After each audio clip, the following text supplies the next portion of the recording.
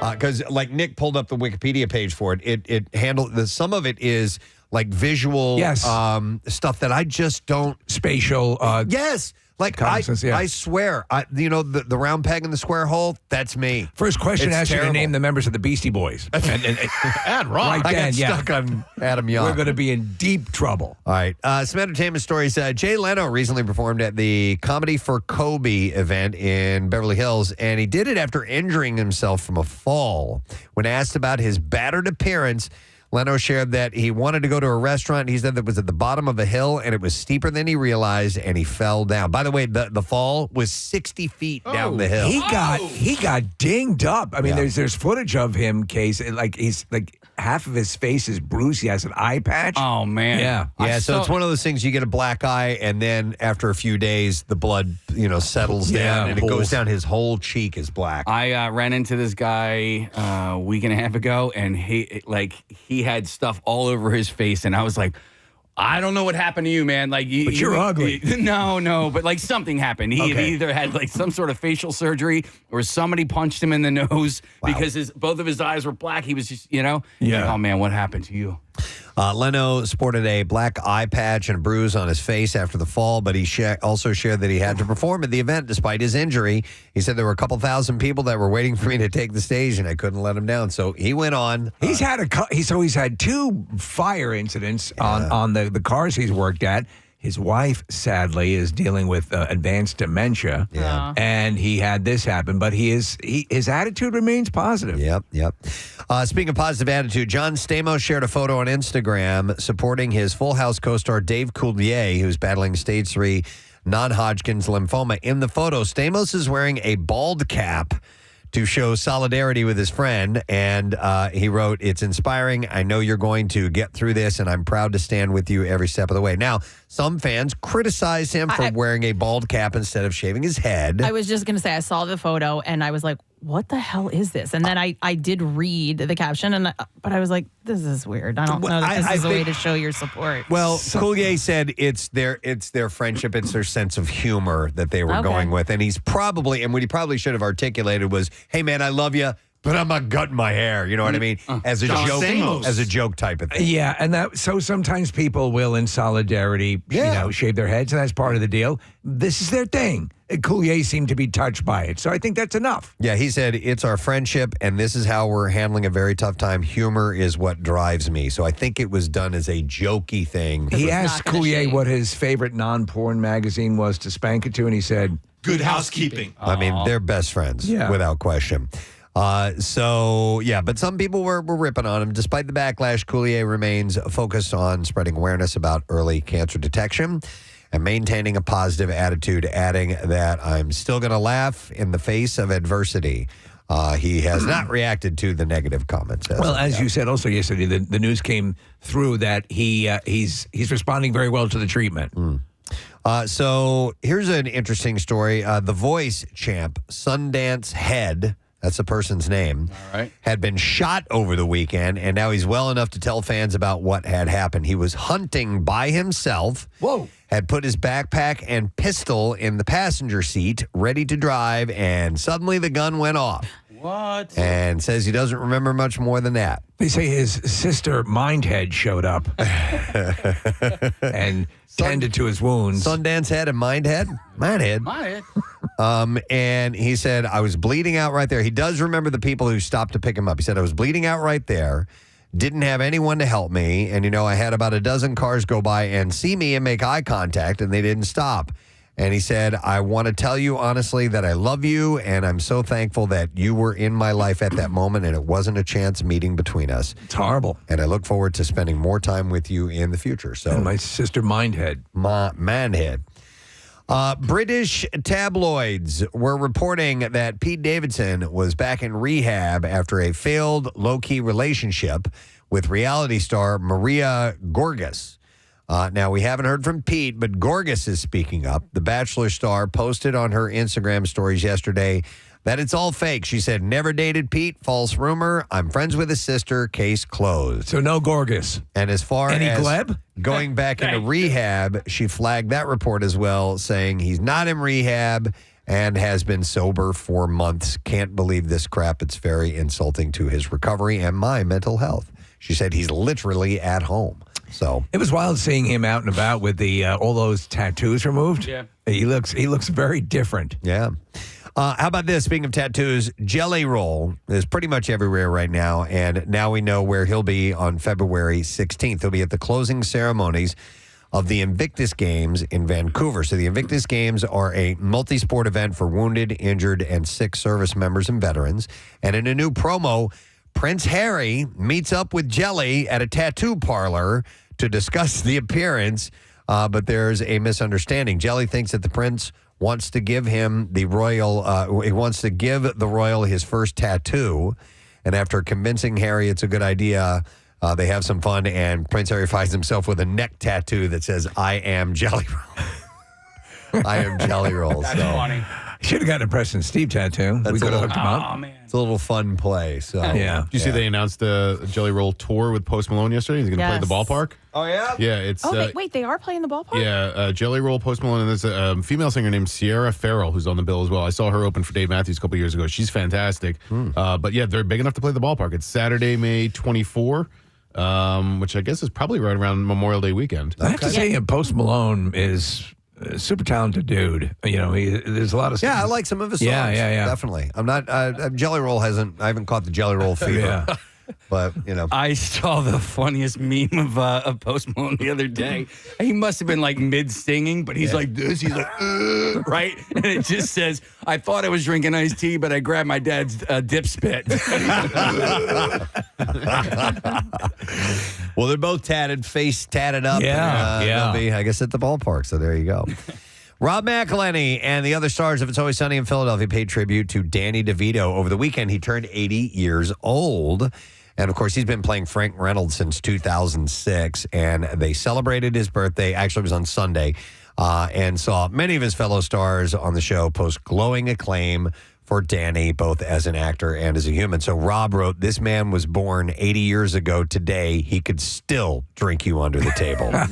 He said he could still make you laugh harder than anyone you've ever met. He could still make you feel like you're the only person in the room, and he could still give you the best advice you've ever gotten to make you feel loved no matter what. He's an American treasure. There's only one Danny DeVito. We've been hanging out with him a couple times, and he is great, and he is conversive. And I mean, I commented, I think I commented on Rob's comment, and think about all the things that he's done, going all the way back to Taxi, to directing Hoffa, directing Death to Smoochie,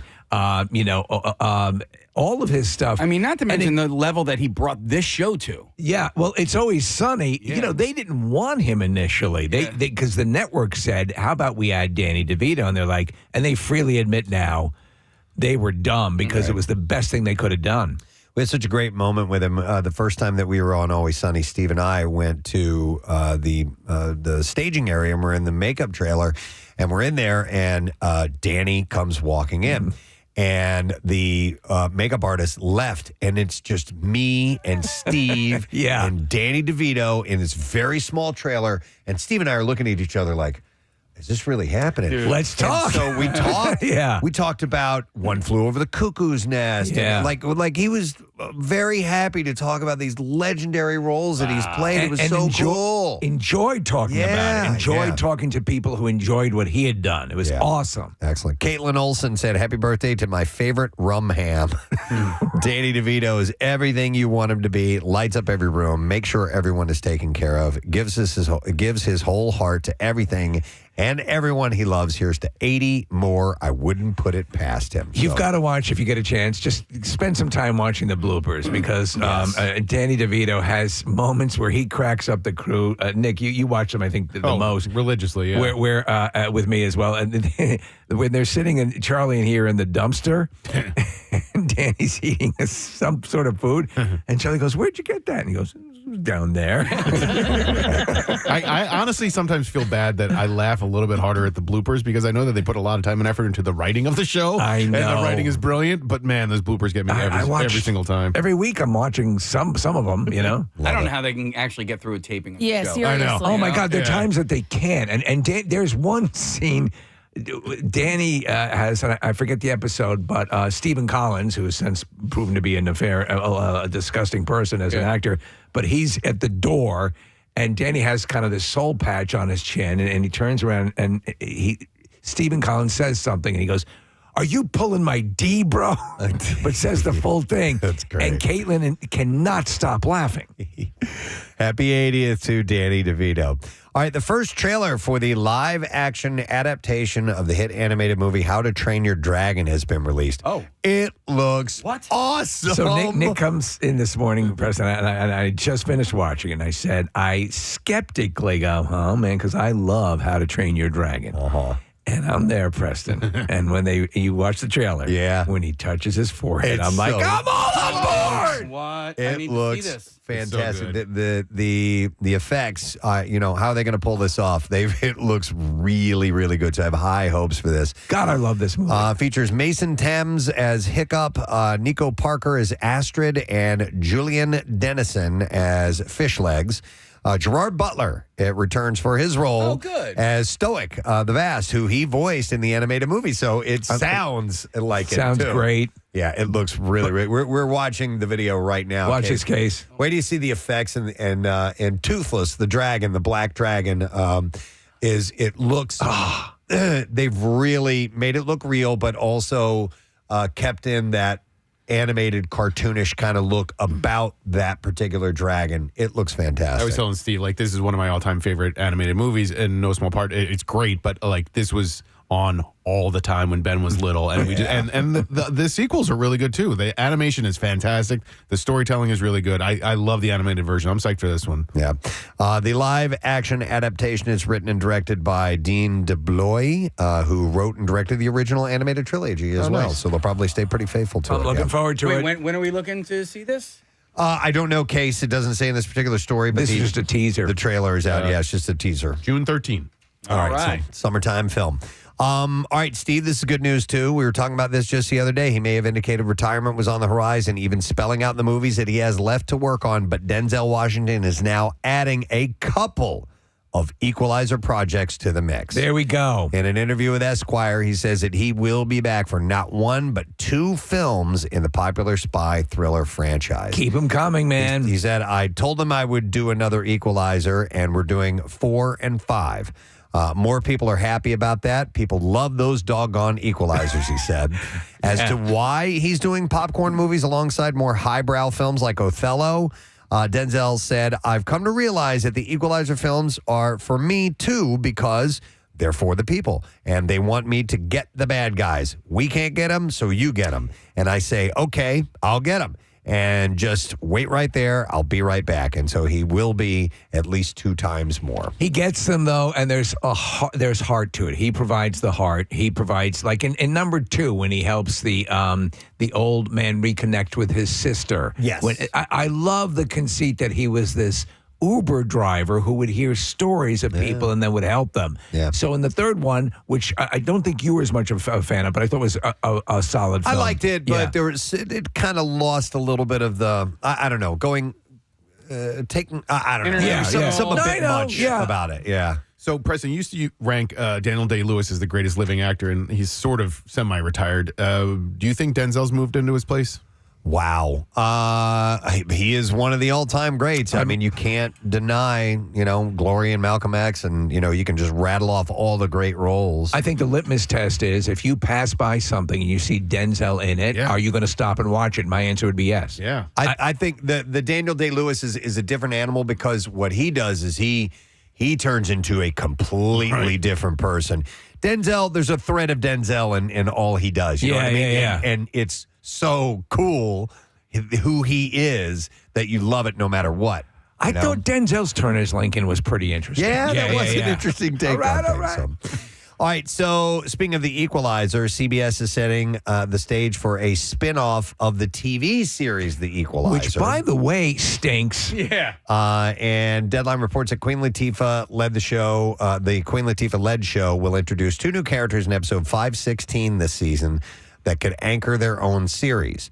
The network is looking for actors to play the following: a skilled young female martial artist, weapons expert, and criminologist with a secret origin story who turns to Latifah for help. McCall is who she plays, of course, and an older female former top CIA operative. Both are guest star roles with series regular options aimed at the potential spinoffs. Yeah, they need that young martial arts expert because Queen Latifah herself looks like she's having trouble putting on her jacket. Yeah. So, to be this badass, Casey, you've seen it. It doesn't work. I gave it one try, and her character is on a bike, like chasing somebody down. No. Not happening. I'm sorry. When you can make Jason Segal fights, look legit. Yeah. Steven Seagal? Steven Seagal, yeah. Jason Segel. So let me see. What else I have here for you? Apple TV Plus has released the trailer for The Studio, which is a comedy series starring Seth Rogan.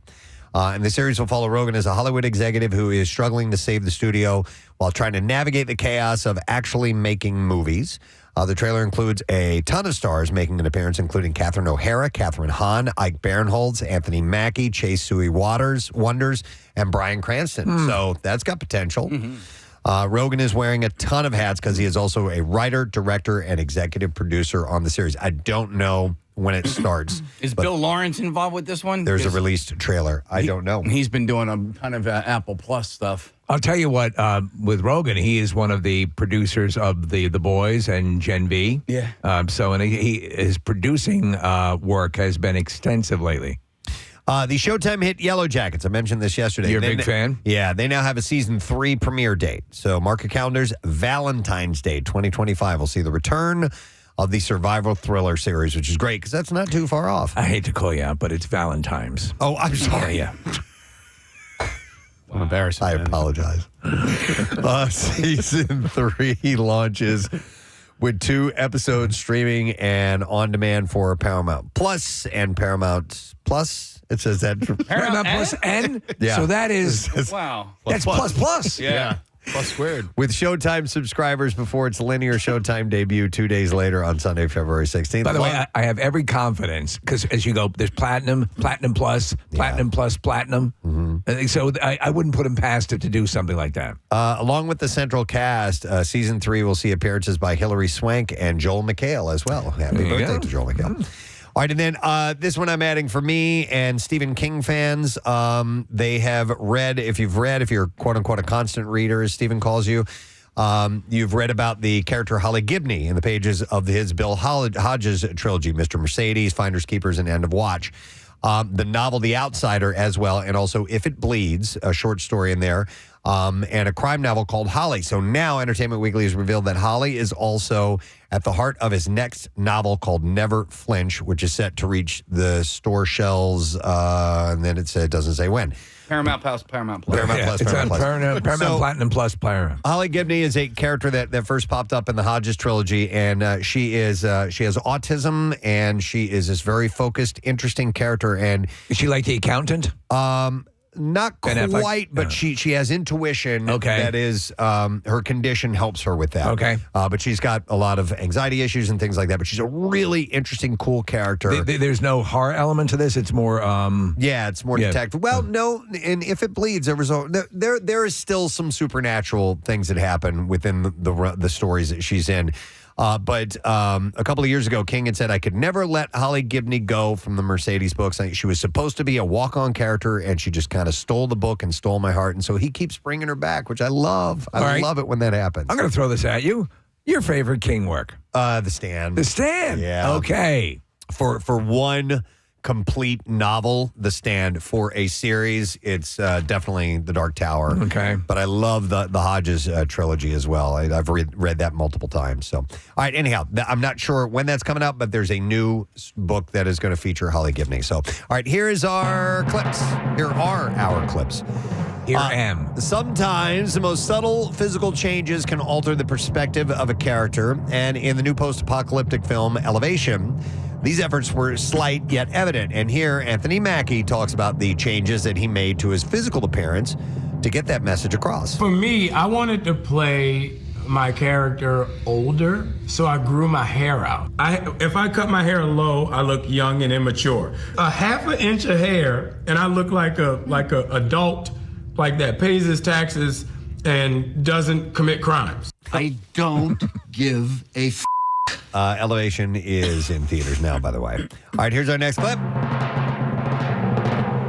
So, Get Fast is a thrilling heist movie with robbery, explosions, and a race against the clock, which features a chipper young actor. And in this clip, James Clayton talks about working alongside New Blood, Suleiman Abutu. That relationship between me and Suleiman is really what our relationship in real life is, because the young man is a super talent. It's his film debut. Had a lot of fun being a little belligerent with him on purpose, but he really was a good sport about it. And we chat quite often still. Shut the f*** up! And Get Fast is in theaters now, by the way. And there you go. That is our entertainment report for this Wednesday morning. Hey, something special going on today. We have the Dunkin' Surprise and Delight Stop. It's the 5th one that we've done so far this season. And our gang at Dunkin' and the MMRB are going to be stopping by Good Shepherd Catholic Regional School, and they're going to bring over some coffee and some snacks for the teacher and teachers and staff. Yeah, that's awesome. It's to help celebrate Principal Sister Helen Thomas's 45th year in Catholic education in the Archdiocese of Philadelphia. 45th year. GSC is an educational ministry of Queen of Peace Parish in Ardsley, PA, which is the Glenside area. And there's been a school in Queen of Peace Parish since September 1955 and has since combined with St. John of the Cross Parish to create Good Shepherd Catholic in 2010. And they're also celebrating Discover Catholic Schools Week. To learn more, you can go to GSCR or GSCregional.org. So thanks to our friends at Dunkin' for setting up the coffee and treats for the staff today. We are very happy to be a part of that. She's been doing it for 45 years, man. Yeah. She's been doing it longer than Pierre's been here. Yeah, that is a career. And she can name all the Beastie Boys. Wow. That's how smart that woman is. All right, we are, in fact, ask her about it today if you see her. We are going to take a quick break. We'll come back in just a moment. Stay with us.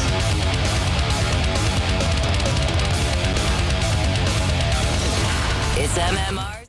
Did you think about what you were talking about in the bathroom? I did. Okay. Casey and I had a conversation in the bathroom. Did you? He's like, I think I want to ask you something, but I don't know if I want to ask you on the air or not. Was it about the Dunkaccino machine? No, I think we're good on that. We just shot a video, Marissa and I sort of had to explain why it literally looks like I threw a grenade into the machine. I saw it. It's pretty nasty. I ran into Andy in the kitchen, and she was like, I just saw the email that said it was all good to go. She goes, but what happened? Anyway. Is it all cleaned up, by the way? It's I didn't do it. I tried. There were no paper towels. There was no... Casey keeps a stash of paper towels if you ever need them. Yes, and they have them in the bathroom, too. So I'm going to grab those. Hold on. Marissa has an update, I guess. I don't know if it's cleaned up, but it is fixed. Okay. All right, excellent. Matt Cowper swung by. And All right, fixed the machine. Oh, that was Just call me Mr. Fix-It. I just thought you were just accentuating fixed, but that was a Matt No Cowper. reason to stress out. Yeah. So anyway. okay. So this is a judgment call for everybody here. All right. So if we don't want to talk about this, we'll move on to something else. We can move on. If we decide this is not worth talking about. Is it about pretzel-like food in Oregon? It's not food. He was wrestling with the idea of bringing it up or not. So All right, go ahead. So judgment call. So your spouse or girlfriend or boyfriend is asleep. They're napping, right? And you have a hankering to go to Rita's Water Ice, right? And okay, I know. Okay. I know where you're going with this too. Okay. Yeah. Quick question: did this happen to you, and did it cause a problem? This happened to me, and I got the double middle finger. Okay. So I said spouse woke up. I had a similar thing happen recently, so I can commiserate. Go ahead. Okay. Do you wake your spouse up to see if they would like something from Rita's Water Ice? As they are resting, Yes. as they are getting their much-deserved sleep, correct? Yes. Wow. And you know this person. I can answer immediately when you're done. You have woken said person up from a peaceful nap before, and it was never a good experience. So, so do you leave them asleep? Good experience. Okay. So you have a couple options here. You leave them asleep, right? And you don't get them anything from Rita's because, for some reason, do you touch their boobies? Always. For some reason, if you go to any other store, you know exactly what to get them, right? You know how they like their stuff. But for some reason, you don't know what their go-to order at Rita's is. Wait, you didn't get her anything? Hold on. May I ask you? May I ask you a question? Yes. While this debate was going on, did something in the back of your mind go, "She'll never know"? There might have been. That's exactly what it was.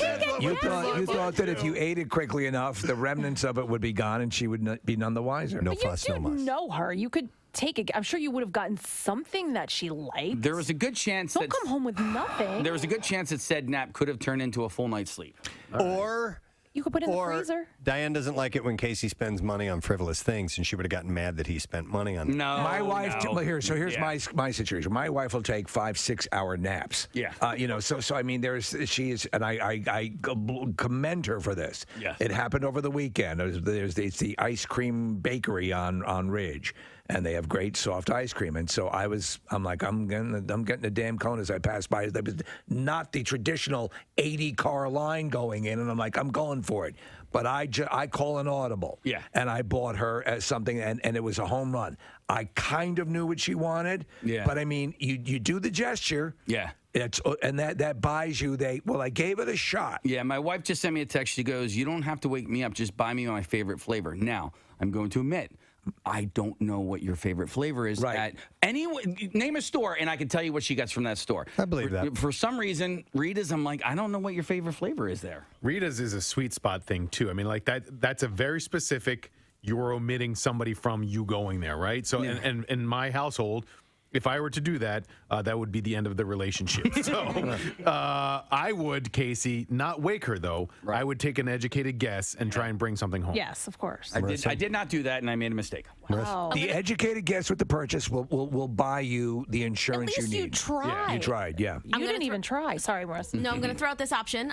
Just buy multiple very small ones, even if it's just 2. Say I tried to take a guess, and then if one of those happens to be your favorite flavor, Casey, then you win in the end because you get to enjoy it as well. And also, the gesture. My story is much more selfish. The Big Top Surfing Sundays came by our house. Oh yeah. And Rochelle was taking a nap, and I'm like, I'll just zip out and get a thing, and she'll be asleep, and She'll never know. we'll never know. And by the way, ice cream, I don't think keeps as well. Right, I in a was just gonna freezer say, yes. as water ice might. So then maybe Water that's ice a little definitely does caveat. not keep as well in the freezer. Not my freezer. Well, you're right. If it stays in there too long, it's I don't like that frozen solid. Yeah, It I'm becomes not down like with an that. ice cube. Yes. Consistency. But in my mind, I was like, she'll never know. She'll never know. And then she knew. And then And what happened? She gave me the hard time. She's like, you went without me? My freaking daughter dined me out, man. I was like, oh, dude. Yeah. I do feel like though, like The bond of trust has been broken. Right? And I paid I'm her. watching you. Yeah. because you know why? Because she probably understood. No, she understood because, and I hate to be like that person, but like a lot of guys are the same when it comes to things like this. Like it's just common sense. Like, why would you have not picked your wife up something? Even if it went in the freezer, even if it became a block of ice, she would have been like, oh, okay, well, he helped me out. It's not great, and I'll go get my own tomorrow or something like that. But like, No, you're right. You're absolutely right. And my house is filled with people. And, I probably should have asked my mom if she wanted something, and I didn't. Me and Avery just tell me?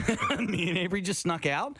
And oh my God. I did ask my older daughter. Casey said no, she didn't want anything. She was like, She's no, the I'll one who just tell dined you mom. out. Yeah. Hey, every now and then it's okay to do something for just you. All right, I'm gonna back you on this because I was thinking the same thing, man. If I got a Rochelle, then I got to ask the kids, and then it's a whole big thing. I don't have that. And then I got to wait for these guys to all get their shoes on and come outside and get it. And by the time we get out there, it's gonna be a huge line. Yes. I could just zip in and zip right back out and get my little cone and eat it, and I'm a happy man. May I suggest something though? You probably shouldn't have had kids. Right. the kids you can take off the list, but not the wife. You know what I'm saying? No, you cannot take your kids off. Like, if Absolutely. you are going out to You're get trying ice to cream, teach them to a thing that a child would don't love. eat that food. Eat vegetables. Yeah. Oh, I'm gonna go get ice cream, but you're gonna stay home, and I'm not gonna get any for you. Well, Exactly. I got the double middle finger last night, okay? That's pretty harsh. You deserve Well, it. I mean, she's Jokingly. jokingly, but Right. still there was intent, and so what I'm saying is, Were your lips discolored from the Rita's water ice? no, Yeah, because you busted? What are you talking about? dude, I went, Why are your lips blue? I went with like flesh colored. I was like, You got she'll lemon? never know. I got lemon. Do you have any flesh-colored ices? By the way, my new favorite flavor is they have a Florida orange. They didn't have Florida orange last night, but they did have an orange cream. So I went lemon on top, orange cream on the bottom. You thought about that. You thought about your mouth being discolored? No, it's just my favorite flavor. The lemon is That would be the best. So he's got these big, bright purple lips. What are you talking about? No, it's just really cold. No, I just missed Prince. Listen, if you're going to give me the double middle finger, then you have to make sure that you every time you get something somewhere, you either text me or surprise me with something, and that is never the case. So I could have gotten the sundae that she likes, but I got the ribbon soft chocolate and vanilla ice cream, and I also you do things to buy yourself a little insurance. Yeah, I got her a quart of it so that she could. I failed. Yeah, I failed. I definitely failed. Okay, I failed. What's your flavor? What's your favorite flavor? I don't know what your favorite flavor is. Did she ever tell you? No, let's see if she. You need to know now for your. This is actively happening right now. Yeah, it's okay. He's all right. checking his text messages. It does not indicate. Now, what would I? Do you guys all know Do you know your roster of favorite menu items for your significant other? I mean, give me a store and I'll tell you. When it comes to desserts, I know something that I could get that she'd like. Yeah, I don't right. know, maybe not her favorite, but yeah. Right. Like What were you if, gonna say? No, just when it comes to desserts, I know my business. You know, Okay, likewise. that's important. And if I were to swing by an ice cream store and not get her something or a Rita's or whatever, I would know what to get. Yeah, I like if I'm ordering takeout, it's more of a guessing game. I'm actually my ability to call an audible is quite sensational. On desserts, and now, mind you, I'm not dealing with kids. I'm dealing with one person I can focus in on. Yeah. So with everything, however, we'll do this thing, and I'll be going out to get milk from the Wawa. So you want anything, and she'll look at me and she'll do this thing we do. She'll go, why don't you surprise me? Oh, And I always nail it. Steve, I could get you dessert. Yes, you know. You know what I mean? Like, if Steve was like, "Oh yeah, I'll take dessert," like I would know what to get him. Right. Chocolate chip cookie. Chocolate chip cookies, brownies, dark Chocolate dark ice cream. chocolate. Yes, there No you go. whipped cream. No whipped cream. You can give me anything. I'll eat it. Yeah, you're more of because you like to try stuff. I like the sample. But your favorite recent is the Pistachio is my favorite. That's now at flavor the top ice of the cream. list. Yeah. In fact, I bought some pistachio gelati. Yeah. Gelato, I guess I should say. Last night. Dessert-wise, you know what's become a little bit overrated is that chocolate lava cake. Oh, but it's so Has good. become Why is it I was overrated? overrated. I was Delicious. just talking to my wife. I said, is there any situation in which chocolate lava cake is not applicable? You seen the movie Chef? Yeah. When he wigs out on the chocolate lava cake. What is it? What's he say? Because it's in the middle. It's a chocolate ganache. It's frozen. Yeah. It's frozen, and you cook it, and that's how it becomes molten in the middle. He's just this critic doesn't understand how it's made, and he's just wigging out, and he's like, "There's more to it than you think." But yeah, chocolate lava. A lot of places won't let you do takeout chocolate lava cake. because it's not going to port well. Yeah. Right. I can't turn away a bread pudding if I'm out to dinner, and that is on the dessert menu. I have to. So the Desmond has, it's won Philly's best for their bread pudding, and it is sensational. I know a little bit of the secret of their bread pudding. Oh, hot dog rolls. Hot dog rolls. You know what else? Those Hawaiian rolls. Yes. King's Hawaiian. Those ones are really good. Yep. And the best dessert I've had in the last couple of years is actually they have any dessert you don't have to get for your wife. That one. All right, I have an actual Kardashian roundup. Oh, all right. I got like 3 Kardashian stories here. So. Think of it as one group flush. Okay, Kardashian roundup. Here we go. All right, we're going to round them up for you. I'm Robert Mitchum, and this is Kardashian Roundup. Kim shared an amazing throwback video featuring her, Khloe, and Kourtney auditioning for Star Search. Oh, it was amazing. Did you see it? I did. I've not seen it. Okay, for what, spokesmodel? They lip-synced Tiffany's I Think We're Alone Now while wearing matching metallic outfits chosen by Kris Jenner. Not much has changed because they're still pretending to have talent. And they were little kids when they did this. Oh, okay. She wrote on Instagram, our Star Search audition. Clearly, we didn't get 4 stars, but Kris Jenner did for our outfits. The family matriarch commented on the post and wrote, "Those were the days when I got to dress you guys. I knew I should have been a stylist." I thought, seeing this video that we're watching, I thought that was Ed McMahon, but it was Khloe. Speaking of Chloe, she celebrated hitting a social media milestone yesterday, or on Wednesday. She added a photo of herself topless. What? In honor of her 178 million Instagram followers. Okay. Is that a milestone? 178 million? No, it's just a reason to drop your top. Yeah. Okay. Yeah, right? That was just the excuse for the photo. It's kind of an arbitrary number, isn't it? It's not topless. Yeah, in the photo, well, her hair is covering It her is boobs. topless. She's not wearing a top, but her top is covered. Yeah. I think is what Casey She is sans top. With She is fake topless, hair. but And her boobs aren't out. It's covered with fake hair. Man, I'm looking at these pictures. They just don't look real. It's so. Just don't look real.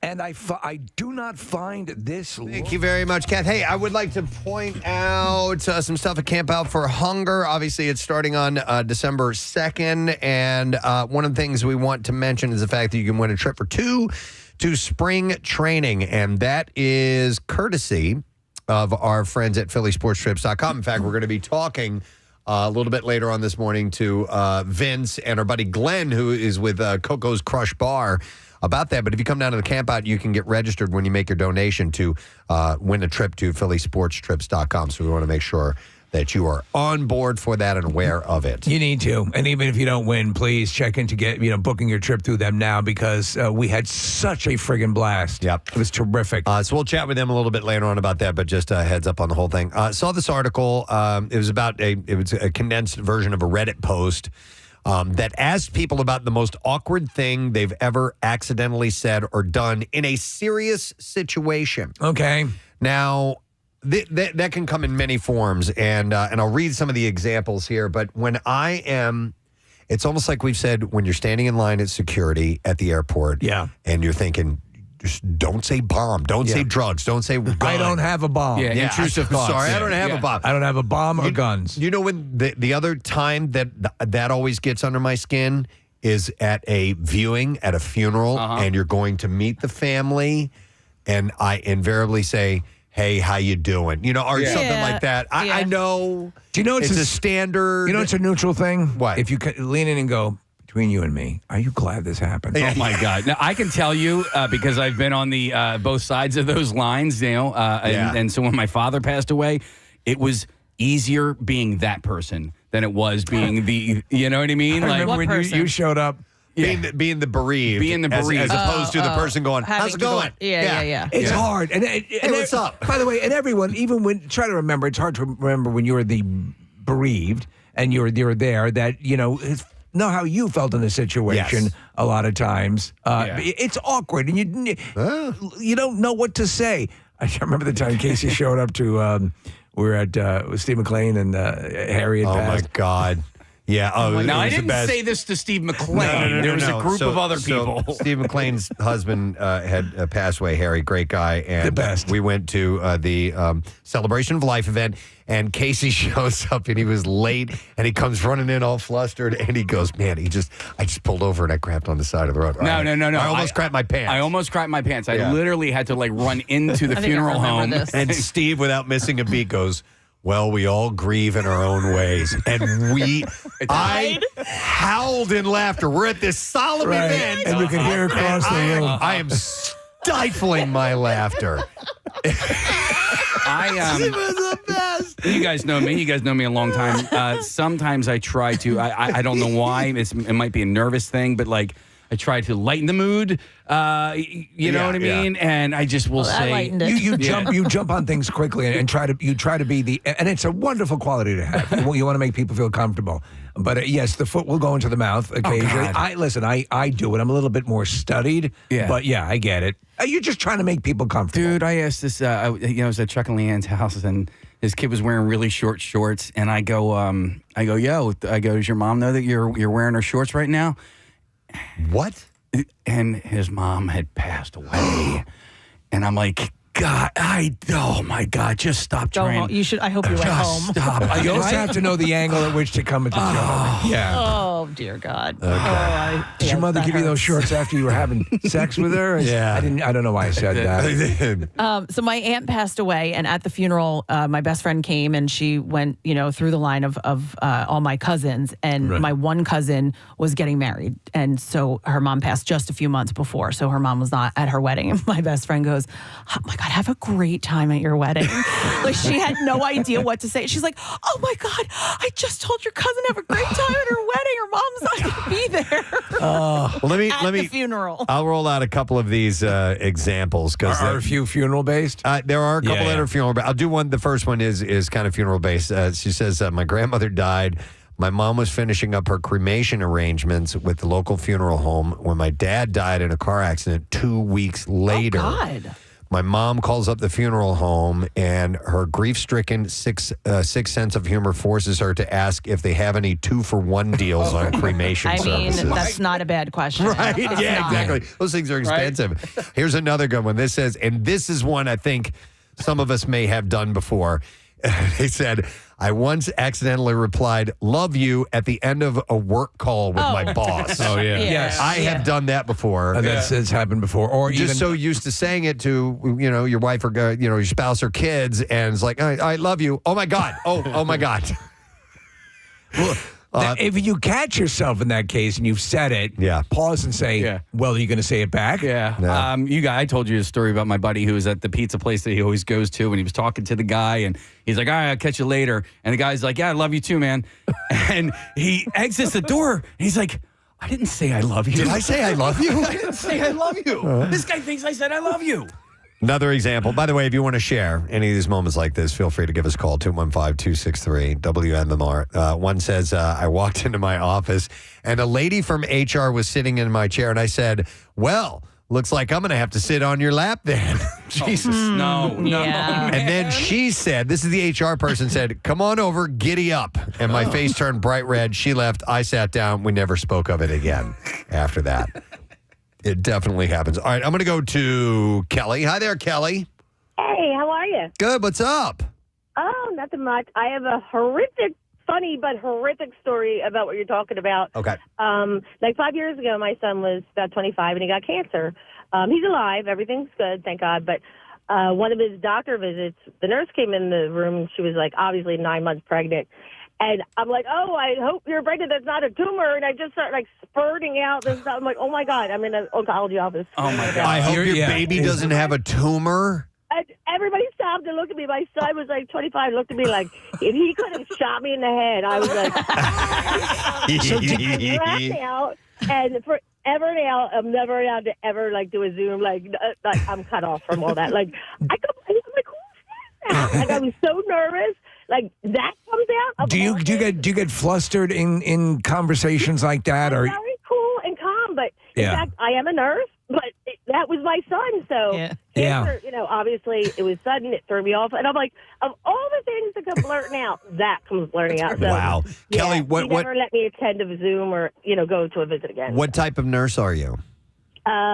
I do a little bit of everything. I work for an agency, so I do everything from education to school nursing to. Okay. I would imagine you can accidentally say something to a patient out of habit that is inappropriate, or not inappropriate, but just not, Well, after you work with like mentally ill people, you learn to say very little. Like, "Oh, that's nice. Would you like a juice?" You know what I mean? And you just like redirect. It's like working with a 3-year-old. I gotcha. So when somebody starts taking that direction, you just start going, "Well, did you see a movie?" You distract, or you just have to shut them down. Oh, I think that probably make the most sense. Keep it lean and mean if you're talking to somebody, because otherwise you're gonna get wrapped up in something you don't want to be a part of. Interpret like, "Oh, she's being friendly." Yeah. No. You're my wife now. Thank you, Casey. You're my wife now.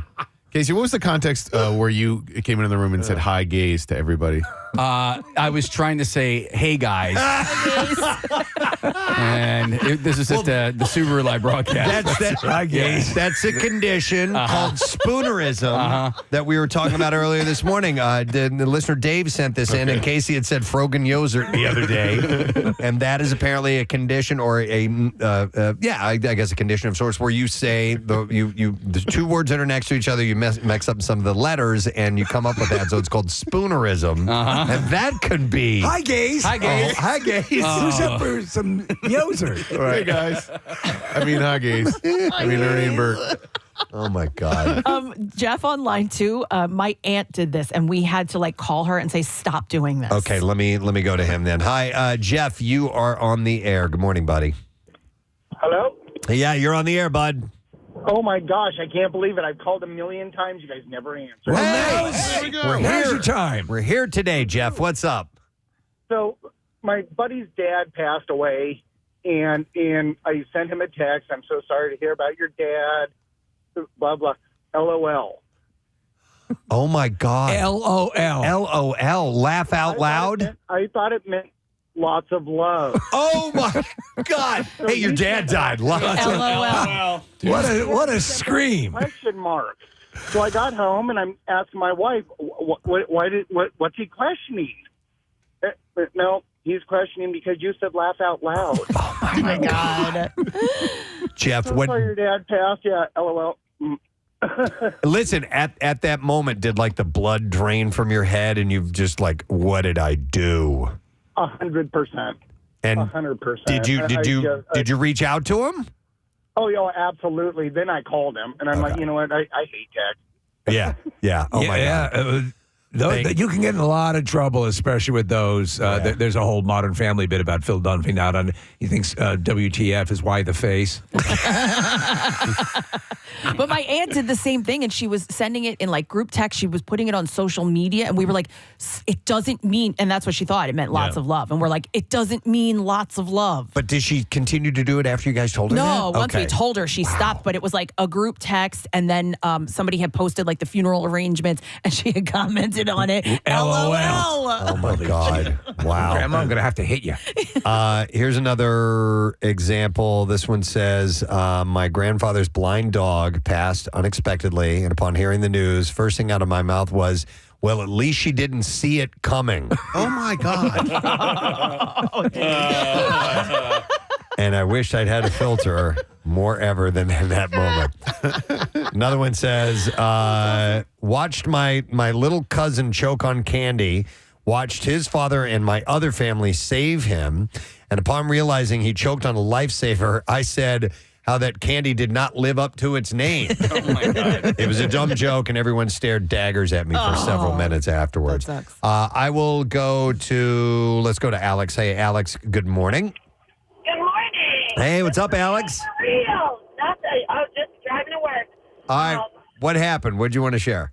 So my mother at my great-grandfather's funeral, she thought that my stepfather, she was all upset. She thought my stepfather was coming up behind her. So she turned around to give him a, very warm relationship embrace. And she didn't realize that it was actually the pastor. So she gave a very sexual hug to the pastor at my great-grandfather's funeral. Oh, wow. A nice sexual hug. Did she did she react when she found out that it was the pastor? I mean, she changed her grip. Oh, my Listen, God. why don't we go into the confession? It's quiet. Yeah. No one's around. Let's come up with some stuff to confess. Oh, I love it. Thank you, Alex. Appreciate it. A lot of these things do happen at funerals. It's crazy. We will go to, speaking of that, I have Heather who's on the line. Hi, Heather. Good morning. Hi, good morning. Yes, another funeral story. So my grandfather had passed away. Great people, salt of the earth, very sad. And as the people were going through the line, all the big flower arrangements, and my sister and I were sitting down, and I looked over at her, and her eyes were huge, and she started pinching my leg real hard. And one of the arrangements must have been for a graduation, so that we look over and there's balloons that say "Way to go!" and "You did it!" and "Great job!" And it's my God. she had to link down to get it, but it was at the moment it was like, "Oh my God, this is crazy." I was asked about it now, but at the time it was like, That's hilarious. So it's a funeral, but one arrangement says "Way to go." "Yeah, way to go!" and "Yeah, congrats, you made it." All this stuff. Oh God, it was crazy. I wonder how often that happens. Thank you. Yeah, I feel bad because I'm sure the driver definitely got, I don't know, he probably got in trouble. Yeah. We didn't call, but I'm sure somebody Heather, in the family did after a while. Listen, it made people smile, I'm sure, so maybe it was a good Oh, thing. yeah, it was nuts. Wow. All right. Thanks, man. Appreciate it. All right. Here's another one. It says, my coworker and I worked by windows and could see it snowing and had been talking about the cold weather. My boss received a phone call that his aunt passed away, and I gave my condolences, and then I said, hey, she's in a better place now, somewhere warm. I meant a nice beach, but basically I said his aunt was in hell. Oh, it's nice and warm. Hey, I actually just got a text from my friend who said that her grandparents passed away one day apart, and it was a double funeral. Kathy, there is a discount. Two for one. Yeah. Wow. Huh. Well, Okay. listen, sadly that happens, I'm sure, and you're right, they're expensive. If you can you cut us a deal? I mean, if you're cremating, it's just one flame. Right? Nick, I can't read that. I know one. you can't, but I thought maybe you could paraphrase it. This is a teacher, and they said, I told my he meant to say, Steve, you're going to love that. I told my 8th grade class students not to chew gum in class. Oh, no. Oh, but no. instead of a G, Oh, God. they used a C. Oh, my God. Stop. Oops. What's that? Do you have enough for the whole class? And 8th grade, too, like prime age. I do, but it's going to take me a couple hours. Hang on a second here. maybe if I eat some chicken. Wow. Oh my God.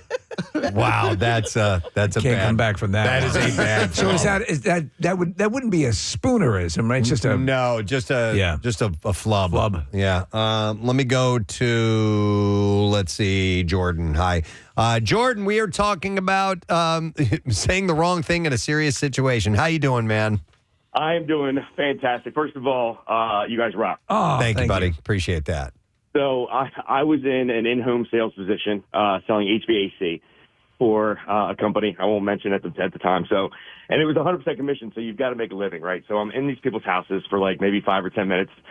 I go downstairs. I check out their HVAC system. They have like a huge 10 by 12 crate in the basement. And I'm like, oh, I've got big dogs. Grew up with them. You know what I mean? Like, there's my in. Develop a rapport. Get the sale. Go upstairs. Sit down. Tell them, you know what I mean, about the system. And I'm like, so I got to say, I'd love to meet this Goliath that you guys have. Is he outside? Like, I'm really comfortable with dogs. And this lady's face just broke open and started crying. Oh. And I was like at their kitchen table, like 15 minutes in, like I just like brought up a dead dog. Oh, dude. Super sweet. And I felt more, I was like, well, I really appreciate you guys having me out today. You know, I wish you luck with whoever you choose other than us. You know, I'm really sorry for You know what you could have said? Said a good HVAC system will help your pets live longer. Yeah, exactly. You need some IAQ. You need some indoor air quality stuff. No, but the husband was super cool about it. But now I teach guys how to sell. And I'm like, rule number 3, guys, say, verify all animals that you're going to mention are alive. No, that's right. Don't. If you see pictures or anything like that. Listen, you walk in, you see something like that, and you don't. I would ask the same thing, but you're right. Best to leave that possibly sensitive subject alone. Yeah, it was a learning experience. That's funny. But I was like, hey, you guys talking about, you know what I mean, opportunities to put your foot in your mouth. And I was like, oh, I stepped in one. Hey, did you make the sale or no?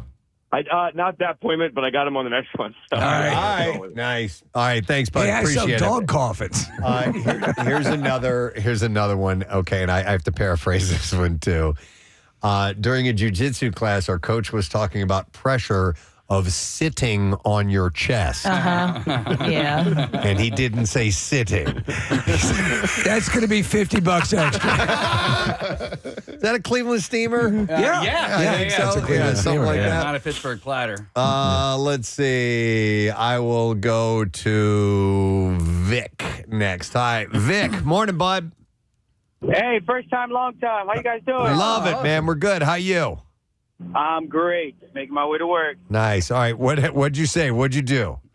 So I had a good friend of mine named Jeff. He passed away about 3 years ago. He was a professional chef, and he was always cooking.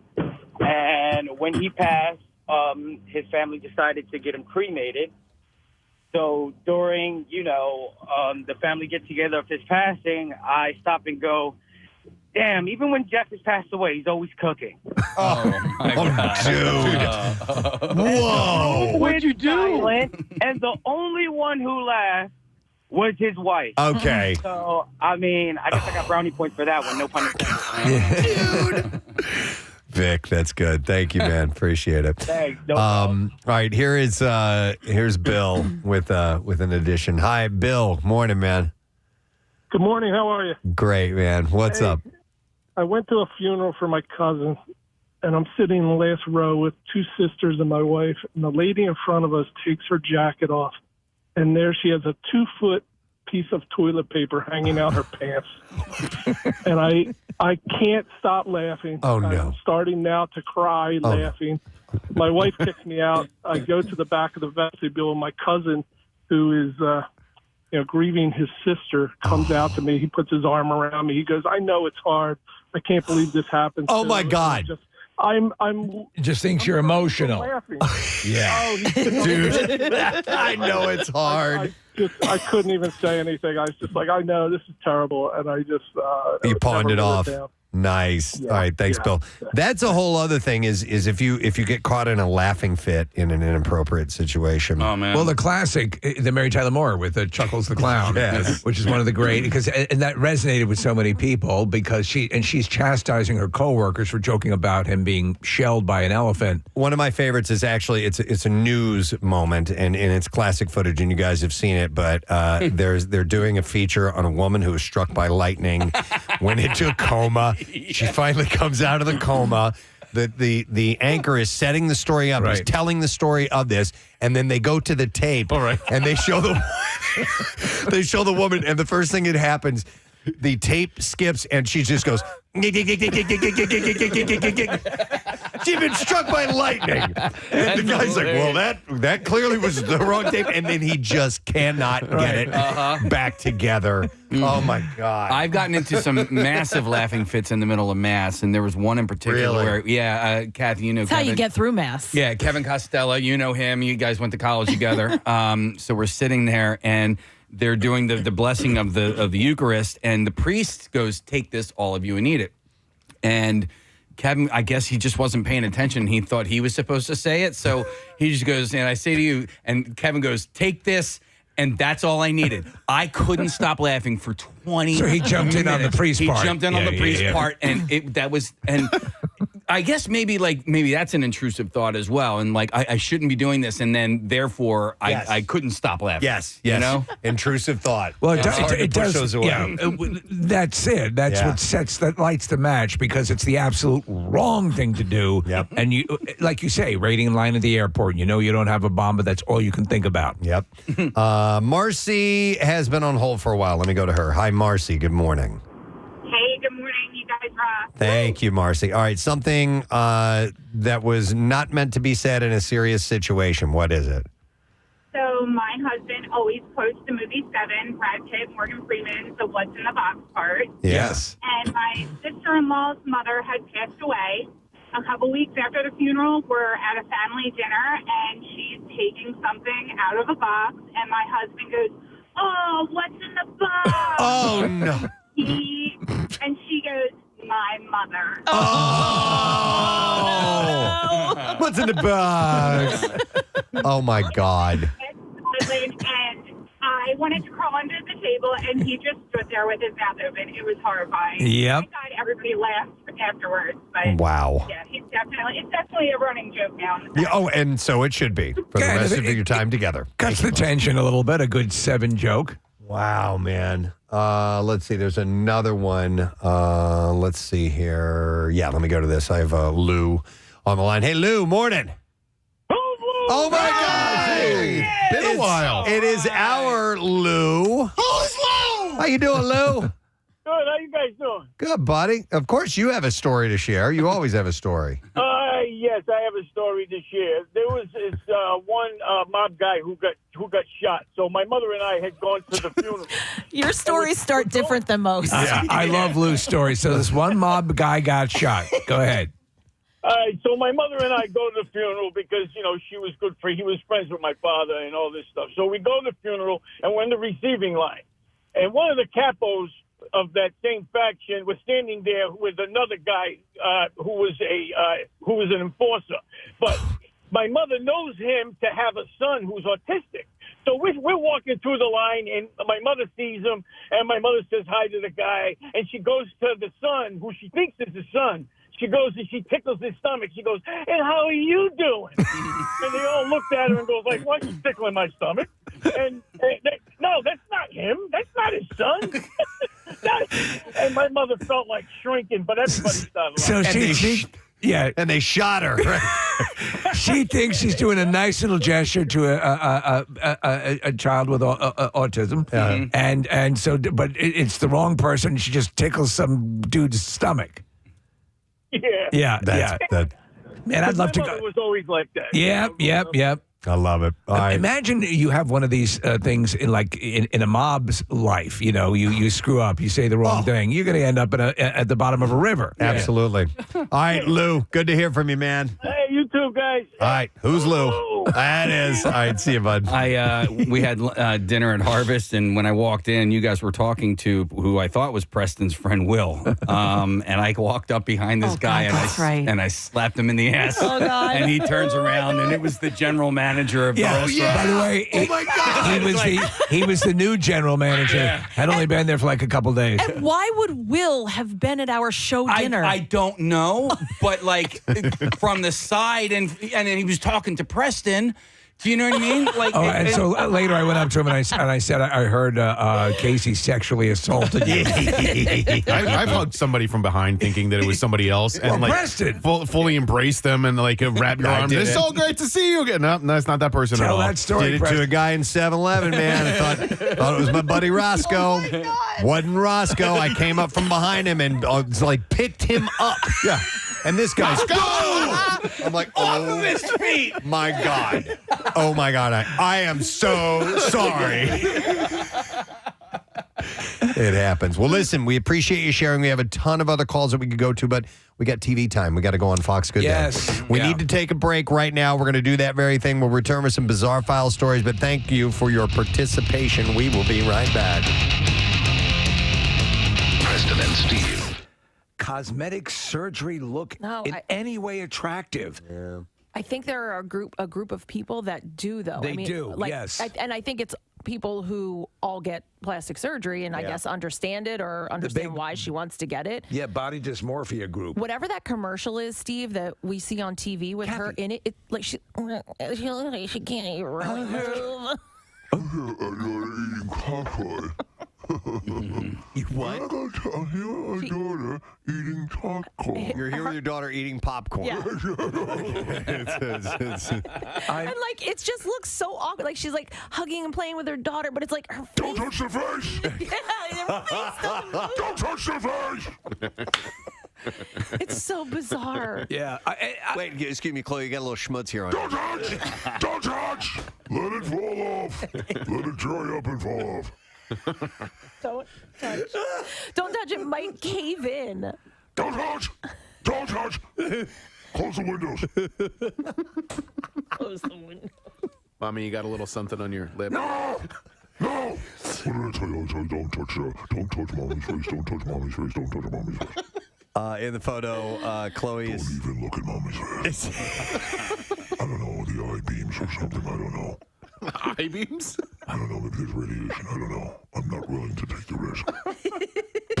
I want to remind you that our Love You Help You line is available for your convenience should you be looking to, if you're looking to get a little boost to a business. It's something we've still, we're continuing, even though things have gotten a little bit more back to normal. But they're going back as well, you know. There's a big conundrum out there, and if I can take this opportunity, Preston, just to give you an idea of what we're looking for, what people are looking for, our friend JP, who used to own the Ugly Moose in Manioc, now owns a place called the Bagataway Tavern in Conshohocken.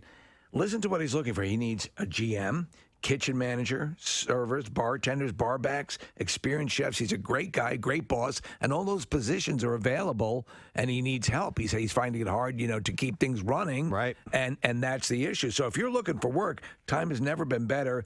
He actually says you can call him on his phone, his actual phone, which is 484-988-0942. The great place in Conshohocken. But again, if you have a business and you're looking for assistance, anything to help you get up and running. As you said, President, it's eased up a little bit, and hopefully we keep going in a good direction. But, man, it's wanted signs all over the place. Wait, did he buy that from the owners, or was he always the owner? He was always of a that? co-owner, yeah. Oh, really? Yeah, so he's always been associated with that. The Ugly Moose sadly no longer exists. Yeah, that was a great place. It was great. I We loved it it. there. That was a cool place. Yeah.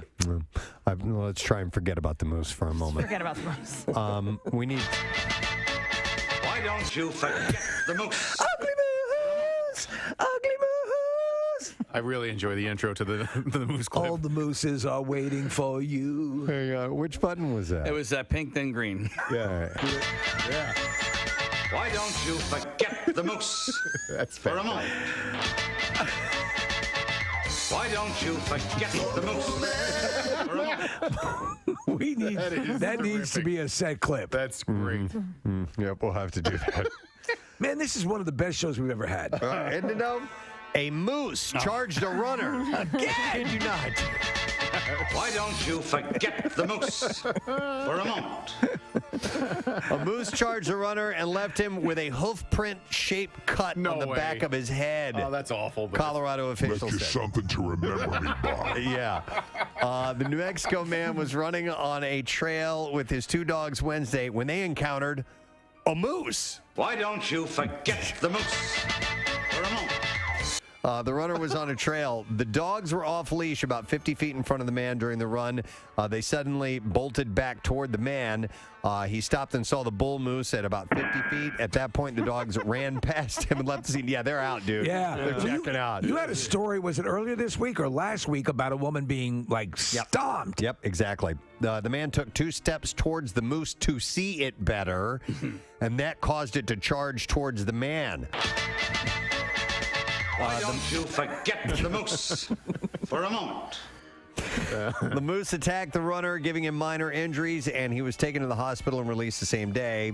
The sheriff said he was very lucky that his only injury is a hoof print shaped laceration on the back of his head. You bet your ass. Moose attacks in Colorado are increasing.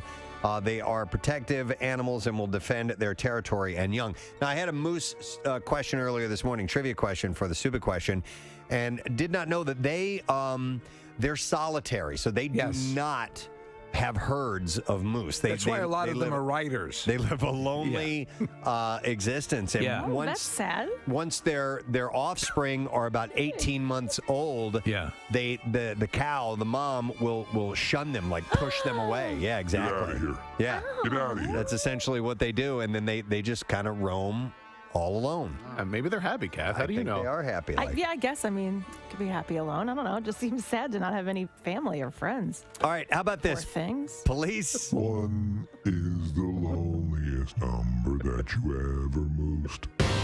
So we'll go through some stories here for you, starting with Zoe Kravitz and Channing Tatum. They are officially a couple. Yeah! Us Weekly has confirmed it. This comes after weeks of rumors. A source exclusively tells us of the actors Channing and Zoe are dating. They connected while working on their upcoming film, Pussy Island. Pussy Island. Yes. Yes. Which is, we have yet to determine what Pussy Island is about. Nope. We assume it's an island that looks like a large vagina. No, it might be cats. Oh, that's true. Yes, cats, of course. Oh. So this is perfect timing because just by happenstance over the weekend, I watched the second Magic Mike movie. And Nick, you said you saw that. Yeah. Listen, I don't quite get it, but and I'm not sure what exactly I watched. I felt like I went to the whole movie is basically a male dance review. You're not sure if it's a movie. It seems like there's really nothing there. Yeah. Other There's than no story. It's just the show. a lot of sitting around talking, and then a lot of pelvic thrusting into women's faces, and big presentations. And I can't say that I hated it. I went with two women, and they loved it. So, Right. We all left the theater in a good mood because they were in a great mood. So, why not? A little eye candy. There's stuff, Nick, and you'll agree to this, that Channing Tatum does to these women. Like Preston, standing on the chair, thrusting, flipping around. You would F someone in half if that's the way you approach sex.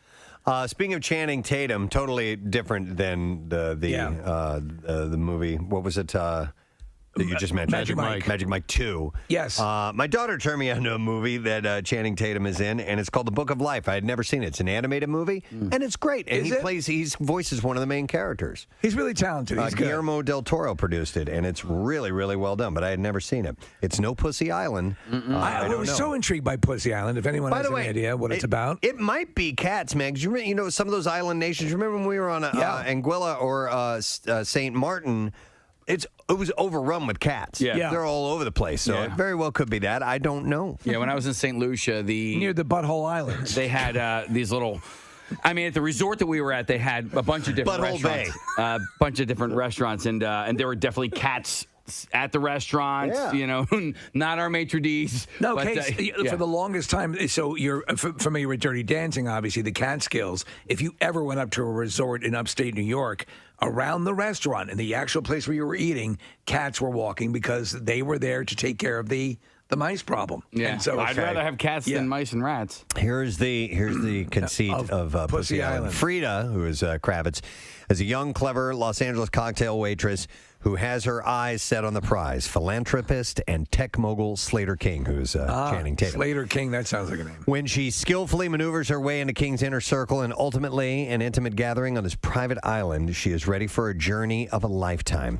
Despite the epic setting, beautiful people, ever-flowing champagne, and late-night dance parties, Frida can sense that there's more to this island than meets the eye, something she can't quite put her finger on. On. Steve.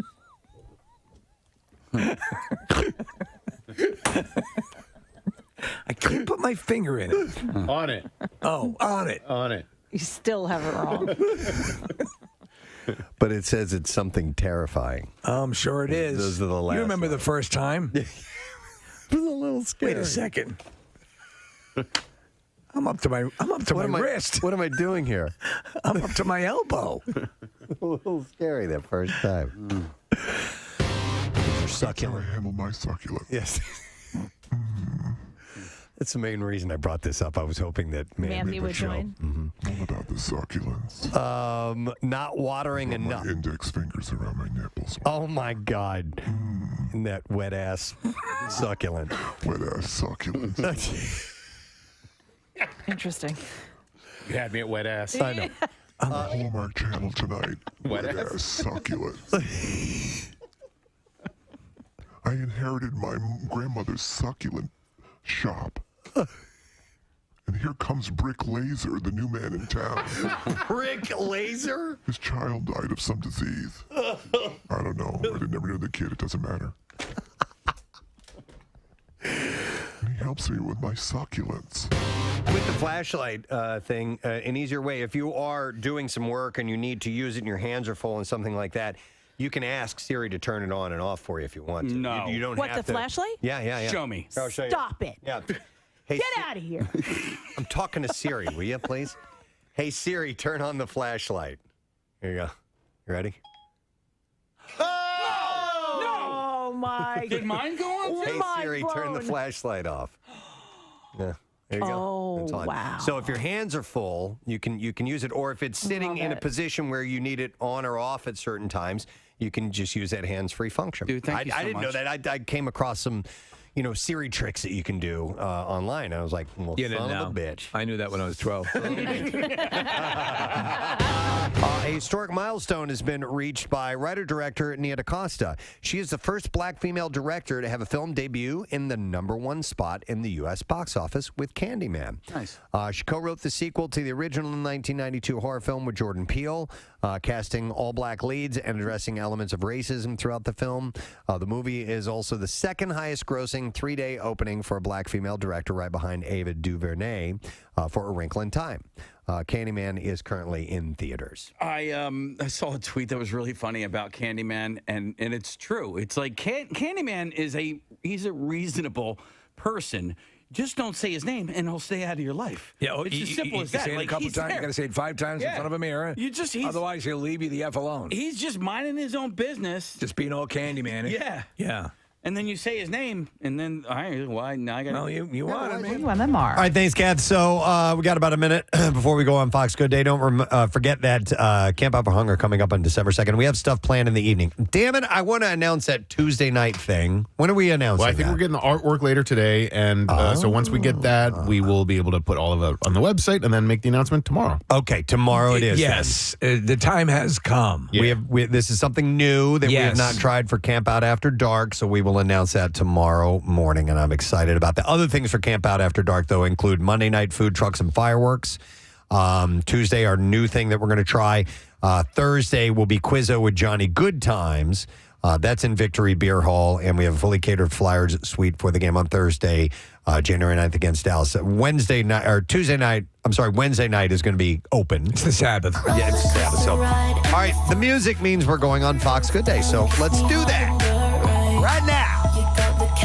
Okay, Preston and Steve, listen to this. There's a new trend for eating out at restaurants. It's called window dining. So kind of think window shopping, but at restaurants. So basically you just order like small bites, appetizers, blah, blah, blah, blah, blah. So some critics say some of the restaurants aren't making the big profits when you order entrees.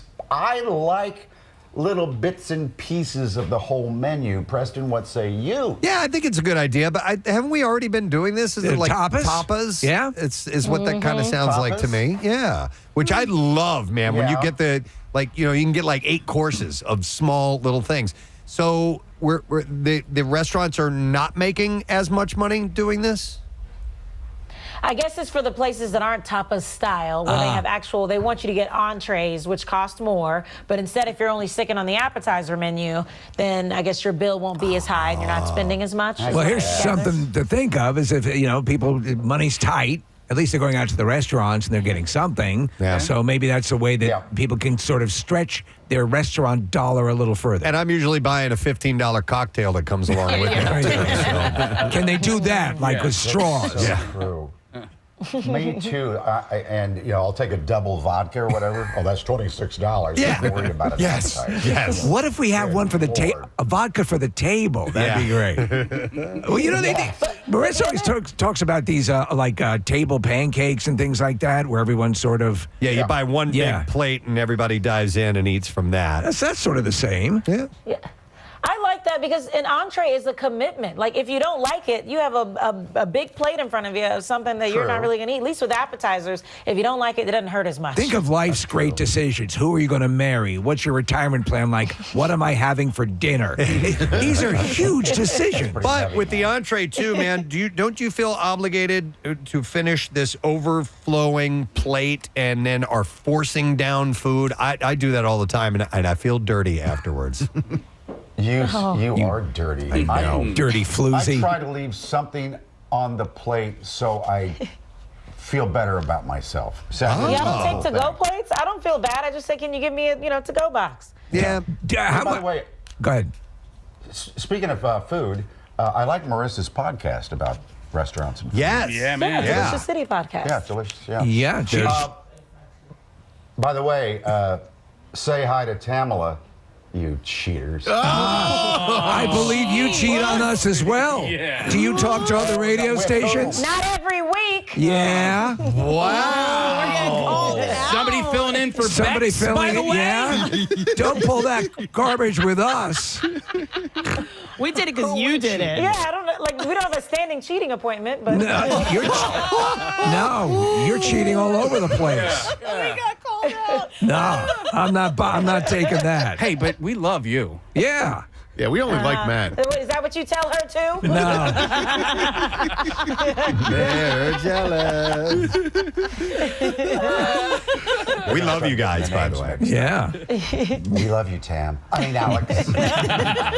My goodness.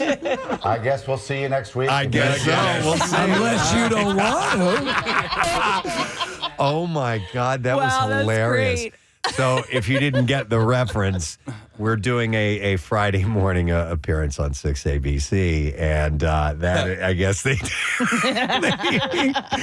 they do on Fox 29. They do have other radio stations that join from time to time. Yeah. So we were like, okay, they're doing that. We'll do this. Sure, we were asked. And, Fine. If it was just We also let them know. You know what I mean? Like I reached out to them and said, hey, I just want to let you know that this is going to happen. You know, hope you're cool with it. That was funny. That was. That has made me giggle. Yeah. I love it. I even snorted there during that one. Wow. All right. Well, let us get to the bizarre file because we got those stories to share. WMMR presents Preston and Steve's Bizarre File. Brought to you by Bud Light. And you can join Marissa tomorrow night, 7 to 9, for the Bud Light Thursday night kickoff. And she will be at Pal's Tap House in Huntington Valley. And you're going to enter for your chance to win a pair of Eagles tickets, courtesy of Bud Light. And we'll start with this story. You'll like this, Steve. A Florida man, William Dennis Milstead, was arrested for pretending to be an undercover officer to dodge a background check when trying to lease a residential property. And he submitted a grammar and error-filled letter claiming that he was part of the Florida Department of Law Enforcement's Off-Grid Commando Unit. The Off-Grid Commando Unit. Yes. Very secretive. Explaining why he is an exception to the real estate agency's background check requirement to protect his safety. Listen, you won't find anyone who's going to tell you I'm here. I'm completely undercover. With 13 prior felony arrests and 2 previous... That's part of my cover. ...charges for impersonating an officer, Milstead's off-grid antics landed him back on the grid, booked into the St. Lucie County Jail before being released on an $11,000 bond. That's hilarious. Super secret. This is a terrible story. A 6-year-old who was locked in a laundromat dryer was found crying and shaking by Texas police after he was placed there by 3 adults as punishment.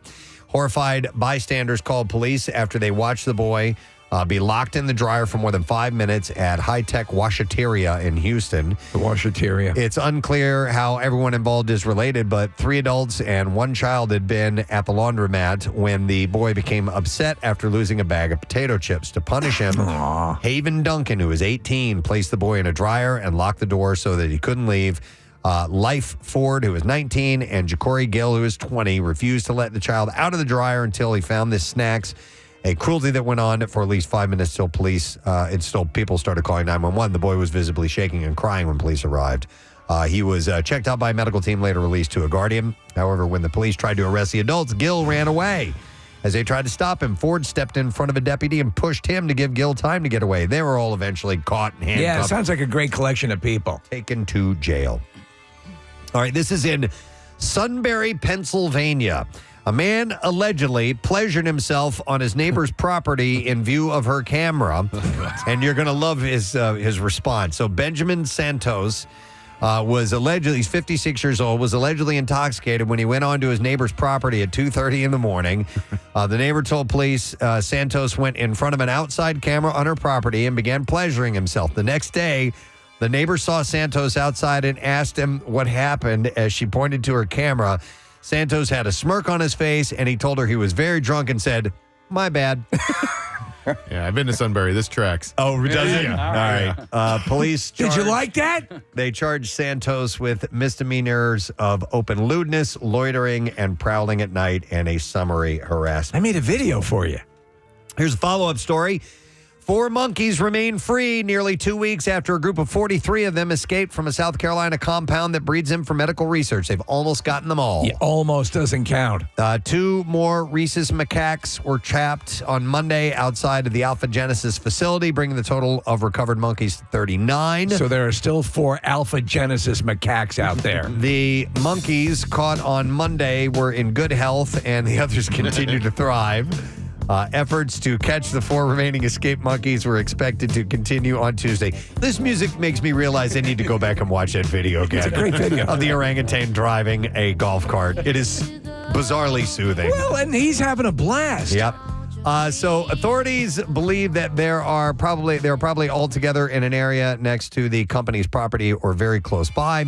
43 monkeys made a break for it on November 6th after an employee at what locals call the monkey farm did not fully lock the enclosure. All this sounds really Planet of the Apes-ish. There were 3 gates keeping the monkeys inside their containment area, and a worker is supposed to lock and latch one gate before opening the other. But all 3 gates and latches were left unsecured, allowing the primates to escape. The monkey farm. But there's only 4 more to go. We are now watching the video of the orangutan drive. And he's good. It's the best. It's so chill. I want to live like that. I've seen humans who can't drive those. Wow.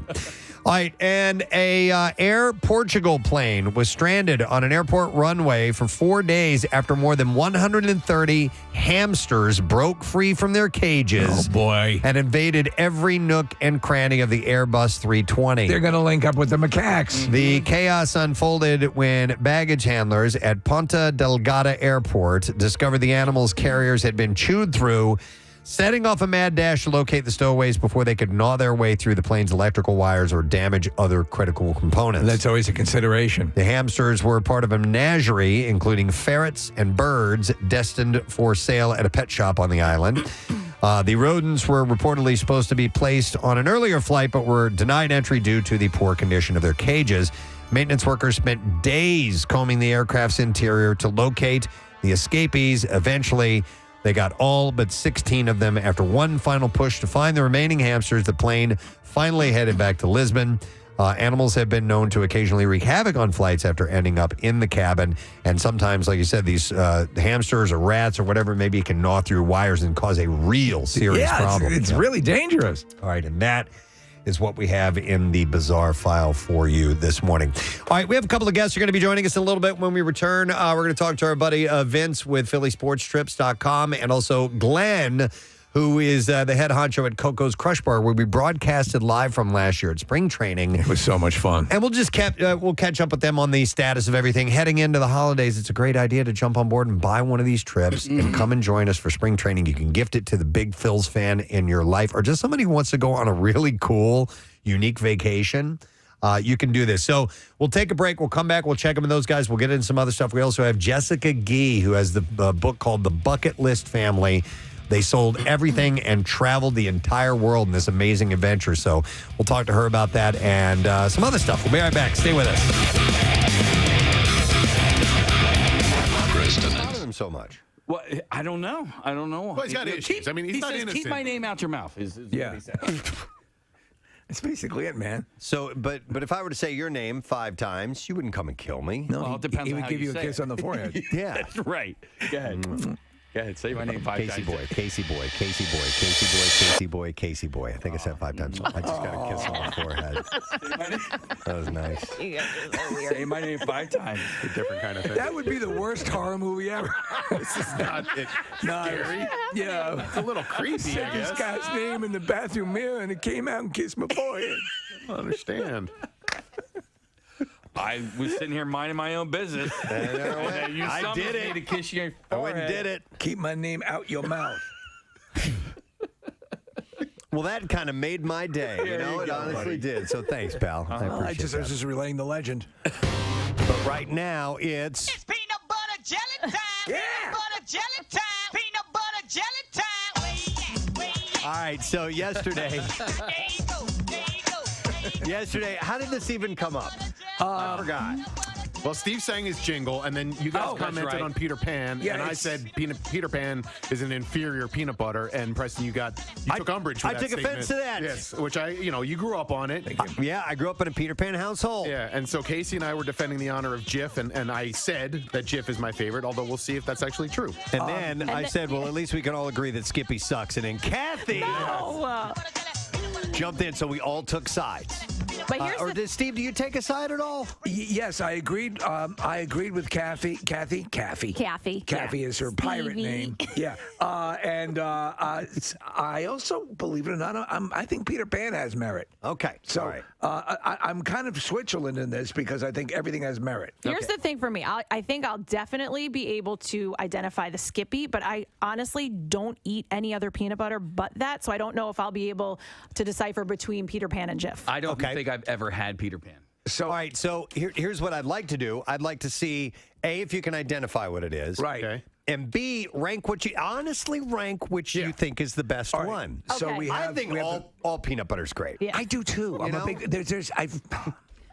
I can't ever remember saying, "Oh, that's terrible peanut butter." Except maybe some of the natural ones. If you're really in the mood for the super sweet peanut butter, it can be a minor letdown. But I do like those too. And by the way, the 3 spoons that we have here, fortunately, only equal like 1,000 calories. Oh my God! Good. Peanut butter is insanely high in calories. It's great for protein. Yes. It's great if you're just gonna stop at like half a spoonful. Yeah. That's fine. No one does. Yeah, but who can do and that? so you have 45,000 calories. I think like a tablespoon is like 80 calories. Yeah. Or maybe more, maybe like 110 or something. Yeah, it's a lot. Here's the deal, and I don't want to besmirch peanut butter. I hope peanut butter's not listening right now, but I think peanut butter is only good when it's accompanied by something else. Milk? Peanut butter I don't agree. Itself, this is my opinion. Yeah. I feel like peanut butter needs something else to shine. Some type of bread.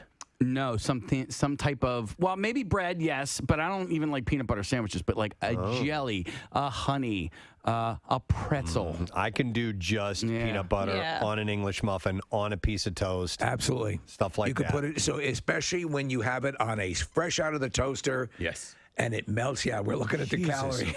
That's 2 tablespoons. That's 2. 2 tablespoons, 188 about calories. 90. Yeah. Okay. Yeah. All right. So we have a clear spoon. Casey, give me some music because we're just going to be sitting here smacking our lips. Peanut butter jelly time. People are going to hate that. All right. So try the white spoon. And see, which one first? Clear. Clear. The clear. Yeah. Right. Do you have your scoring sheet? I do. Yes, I do. All right. Now, if you're one of those people that hates the sound of smacking lips, you're going to hate this. You're going to absolutely detest this. If you believe in peanut butter, clap your hands. Is it? Can we comment, or is this a contest? I think I know what that is. No, it's a contest. Don't comment. No comment. Okay. I think I know what that one. I think I know what that one is too. All right. When you're done. Wait. We don't have any palate cleansers either. So. Oh, I do. Well, I got water. You got water. Yeah. Can I tell you, I know which one is my Skippy before I even taste it, just by the look of it. Really? Yeah. All right. I'll be impressed if that's Kathy, the case. that's how I felt. Now I'm about, try. not about Skippy, but about Are we you. doing 1 to 10 or 1 to 5 for rating numerical taste? Yeah, I think I'm going to have to go through all 3 of them before I decide which one I like best. But 1 to 10, is that the? Let's do 1 to 10. All right, now white spoon. Mm-hmm. All right. Oh. Okay. God, it's all good. Okay. Also good. Oh my God, I got too much in my mouth now. Yeah. It You hear that can in porn movies. be like a full-on paste. All right, I think I know what that is. Okay. I may change my answer, but You can. We just have to when we do the final tally. All right, and then I'm gonna turn this music up so people don't hear us going. This is a lot. This is a lot harder than I thought. yeah. By the way, I want you to know that I wrote down my Skippy answer before I even tasted it. All right, just on site. All right, we're doing the yellow spoons now, correct? Yeah. Yellow. Colored, whatever Colored. your color is. All right, mine's red. I'm like, oh no. To be honest, they all pretty much taste the same to me. I can't really clearly, definely pick out a difference between those, but I'm just jotting down. Skippy's creamier than the other 2. It is. Okay. That's what I think. Honestly. All right, now rate the taste. All right. All right, rate your taste here. Oh. 1 to 10? Yeah. Yeah. Or should you just do 1, 2, 3? Which one you like best? All right, yeah, let's do that. Best to worst. 1, 2, and 3. All right. I've actually surprised myself. One being the best. I may be a changed man. Okay.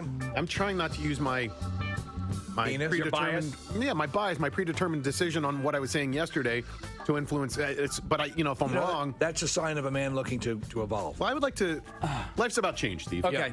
So, real quick, do we want to say what we thought was the best tasting one first? No. Here's why I think the way we should roll this out. Now, Marissa's the only one who knows the answers. Right. I think we all say what we think number one is. Okay. And then she'll reveal what it is. And then we all say what we think number two is, and so on. Okay. And see if we get it right.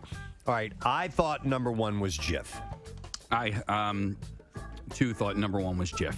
I thought number one was Jif. Wow. So again, I don't know the difference between Jif and Peter Pan, so I went Peter Pan. Okay. And Nick? I thought number one was Jif. Okay. And Marissa, what is number one? Confirming that number one is the clear spoon. Yes. Number one is the clear spoon. It's Peter Pan. Oh my God. Oh my God. Mind blown. Dude, hang on, because... All right, never mind. Well, we'll find out at the end. All right. I think I know what you're going to say. Oh, my God. All right. The world is upside So down. I was the only one that got it right, by the way. You were? Yes. Okay. Oh, you said you're right. Yeah. Kathy gets it. All right. So for the white spoon, the second one, I thought that was Skippy. I thought that was Peter Pan. Okay. I thought it was Skippy. Yep. Jif. All right. Skippy. And what is number two? Kathy wins again. It's Jif. Oh, my God. I identified Skippy before I even tasted it. I knew it by the look. Unreal. Wow. Okay. So that was Jif. That was Jif, and then the and number colored- three I had is Peter Pan. And number three, I had Peter. Skippy. Steve, Sorry. I had Steve, you and I had all three the same. Same thing. Yeah. Yeah. So did I had the same as you, Preston, and I am just my world's upside down. I was wrong with what I said yesterday. Well, wait till you get to the taste. Yeah. Well, hang on a second. Wait till you get to the taste because then it's inverted my perception. All right, so hang on a second. So the colored spoon was Skippy? Yes. Yep. Yeah, Okay. that All was right. Skippy. So here's I got them all wrong. Oh, I felt too. I got the last one right. I got Skippy right, and I'm so glad that we did this blind taste test because I'll reveal something a little bit later. All right. So I ranked as the best tasting one as number one, and it turns out that is Peter Pan. Right, which is what you said yesterday. Which is what I said. Yeah. Okay. Preston, I rated as the best tasting the third, the colored spoon. So Skippy. which is what you and I said, Steve. Yes, yeah. And I did the same thing. Yes. Okay. Okay. Thinking that the white spoon was Peter Pan, I ranked that the best. And as it turns out, it was Jif that was the best in my eyes, my mouth. And I just want to point out that I also, not knowing anything, that I ranked Skippy as the worst tasting flavor. Okay. Not knowing anything. But I really thought that Peter Pan was going to be the best. And as it turns out, it was Jif. Well, let me tell you, Peter Pan, to Kathy, I think is the sweetest. Yeah, so I picked Skippy as number one as best tasting, and then the other two, again, not really knowing the difference, I did not like three at all. That was Jif. So I went, Peter Pan was number two for me. I believe Peter Pan does have the most sugar of all three. Really? No, Kath, you said number three was Jif. Number three was... No. I rated Jif number three in taste. Okay. So I didn't like the Jif. I liked the Peter Pan better. Marissa, by the way, how did our Twitter poll turn out? Because that should be done by now. It was 24 hours ago, roughly, that we did That's that. a good question. I'll pull it up right So she put the now. three out, and at the beginning, Peter Pan was just getting crapped on. And I took Here, a it little looks like it's up here on the screen. All right, so the results are in. Yeah, we have it. Number one is Skippy. Wow. Number two is Jif, and then absolutely way in the back distance is Peter Pan. So I'm going to say Peter Pan was my favorite of the taste. Okay. Yeah. I'm telling you, like this, just my sense of all of my senses, my smell, my taste, like it just, I knew I was going to be able to do this. Okay. Yeah, you have very sharp senses. Remember, I don't know if you guys remember this, but we did water years ago, and I was able. We said we were going to do it. Did we actually? We did it, and I was able to pick because I knew I could pick Evian out of the other bottled water, and I think the other one maybe was Poland Springs or Fiji, something like that. But I was able to do it. There's something in that Evian water that I can taste. Well, so can you just check on the back of the notion that Peter Pan, and Nick, is that what you said, that Peter Pan has the most? That's what I heard when we were talking about this yesterday, Right, and so people were posting on social media. Because you really want as much sugar as you can in any product. Yes. Calorie-wise, they're only 10 apart, and the most calorically high is Peter Pan. It's got 200 calories per. All right, thank you, Kathy. So before you know it, it will be springtime. I'm just trying to, be optimistic. It's the truth. And we will be headed to Clearwater for our spring training trip and live broadcast. And you can join us. Yes, you can. We have two guys that are making this possible that are joining us this morning to talk about that very thing. And why are we talking about it now? Well, because it's a great gift to give to people as we're heading into the holidays. Baseball fan or not, you just want a cool adventure, this is the one to get. And we'll be there, too. Yeah, and now that we're dialed into this way and we've had this incredible experience, we want to make sure that you take advantage of it because, you don't want to be too late to the game. We would like to welcome our friend Vince Rizzuto of PhillySportsTrips.com. What's up, Vince? Doing great. Nice to see you, sir. And joining us via Zoom as well, the owner of where we had a broadcast live the second day that we were there, Coco's Crush Bar in Clearwater. Glenn Such is on. What's up, guys? How you doing, Glenn? Good, man. How are you? Good to see you again. You as well, my friend. So here we are to talk a little bit about spring training and all things about that whole trip. And by the way, I want to preface this by saying that we have now been with Vince and company for this event a couple of times. Officially last time, we had seen him before. And I know that when you make a purchase for a package deal, you might be suspect of who is behind the whole thing because there are scammers out there. These guys are the real deal. I mean, they take care of you every single step of the way. That's the thing that I think we were most impressed about, Vince, is how you guys operate. It's a family, guys. We take care of people. It's a lot of fun, and I just want to call out Glenn because you were talking about the weather earlier. He started laughing. I think he's just happy that he left. He was laughing. Well, let's ask just a question that pertains to that. Yeah. People are asking the state of everything post 2 storms and everything. How's everything in the general area down there? It is coming along incredibly, to be honest with you. We got wiped out for sure. Clearwater Beach took a hit. We were all 3 of our locations definitely took about 3 or 4 feet of water. Wow. Right on through. Created like a internal washing machine if you wanted to try to visualize it. But we went through the first storm. We bought 55 new pieces of kitchen equipment in all 3 locations. And then we got everything up and running, got electric back to the places. And then here comes Milton along 2 weeks later. Yeah. And so that was tough to, then we basically unhooked everything, took everything back out of the buildings, put them in trucks, loaded them up, took them to higher ground because we learned from the first one. Yeah. And there we are. So the beaches are being replenished right now. The hotels are back open. All the restaurants are getting there. Coco's we were pretty fortunate to be on top of it. I got 100 employees that worked their ass off to get this thing going. And it's looking so much better down here. And by the time you guys get here, you won't even recognize it. Yeah, I've seen some footage of the turnaround, which is amazing. Everybody seems to mobilize. It's not like you guys are strangers to this game. It was a little bit more robust this time around. But it would be safe to wholly anticipate everything will be 100% by the time we're heading back down. Absolutely, 100%. You'll have nothing to worry about. The beaches will be great. The hotels will be great. And all the restaurants will be fully open and functional by the time spring training comes around. Our mayor has even promised it, and we've made a promise to him to make sure that all that is going to happen. So all of our good neighbors and all the other great restaurants that you can visit while you're down here, they'll surely be open for you. Excellent. And Vince, with that, we're starting to take a look at some of the details of the trip. Is there some things that we can talk about now as we're getting ready to head into it? I think so. Okay. Mr. Charlie Manuel has been with us for 3 or 4 years now, and he decided he wanted to meet you guys again and hang out with you guys and the group. So he'll be there. Obviously, every year we go to Coco's, and not a lot of people know this, but our first trip to spring training was 2020. Okay. And when the people were flying in the plane, they canceled baseball. So my business partner Bob met Glenn, and they just hung out at Coco's for a couple of days. That setup at Coco's, by the way, the broadcast area, the parking lot, the whole thing was just perfect. You know what's really cool about it too, Steve, was that like, look, we do Keenan's every year, which is a lot of fun, but that's a big party and it's raucous and whatever. Everybody at Coco's was just like hanging out, having a good time, drinking some Orange Crushes and watching the show. And it was all part of like the spring break, spring training kind of vibe. It was a really fun experience for us. What amazed me again, I was the initial naysayer. I say it every time to the person who's listening who's saying, oh, what could that hold for me?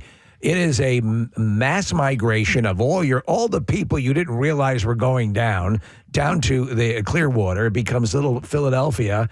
The whole experience, and then obviously, Vince, what you guys do as far as providing. I mean, when we were hearing stories of maybe a lost piece of luggage, and you guys were on it or anything like that, so you can literally just go, they got it. We're just going to have a great time. That's what makes the difference. And then it was such a cool, familial thing with access to players and the proximity, and everything felt like home, but yet the weather was fantastic. So it is a win-win. I think it's the best service we can do is tell people, get on this. Do it at least once and see what you think about it. I think you'll be blown away. We have a big group already signed up. It's going to be one of the biggest we've ever had. And I'm just thinking about this boat party that we're planning now. So we're trying to move it to make sure it fits your guys' schedule and we can make it happen. But being on the water, being on the beach, around baseball, around the legends, it's one of our favorite trips every year. And we're just coming up fresh off a World Series win for the Phillies. Oh, my God. Dude, I thought they were going to win it this year. I said it at spring training in 2024. It's the hope of a new year. That's what spring training is. Hope springs eternal. Well, the package that you can buy into, 4-night stay, Wyndham Grand Clearwater Beach, which is right near all the action. You get to come to our live show. We're going to be broadcasting live at the ballpark. And then, of course, we broadcast from Coco's the following day. But there's a booze cruise, as Vince was saying, premium open bar. At Charlie Manuel on board, transfers to the games, all-inclusive tailgate. You guys pick each other up. You pick everybody up and take them where they need to be. Yep. You literally don't have to worry about anything. Nope. Wow. It's just so much fun. Just show up. So the dates. You don't have to worry about it being 41 degrees. Yeah, exactly. No, it was glorious when we were down there for the last go around, and again, it pretty much is all the time anyway. Vince, what are the travel dates and the game dates and all that stuff? Yeah, so off the top of my head, we're March 11th to the 15th, so it's 4 nights.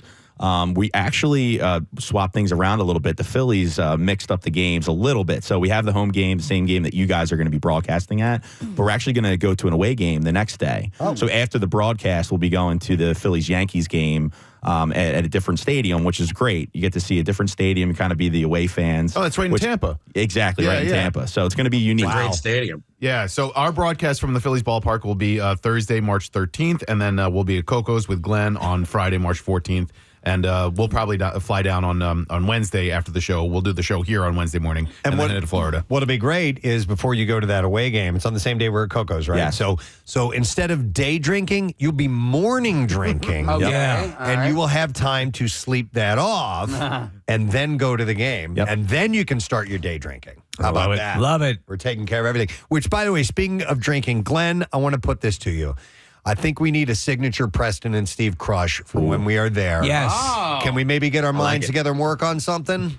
I like it. I think it's a great idea. Let's do it. All right. I'm on board. How many crushes, by the way, total now for you guys? Like 14 or something like that?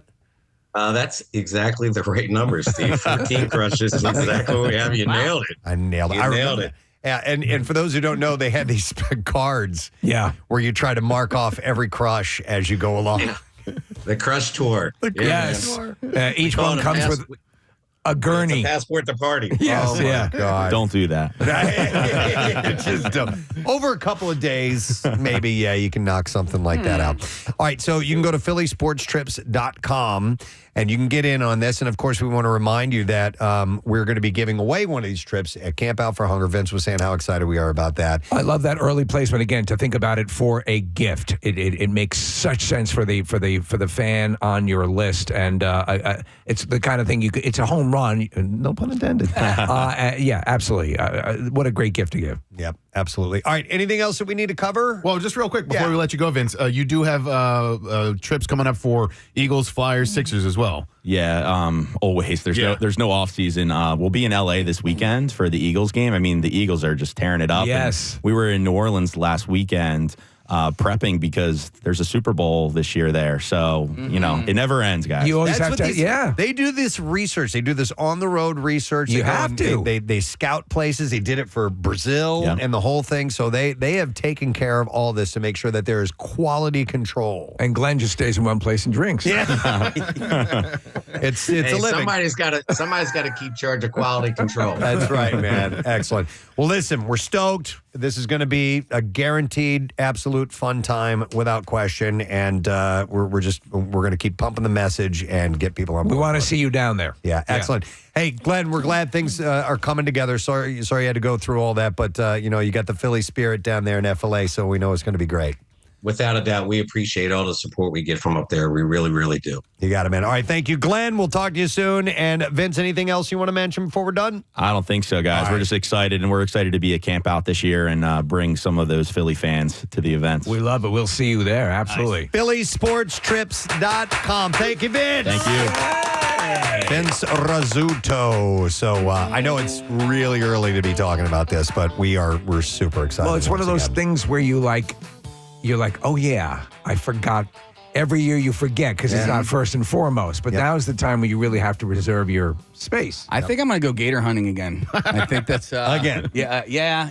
I was talking to Vince. I'm like, maybe I could have my own little side excursion with people, and we could do a little. How about that? Yeah. If you could have an appendage torn off, that would make a story that would really benefit the show. Something not important, like a I didn't pinky. think about side trips that we could do. Side quest. Yeah, that's not a bad. Yeah, well, there's a side quest. Yes, Yeah. I love it. Absolutely, I'll take people to meet my mom in the nursing home in St. Petersburg. I was thinking maybe you could play That's your golf or something. nutsack. Oh, play golf. You Yeah, could something play like golf. that. That's your nutsack. Tour St. Pete and stay at a really nice hotel if you I need. got a line on a couple of great places there if you guys are interested. With the most engaging day hookers. It was so bad, man. I had that roach crawl across my bed. Jesus. All right, well, anyhow, that's not happening. That wasn't through Vince. No, that was you. You booked your own. I went out on my own. So if you want to avoid that, go with Vince. Yes, definitely. PhillySportsTrips.com. Speaking of traveling and entertaining yourself, saw this article that was quite interesting, and I could see this happen. Apparently, there is a boredom epidemic that is happening, and probably worldwide, I believe. According to a new study, there is a higher rate of people reporting being bored right now. Despite the nearly endless amount of entertainment options that are available. I think the glut is in a way causing indecision. And that's what they're saying most likely. So researchers believe digital media is actually increasing the feeling of boredom because it really stimulates people, which can make them less interested in actually doing things that are a little less stimulating. This goes to our conversation. This is going back to a conversation we've had a couple of times recently, Preston, about we had this mass influx of things, and then people start to, again, refine and turn to people to help curate. Yeah. Which is kind of the model that we've always been involved with terrestrial radio and broadcast and the way this show is structured. Yep. It is that to be like we talked lovingly about the time when Lost was on and we could have these communal things. I think people I do it. Well, I want to find out who do I trust who's going to advise me to do something or who's curated it or give me some advice, and just to sort of shear off this massive amount of stuff that's available so you can cut to the chase. And I mean, you can point to, social media first and go to, because the moment you scroll through, you're seeing, 1,000 different things. Yeah. And then you go to the splintered nature of streaming services and television entertainment and all that stuff. And then gazillions of podcasts and all of that. And then when you get serious, you go to the dark web. That's where you're going to find out the stuff you really wanted. But the study points to previous research that tracked boredom levels in real time and found that most people are more bored after engaging with digital media. Study authors also note that digital media fragments attention, which they explain means that people have a harder time focusing on one single activity at a time. So with you, I know you do it. I do it. I have many different things going at once, but when I lock and load on something, I become like fixated. And I'm classically, I guess, a Gemini is supposed to be scattered or whatever, or multitasking, but like I will immerse completely. Now, I'll go from thing to thing, right? And kind of keep the plate spinning on sticks. But I know when I'm in the zone, like I'm really getting, like really excited about something that I'm working on or a hobby or whatever, and it consumes me. I'm trying to embrace boredom a little bit more because of the value of just being in your head and not being distracted by 12 million social media tabs and scrolling through Instagram mindlessly. So I find that the first step is just putting the phone down and walking away from it. And the second is just to understand that boredom is okay. Can I help you with that? Yeah.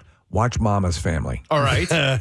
No, I like no screens and not even like just being in my head for a little bit. I think it helps like with ADD or ADHD or whatever, and just getting out of, because it's incessant, it's constant, and it's overwhelming, and the overwhelming nature of it I find to be taxing. Well, do you put the TV on?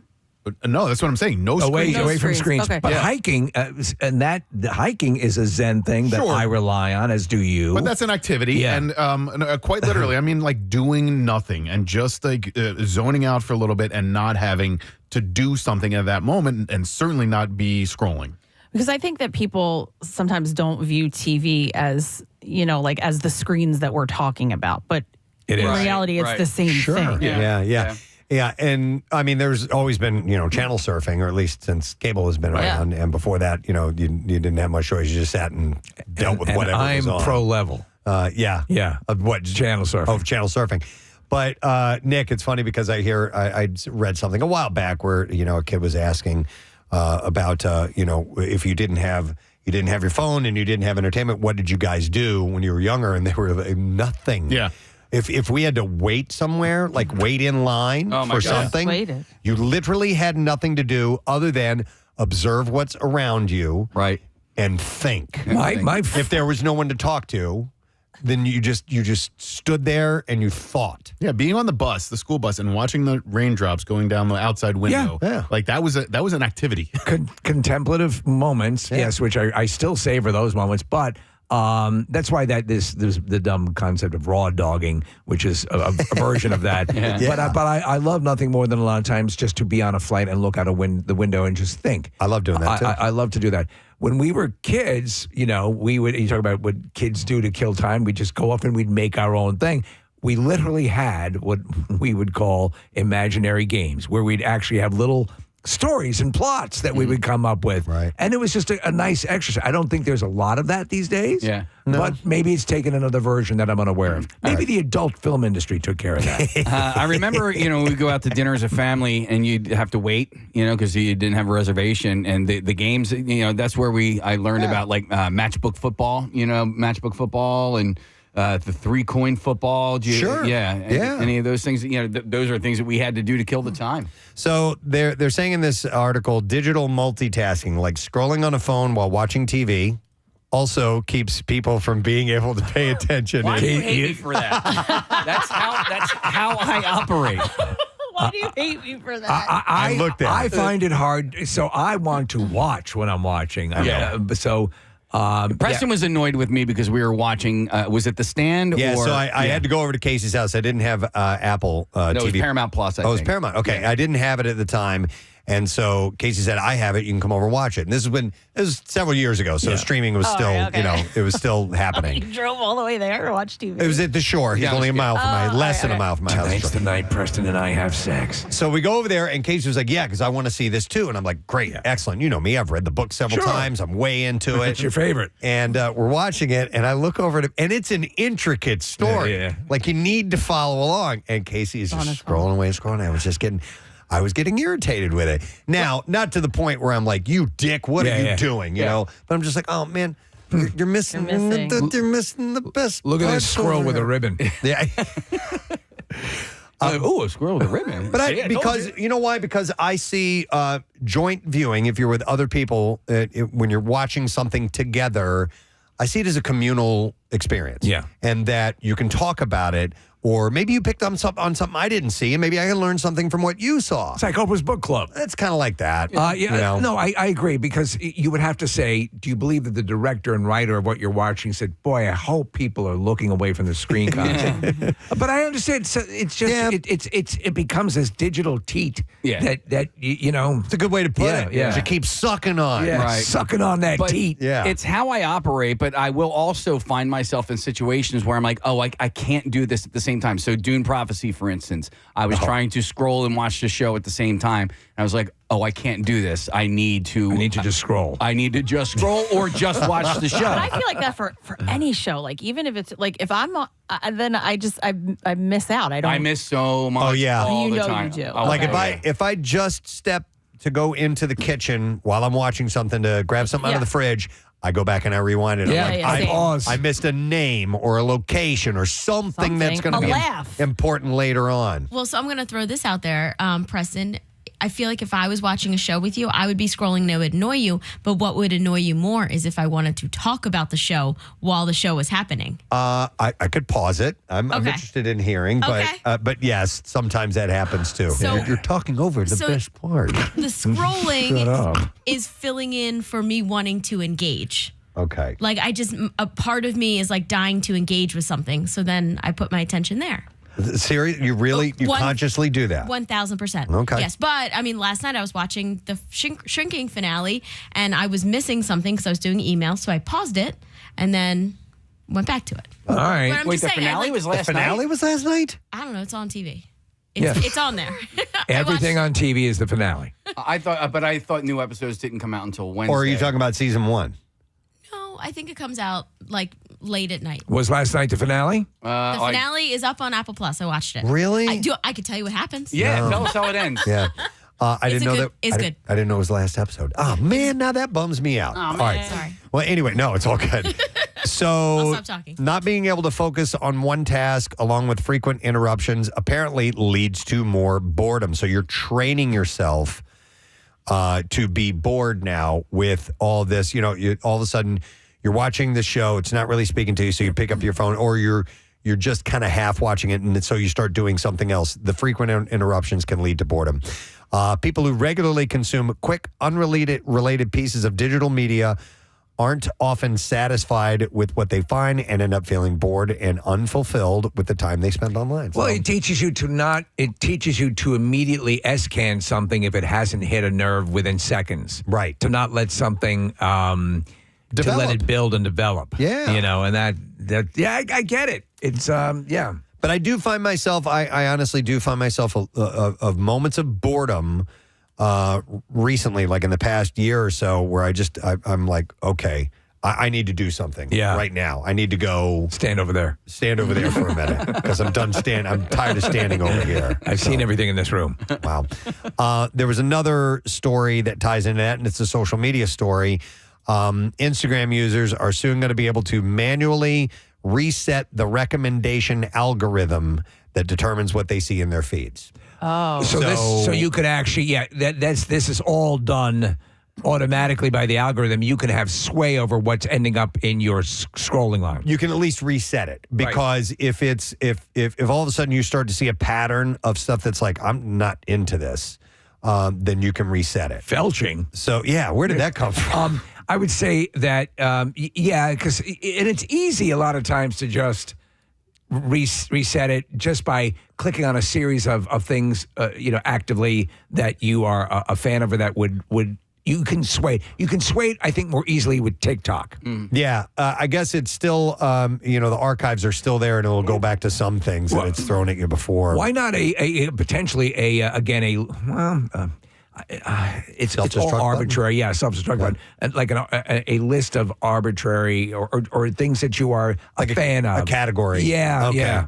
So, in a blog post yesterday, they said the change was particularly designed to ensure that teenagers see more appropriate content. The company said, we want to make sure that everyone on Instagram, especially teens, have safe, positive, age-appropriate experiences and feel the time that they're spending on Instagram is valuable. We want to give teens new ways to shape their Instagram experience so that it can continue to reflect their passions and interests as they evolve. In just a few steps, Instagram said users will be able to clear the recommended content across their Explore, Reels, and Feed tabs. Once in resetting mode, users can review their entire following list to unfollow accounts as desired. So if there's some that on there you kind of forgot about, right? And the account has maybe changed in a direction you don't like, you can flush it as well. I still click on accounts though, and I'm like, what? Who is this? Why do I follow these people? Well, there's no crafts on here. In the Instagram line, though, so if you're getting your regular stuff can pop up that you're not following. Yeah, of course. Oh yeah, totally. So but every once in a while, I would like to clear that out. I clear get the cache, so to speak. Yeah, to kind of clear and maybe start over. I mean, there's an option on Instagram to just go to the following, what you're following, and so it's not, you don't get the suggested whatever, Steve. By the way, Marissa, there's 5 more episodes of Shrinking. Episode 12 is not until Christmas. Oh, thank God. Oh, hang on a second here. Oh, well, good. Well, there was a good cliffhanger. Okay. By the way, It just felt like it. Also, they definitely shook up the algorithm on Instagram recently. Yeah. So if you feel like you're not getting the Preston and Steve account, go to our account right now and like a couple of our posts. Okay. Yeah. So we shoot back up on your feed. Marissa, let me ask you this, because I would love if they allowed you to live stream in landscape.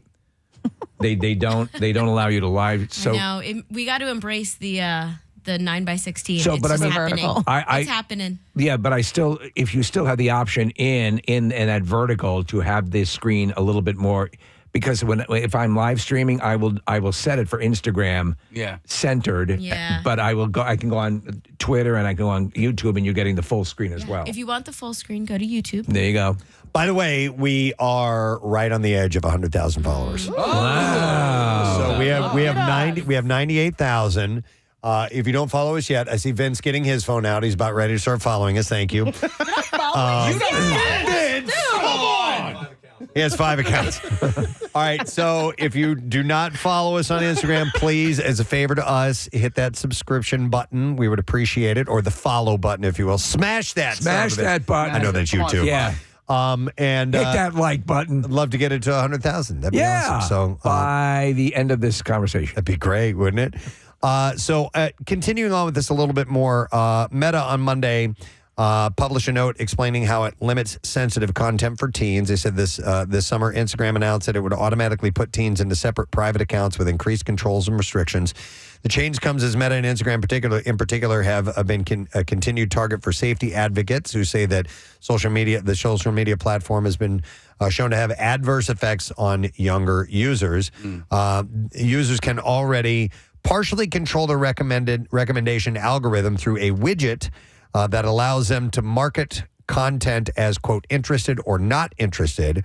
And in February, they said it had stopped recommending political content altogether. So you do have some control before this is instituted. Before they reconnoitre everything and resets it back to what it was before. I think I need to get off of X because they started putting street fights into my algorithm again. And I fought so hard to keep that crap off of my algorithm. And for some reason... Yeah, you lost all your hand job videos. Yeah, well, that's... He's got him up here. And got it, Yeah, in the spank bank. In the spank bank. It is weird how sometimes, and it thinks I hear you all the time going, why am I seeing this video? Yeah. And so it was like people that I followed would like a video and it ended up in my feed, and then I would have to actively, I'm like, I don't like this content. I don't want this content. Then I just had to stop following those people who put negative crap on my timeline. Right. It's another reason to take a break. I mean, really, because like the more you engage, the more it feeds you that stuff. And so, the old adage is, if you don't know what the product is, you are the product. You're being advertised to constantly. And so I think it's really healthy. I mean, just the beginning of the study that you're talking about, Preston, be healthy by getting off it, even if it's just for a day or two. We all saw the video of the dude getting kicked in the face at the pickleball court. Loved it. We did. Yes, I we hated did. It filled me with such negative energy. I'm like, I don't like this Who did stuff. you kick in the face? Well, nobody yet. Yeah. No, but I know. Yeah, it's building. It's building. I need. Give me some River Otter content. Stat. Oh my God. By the way, they're brutal. They've been attacking people. Give me fluffy, fun River Otter content. Stat. Yeah. Or fun pickleball players. Yes. Come on. It's kind of funny because we have Jessica G coming up. Yes. And so she has this book with her family, the Bucket List, family travel YouTube channel, which is huge. but she does not allow her own kids on social media. Okay. Is it G? Because I've been saying Gee. I don't know. What about G? G. I just call her the bucket list mom. Hey, you. Jessica G. She'll appreciate that. Yeah, she'll love that. And on the line today, we have Jessica G. Yeah. All right. Well, she's coming up at 9:10. Goo! And your husband, Johnny Goo. Goo! All right, I'm going to completely switch gears for just a moment because we have just a few more minutes to play with before we take a break and come back. Or should we break and come back and then I start with this and then we go to Goo? Go to Goo. Yeah. You know what? Let's do that. Okay. Yeah, all right, we'll do that. Goo. All right. Yeah, so, Goo! Anyhow, we're just passing along little information to you to maybe make your life a little bit more pleasant if possible. So, all right, we will take a quick break. We'll come back with Goo Gee. Jessica Gee, I think is how you say her name, but it might be G. I'm not sure. But she's got a great story to tell. That's it. We will be right back. Stay with us. Preston and Steve. Which is 2 tablespoons, and the other two have 190, so it's neck and neck. About the same, yeah. But as far as the sugar content goes, it looks like they all have 3 grams of sugar. There you go. Although Skippy has a little extra. It says total sugar's 3 grams, includes 2 grams added sugars. Well, what does that mean? The other ones don't have. Or wait, no, I'm sorry. Oh, yeah. They have it as well. I just didn't see They that part. all have added sugar. So they all have the same sugar. 3 grams of sugar, but with an additional 2 grams, which I would figure that to me is 5 grams. No, it says includes. So it's 3 not. grams of sugar includes 2 grams of It's sugar. not like a natural sugar. They've added it to the product. 1 gram of natural sugar, 2 grams of added sugar. So just so you guys know, gotcha. I have for the past year and a half have been really paying attention to added sugars and trying not to have added sugars in my diet. We know that. Yeah. So which do you take? Your preference taste here was which one, Case? Skippy. No. It was Yeah, Jif. it was. No, it was Jif. Oh. I thought it was going to be. I thought it was Peter You Pan. wanted it to be. Well, okay. If you believe in peanut butter, yeah, clap your hands. Right. And Casey likes to add honey to. He turned me on to the honey peanut butter sandwich, which was good. Honey's high in calories too. Oh yeah. But it was. I liked it. I'm not as gaga about it as you are. Are you doing it with chunky peanut butter or creamy? Creamy. Okay, you got to try it with chunky. We went creamy because creamy is my preference. Actually, It's the classic. Yeah. You know. Yeah. So. That seems like so much. What do you need more? Yeah. What kind of animal? But you do put jelly on peanut butter, and that's a that's a good standard. point. So, That's and a- it's that's got to a good be. point, yeah. Do you go with chunky jelly or sugary? But that's that why- would be marmalade. marmalade? Yeah. But that's I do why- like marmalade. I do though. like marmalade. All of that stuff that this is a nice healthy breakfast, and it's only 41,000 calories. Well, so listen, it's maybe not the healthiest, but if I'm using like a good like Ezekiel bread or like Or Jebediah. or a Jebediah bread, no, but Ezekiel bread's really good. It's like natural ingredients, and if I'm using an organic chunky peanut butter and honey, I'm like that's.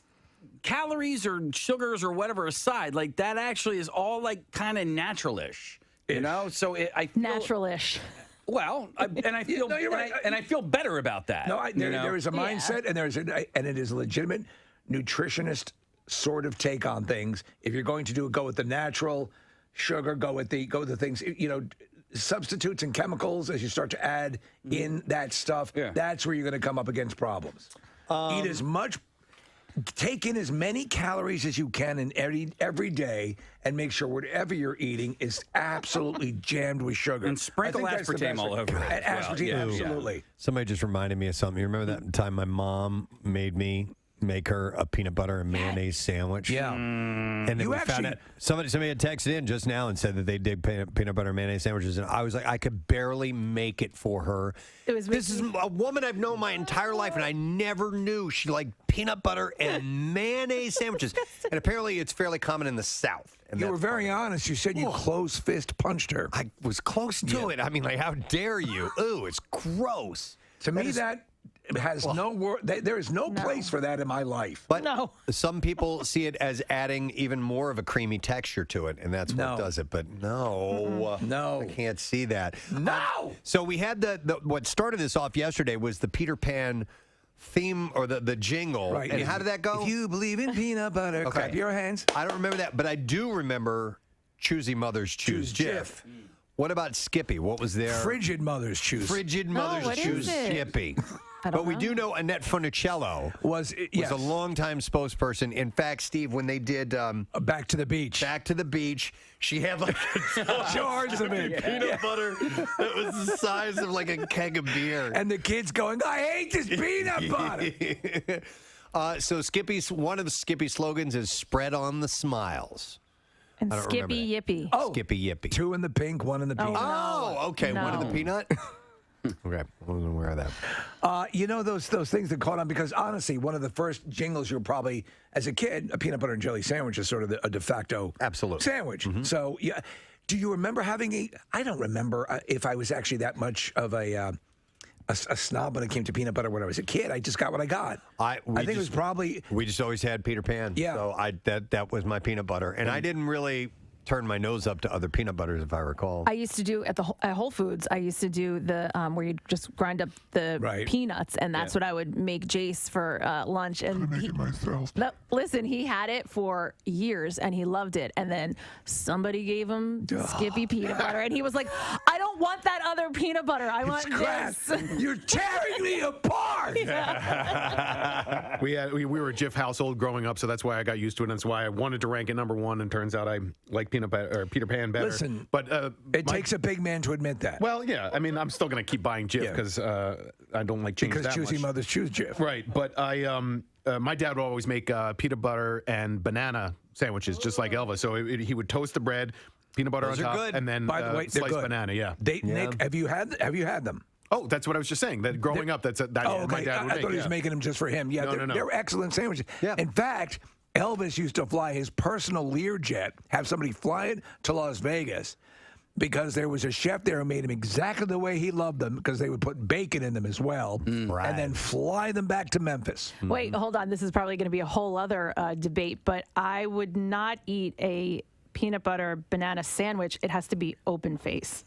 Wait, so you would eat those ingredients, but not as a sandwich? Not as a sandwich. It has Too to be much an bread. Interesting. open face. Yeah. I would prefer that open face, and I also prefer it toasted too. What kind of bread? Does But that I wouldn't. I'd do white sandwich bread. I know rye. Oh, rye. Right. Tell me. Oh, you're That's the throwing way us all white off. supremacists eat it. Step into my kitchen. That's weird. It's good. Because rye has more of, I don't want to say like a savory flavor. Maybe it does. Maybe you know it's what just I mean? what I grew up with, and that's why I loved it so much. But yeah, rye, toasted, peanut butter, Jif, and bananas. I could do wheat or white. Yeah, I just got a text from a guy who says that he would make peanut butter and fresh cherry sandwiches. So I guess he would take the cherries, pit it, chop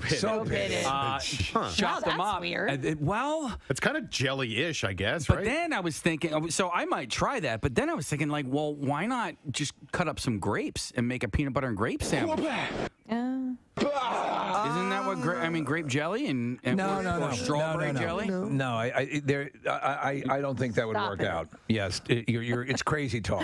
I don't know. It's more natural. No. And now I'm starting to think Try of it, other Casey. fruits like I will. I'll apricots try it. and stuff like that. That might work. Maybe that's where the cherries come. Well, no, because don't you? Yeah. I don't know. Cherries come from God. I was going to say like the flavoring of the jelly. How do you make jelly? You buy it at a store. Do you know the difference? There's no way to jelly? make it. You can only purchase it. We could get Carter on because he made jellies and jams like crazy. There's a difference between jelly and jam. It must be jelly because jam don't shake like that. Or you can jam your D down your But you can't jelly it. All right. Could you please jelly your D down your girlfrow's throat? Okay. That's an old joke. Anyway, Bill told us. Bill was telling us that. Yeah. The dad Anyway, That's a Bob Hope joke. Inappropriate. I want to tell you, you can jelly her. Kathy, one of them is made from the actual fruit. Another is made from the juice of the fruit. So, and I think a jelly is made from the juice of the fruit. Yeah, that seems not right. 100% sure. Juicy fruit is going to move you. Yeah. Right. So right through you. With your peanut butter and jelly sandwiches, when you do make them, and probably don't make a lot these days, but to me, the toasting of the bread is an essential. If you want the absolute experience, the way it should be, to let that peanut butter melt a bit. You were saying this as well, Preston. That is what makes it glorious. Yes. That's a transcendent sandwich. By the way, here it is. Jam is made, a thick spread made from fruit juice, chopped, crushed, or pureed fruit and sugar. Pectin may also be help help it gel, but jams are usually looser than jelly. You mean like sluttier? And jelly is made from fruit juice. Okay, there you go. As the juice of the fruit, and then sugar, and then pectin is that stuff that makes it gelatinous. And what are your guys' stances on squeezable jelly? It's okay. The jelly's decent. It usually isn't, though. It's usually Yeah. like low rent Welch's. All right, so we've determined Kathy's the peanut butter queen. Yeah, absolutely. She knows her stuff, But- most definitely. We were right on the best tasting. Yeah, you At and least I. for Yeah. our palates. Yeah, and some surprises along the way. Nick, what did you rank as the best tasting? Peter Pan. It's Peter Pan. Yeah, and I thought it was going gonna to be Jif's. Yeah, How so- about that? I know. Eye-opening here on the Preston and Steve Show. Pennsylvania Department of Agriculture added the calorie pear, or Pyrus calorenia, commonly called the Bradford pear tree, to a list of noxious weeds, plants that cannot be legally sold or cultivated in the state. Wow. So it adds the list that is populated by the durian and other. Well, no, it's considered invasive. So, so this is these are the semen trees. What? Oh, I did not know that. Yeah. So the popular non-native flowering fruit tree naturalizes, spreading from planted landscapes, crowding out other plants, and disrupting native ecosystems. So the semen tree is considered an invasive species? Check that, Nick. Double check and make sure the Bradford pear is the one we're talking about. If you don't know, this is a plant, a tree, I guess, It's a that tree, yeah. every year emits a smell that many have said, and I agree, smells like semen. Mm-hmm. Yeah, it's them. That's okay. So this is it. So it apparently it crowds out other plants, disrupts native ecosystems. The ban on sale and cultivation will take effect on February 9th, with enforcement phased in over 2 years. I'm surprised because landscapers will sell a lot of these. They'll use them in office parks and people's backyards and whatever. So this is a moneymaker for a lot of those places. I'm really surprised they came down with a ban. Well, it's a beautiful tree. Yeah. And when it does create that scent, it's got these beautiful white blooms. It's just gorgeous. it looks I gorgeous. have 3 of them in my backyard. I have a weeping vagina in my backyard. Oh, my goodness. And it's, well, you know what it smells like, but it's just, it's beautiful. Okay. Now you got me thinking of Pussy Willows.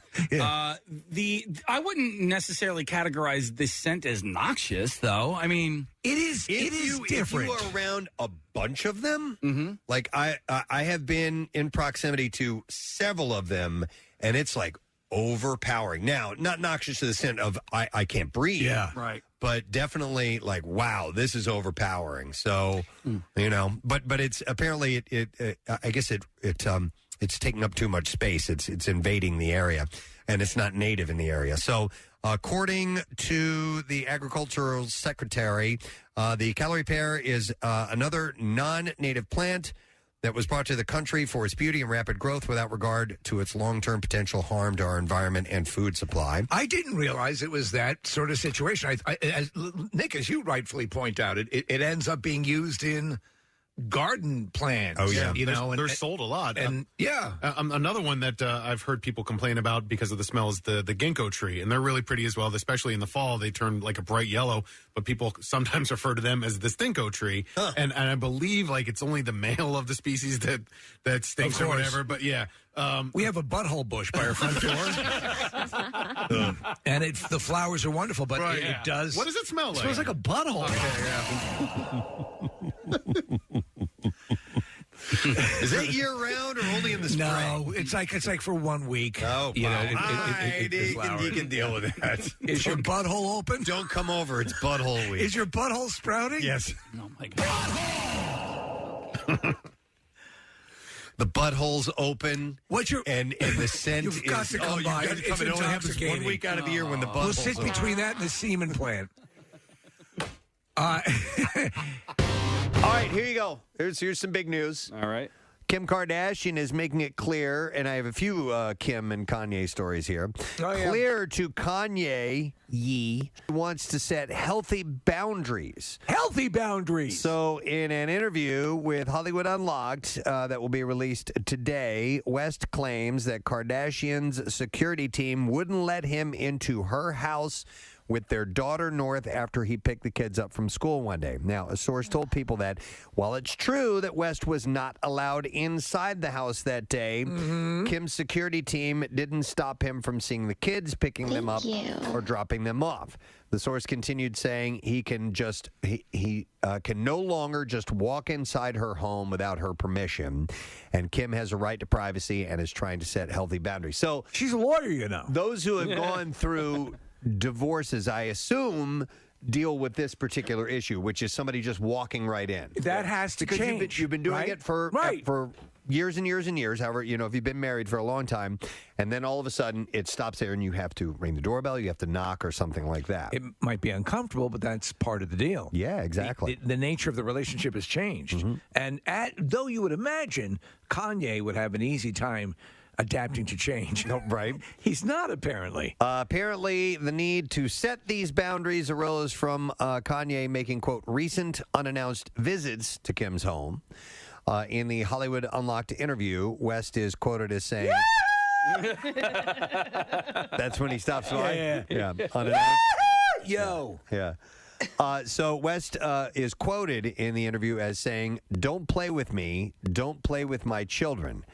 Ain't no security going to get in between me and my children, and you ain't going to gaslight me." End quote. Okay. Hey, don't play with my children. I thought you want people. Yes, of course. So they grow up healthy. 93.3 WMMR. Thanks, Kat. So we got about 5 minutes or so before our next guest is going to be joining us. We have a little bit of time to kill, so I wanted to mention this story really quick that Steve sent over to me, and it's about the Beatles. Yeah. So apparently there was a book that came out, and there's talk of a dentist that the Beatles used and may have been molesting them while he knocked them out. What? Isn't that wild? To get dental procedures done. Dear God. Apparently, he had been working at the North Pole. His name's Hermie. No. So he, the book, by the way, is called 1, 2, 3, 4, The Beatles in Time by Craig Brown, and it came out in 2020, but right now it's kind of surfacing some stuff that George Harrison's ex-wife, Patty Boyd, had shared with the book. She said that the dentist, his name is John Riley, would always knock the musicians out in his dentist chair, no matter how minor the procedure.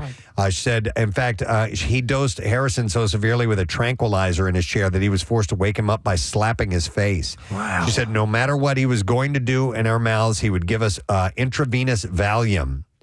All the Beatles went to him, and we took it for granted that this was happening. No one questioned it. We would go into a deep sleep and would wake up not knowing what he had done. And I watched him trying to revive George once by slapping his face.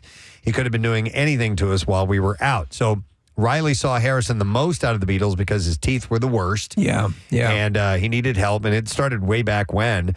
Harrison struck up such a friendship with him that he was instrumental in inviting him on holiday with the Beatles. He had gone to the Bahamas to keep them company while they were filming the movie Help. And Riley actually died in 1986 in a car accident, but he was infamous for slipping John Lennon and George Harrison and their partners acid at a dinner party one time without their knowledge. So you hear these stories anecdotally, and this corresponds with other stories that I heard about this incident. So it is, it's compelling. So George later revealed that he suspected the dentist drugged them because he wanted, quote, to get something going, and was fantasizing the drugs would lead to a big gangbang. Isn't that horrific? The hell? George said he was going to get to shag everybody. I really think that was his motive. So Riley had invited John and his wife Cynthia, along with George and Patty, over for dinner at his home. This is in 1965. And Patty said, as dinner came to an end, George and Patty got up to leave the room, explaining that they were planning to go see a show somewhere, a guy named Klaus Foreman. As Patty remembers it, Cindy said, well, you haven't had any coffee yet. I made some, and it's delicious. So they sat down, they drank their coffee, and then John made another move to leave, explaining that Klaus was due on soon. And Riley said, you can't leave. He goes, what are you talking about? And he goes, you've just taken LSD. And they were apparently he had dosed them. They didn't know it, and they started having a bad trip. So with all this stuff, with this IV stuff, he could have killed any one of them accidentally at any point. It sounds like he almost killed George Harrison. Yeah. So, but after that acid trip, they kind of severed their relationship. Yeah, I with usually him. when I'm dealing with a medical professional and they dose me with LSD, that's usually when I stop going to them. Yep. All right. So I thought that was kind of an interesting It is story. bizarre, I'm going yeah. to completely switch gears, and instead of going on an acid trip, why don't you take a real trip around the world, if you will? Not unlike our next guest did. I'm the king of segues, Jessica, by the way. That was amazing. Thank you very much. She has written a book called National Geographic Bucket List Family Travel, and you can find it at thebucketlistfamily.com. And Jessica, pardon me, I'm going to mispronounce your name, possibly Jessica G, or is it G? G like the letter. G. All right, Jessica J. Yay! Hi, Jessica. How you doing? Great. Thanks for having me. No problem. Listen, I've only thumbed through the book, but the very open, you set the tone for the whole thing. You say, my husband and I sold everything we had, and we hit the road and went around the world with our kids. And you explain that you are, this is not atypical of your type, because you were like, class president, and you not the kind of bohemian, let's go see the world type. And what made you guys decide to do this, first of all? Totally. It was back in 2015. It was a time in our lives where we just finished college. We didn't know what was next. My husband had a company in college that he sold, and it didn't feel right to settle down yet, to buy a house and to just, be in one place. And so we thought we could learn a little bit from the world. So we took off on what was supposed to be 4 months of travel. And then 4 months turned into 3 years full time. And then, here we are about 9 years later and almost to 100 countries. Wow. Well, there's an astonishing, you both are go-getters in a way, and yet it seems to be sort of converse to disconnecting and enjoying the world. And I was reading an interview with you, and I like what you said. You wanted to, the purpose of the book, because you guys have had some money come into your life, and you've made, as you were talking about your husband selling his business, but the idea should be to help people travel more intentionally. I like that, to actually plan out things, to not default to the theme park every year or whatever, to see so much of the world. Is that what you guys, even though you were younger, is that what you felt yourselves sort of falling into that slump? Oh, totally. My family was a Disney World family, which, don't get me wrong, I love Disney World. I still want to go there, but there's so much more out there. There's great places all over the world that are near and far. I mean, it doesn't even have to be a crazy international destination, but realizing that there's more out there than the theme parks. Or also, a lot of families they're Hawaii families, or they're Lake Powell families, or they're Florida families, just maybe skipping the traditional same trip every single year and seeing what else is out there, especially, with some different culture. So my father, at the age, he passed away at 94, and he recorded all his musings about his life, and he left us hours and hours of audio to listen to.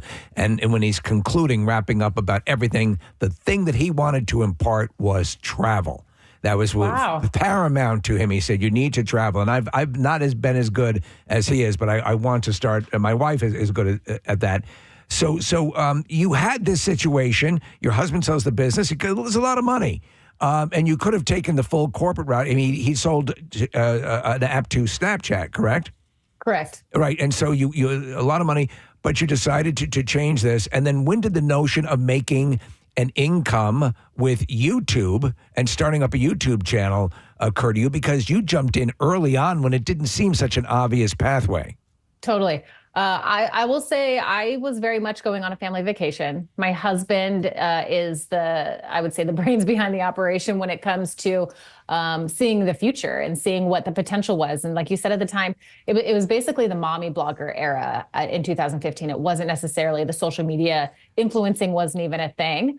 And at the same time, Garrett, my husband, has always been an avid journal keeper. So regardless of if anybody was watching or following, he knew our parents, our siblings would maybe some friends would be following along on YouTube. So he had the foresight to create the family journal and share it online. And the story picked up. Yeah. And we gained more and more followers and realized, hey, we might have something here. And we decided we wanted to keep going, and we would keep going as long as, social media would let us. We had sold everything, made about $45,000 from the get-go.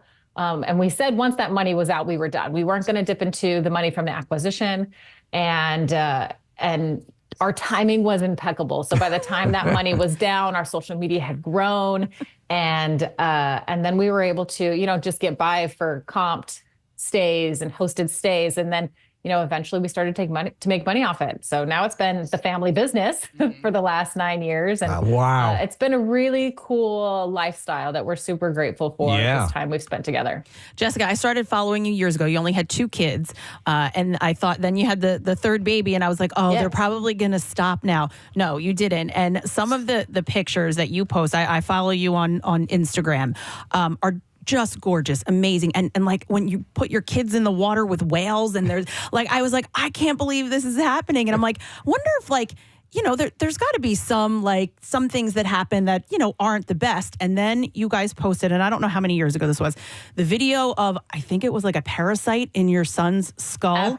They put a warning up and they were like, hey, if you're like queasy, don't watch this. Can you talk about that and what exactly that was? Oh my gosh, we were in Botswana. We've been in Africa for a little bit, and my son, he was probably 4 years old at the time. I'm itching my head.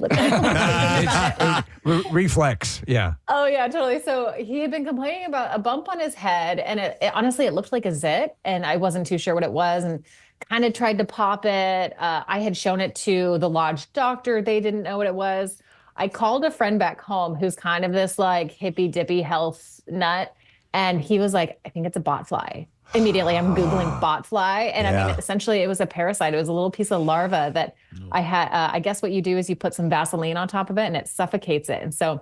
And then I realized it started to pulse. And I was like, oh my goodness. Oh my God. So yeah, in the middle of Botswana, at the Okavango Delta, we pulled out a botfly out of my son's head, and he felt so much better immediately. I mean, I don't want to say harmless, but harmless. Right. No like effects or long-term effects or anything. But I mean, that was probably one of the gnarliest travel experiences we've had. I would think so. Well, looking at the book, it's with the National Geographic. So gorgeous. The photography is absolutely amazing. But that's not just what this book is. It's not just a great catalog of awesome photos. You have in this broken down into parts, planning a trip, how to get around once you get the trip going, where to go, starting your own trip. So this can be a guide to people who actually want to get out and maybe not do what you did and spend a decade traveling around, but taking that unforgettable trip, right? Absolutely. And hopefully by the time they finish the book, or even just looking through it, they'll see not necessarily, you need to do these grand adventures, but maybe something will excite you and realize, like I said, get out of your zone and your traditional family vacations. And there is so much more out there. Jessica, it's a big world, and even when you expand your horizons, sometimes it's just to standard places like Europe or wherever. I was chatting with a friend a couple of months ago, and he's been to a couple of the stands in Central Asia, and he said that Kyrgyzstan is among the most beautiful places he's ever been. Nobody from the United States ever goes there. Tell us and our audience a really random, weird place that might not float. When you're thinking about going to the Eiffel Tower or whatever, you're like, maybe do this instead, an alternative to something kind of bizarre. I will say one of the places that I think I had some major preconceived notions and it ended up being one of my absolute favorite countries was Rwanda. I was going there and was really nervous. We were there to see the gorillas. We do a lot of wildlife travel, but I will say there's never been a country that's had a more profound impact on me than Rwanda. Learning about the recent genocide that was back in the 90s, which to me was my childhood. And their history and how far they've come and how beautiful the people they were. They were so clean.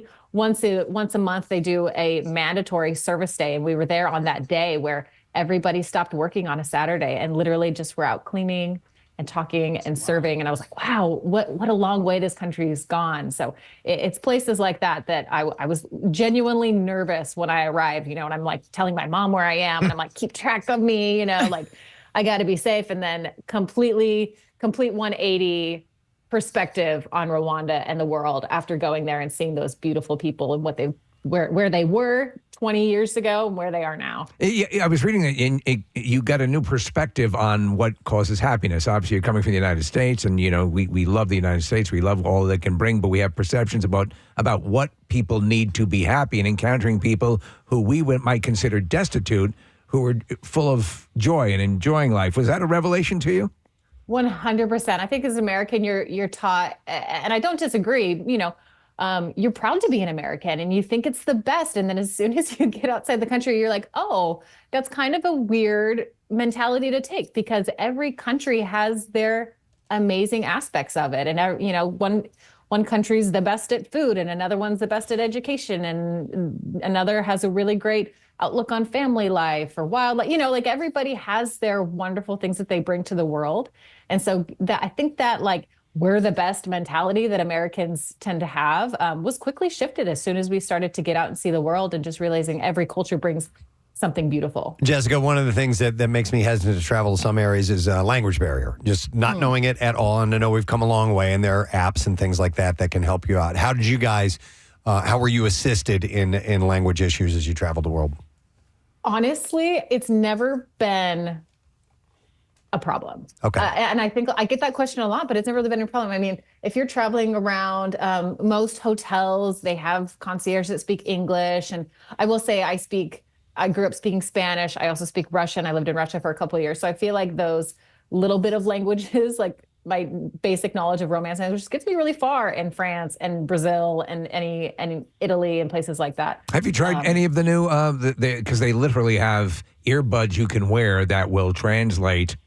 I haven't. I mean, there's been a few times where I'm like maybe with an Uber driver or taxi driver and you throw it into your Google Translate or something. We've done that. But honestly, it's never been a barrier for us.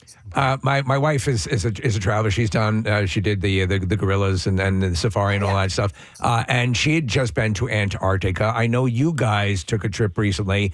And there's a story I want you to expand upon if you could. Your husband, Garrett, is somewhat narcoleptic or at least sleepwalks, and during the Drake Passage, what happened, which is the most notoriously volatile ocean.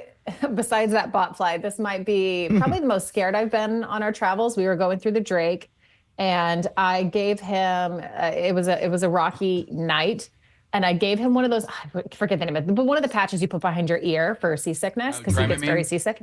Not so he was on Dramamine plus a patch, so he was like doubled up, which evidently those patches can cause severe drowsiness and sleepwalking. So I kid you not, it was the next day, we were talking to the guide in the bridge, and he was like, "Hey, I saw you last night." And I look at him like, "What do you mean?" And Garrett, I think just that second, when you realize a dream the next day, right? He realized, oh my gosh, like I was up here outside the bridge, outside. It's Antarctica, by the way. And he goes up to the bow of the boat, has this Titanic moment, waves splash on him. He did not wake up.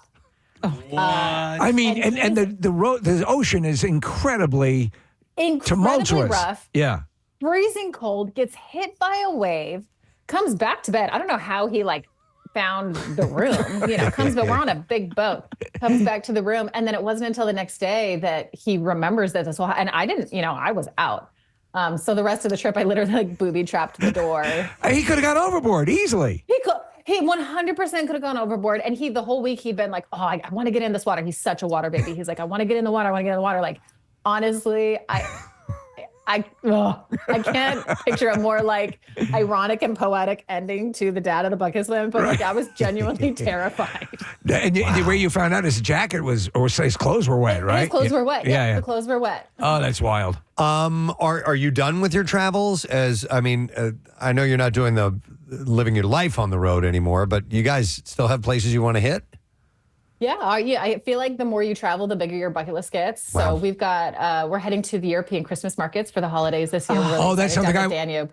Oh, so that's a bucket list trip, and I'm going to fulfill it. My father always wanted to go, and he passed, and I'm going to try to do that, next year, and that it looks fantastic. The Christmas cities, So please write about that. Yeah, absolutely. That's our next trip, and then now our kids are in school at home in Hawaii, but we still travel pretty much anytime the kids are off. We're gone. Spring break, fall break, summer break. We usually take off, and but we're quickly approaching the time when my kids, they want to be home. They don't want to miss birthday parties. They don't want to miss field day and stuff like that. So we're slowing down a little bit, but still trying to enjoy as much as we can of the world. I'll be curious to see in years as they develop and go along this process, because you've kept them away from screens, you've kept them away from phones and iPads and things like that. Even though they have YouTube account, I assume they're unaware of the fact that they have all these people processing this. How do you think? Because what better schooling to actually be out and be there to see the world that way? What's your take on how they're processing and how it'll all turn out as a parent?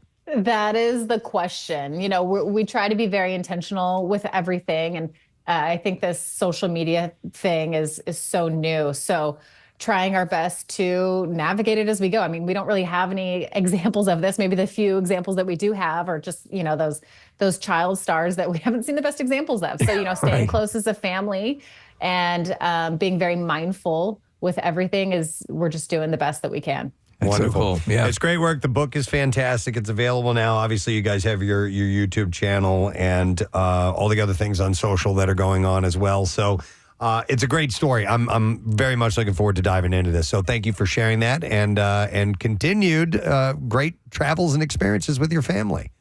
Thank you. Thanks for the great conversation. You got it. Jessica G, guys. Traveling all over the world. And the book is called National Geographic Bucket List Family Travel. And like I said, the pictures are phenomenal. And Kathy, you've been following her on Instagram for a while? Yeah. I mean, I just saw like a couple of their photos and videos of their travels, and like they're a good account to follow if you do take some of these like exotic vacations and you want to, go to different places. Mm-hmm. And yeah, but if you haven't seen that botfly video, I might want to see that. I want to see that.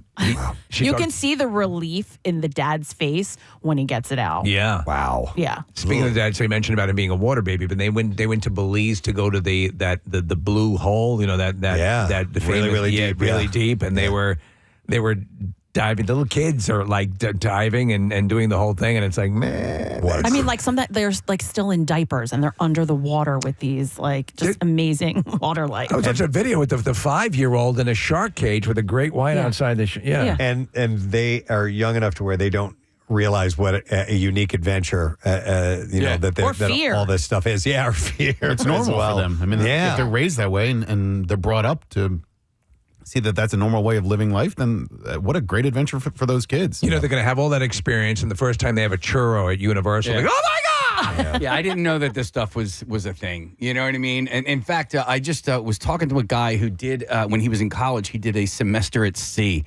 And I was like, oh, are you like a marine biologist? He's like, no. He's like, I'm a pirate. No, he had nothing to do with anything marine or aqua or whatever. He literally just studied while he was on a boat, and they would go port to port. Like, you didn't know about that? No, I didn't know that was a thing. I remember seeing that advertised when we were in college. Like, it would end up on the bulletin boards, and rather than doing a semester in a fixed place for 4 or 5 months or whatever, you're on a cruise ship. Well, who's teaching? They bring the teachers on the boat. Professors are along with you, and you go from port to port, and it's kind of like a great way to see the world. I mean, it's essentially a cruise for kids where you're taking classes. Is it super expensive? I would assume. No. What? No, most of these things, like if you're looking at studying abroad, you don't have to pay extra. That's crazy. Yeah, it's normally transferable, and I don't know. I think everybody should do it. I saw this documentary about this school that superheroes go to. Okay. Wow. Yeah. It was unbelievable. It floats up in the sky. Was that Sky High? It was. I think that was. You saw that documentary? I think I did see that. Wait a second. White Squall, they made a movie about it. I know the movie Marissa White said. Squall. I just didn't know that was a semester at sea. Is that what that is, Marissa? Yeah, that was like totally that tween, like early 2000s movie with Ryan Phillippe and like every hot guy. Scott, who was that? Scott Wolf. I was going to say Scott Baio. Yeah. Oh, they're on like basically a pirate ship. This one that this guy was on, I thought was more cruise shippy. But and then I think he also said that the professors changed every semester, so it wasn't like you got the same professors, every single time. It looks like Scott Wolf is getting some in this video. Wow. No, I don't remember White Squall. It's a classic movie. You guys would love it. Okay. The acting is phenomenal. No, I'm sure. Yeah.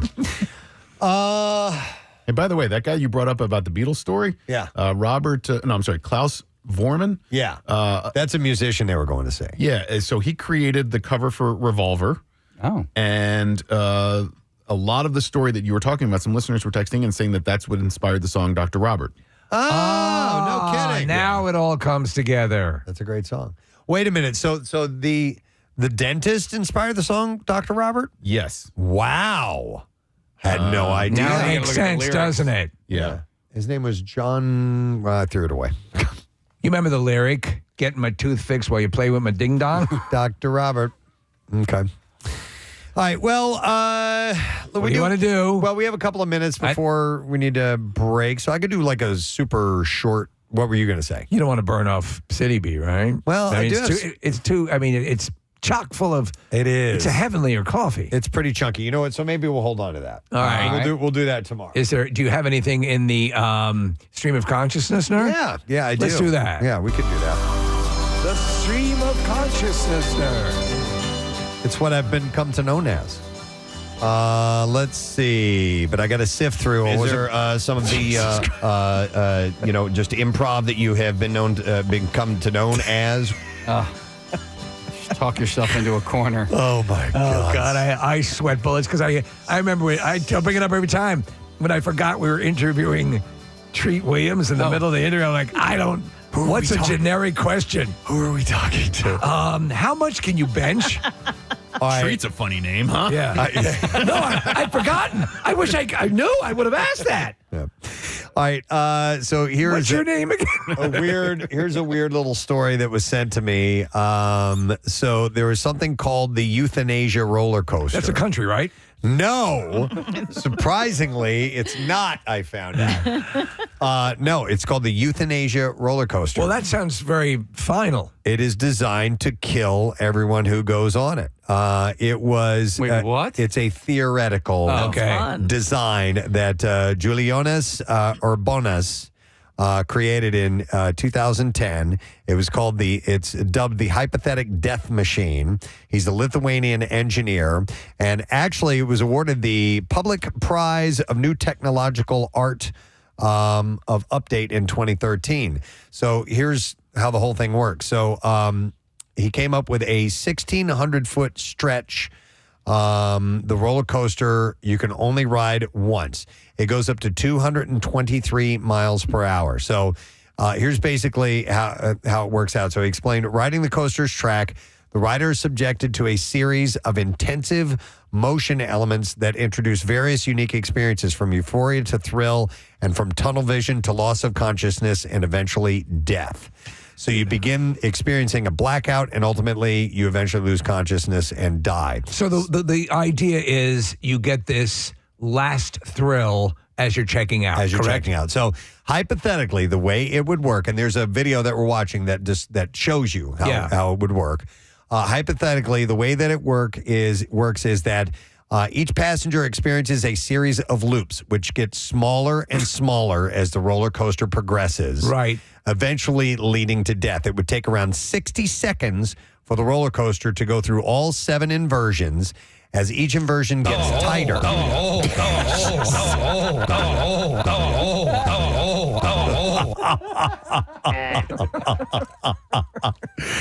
We have an audio recreation of what happens.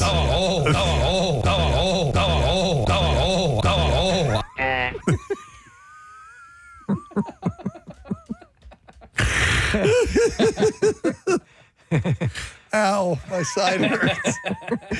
The design includes space for 24 people, and each person has the option of pressing one of 2 buttons, stop and go. However, it's too complicated. If just one out of the 24 decides against it, the ride would simply come to an end. All 24 need to press go, and once they do, everyone will get to say their final words before they die.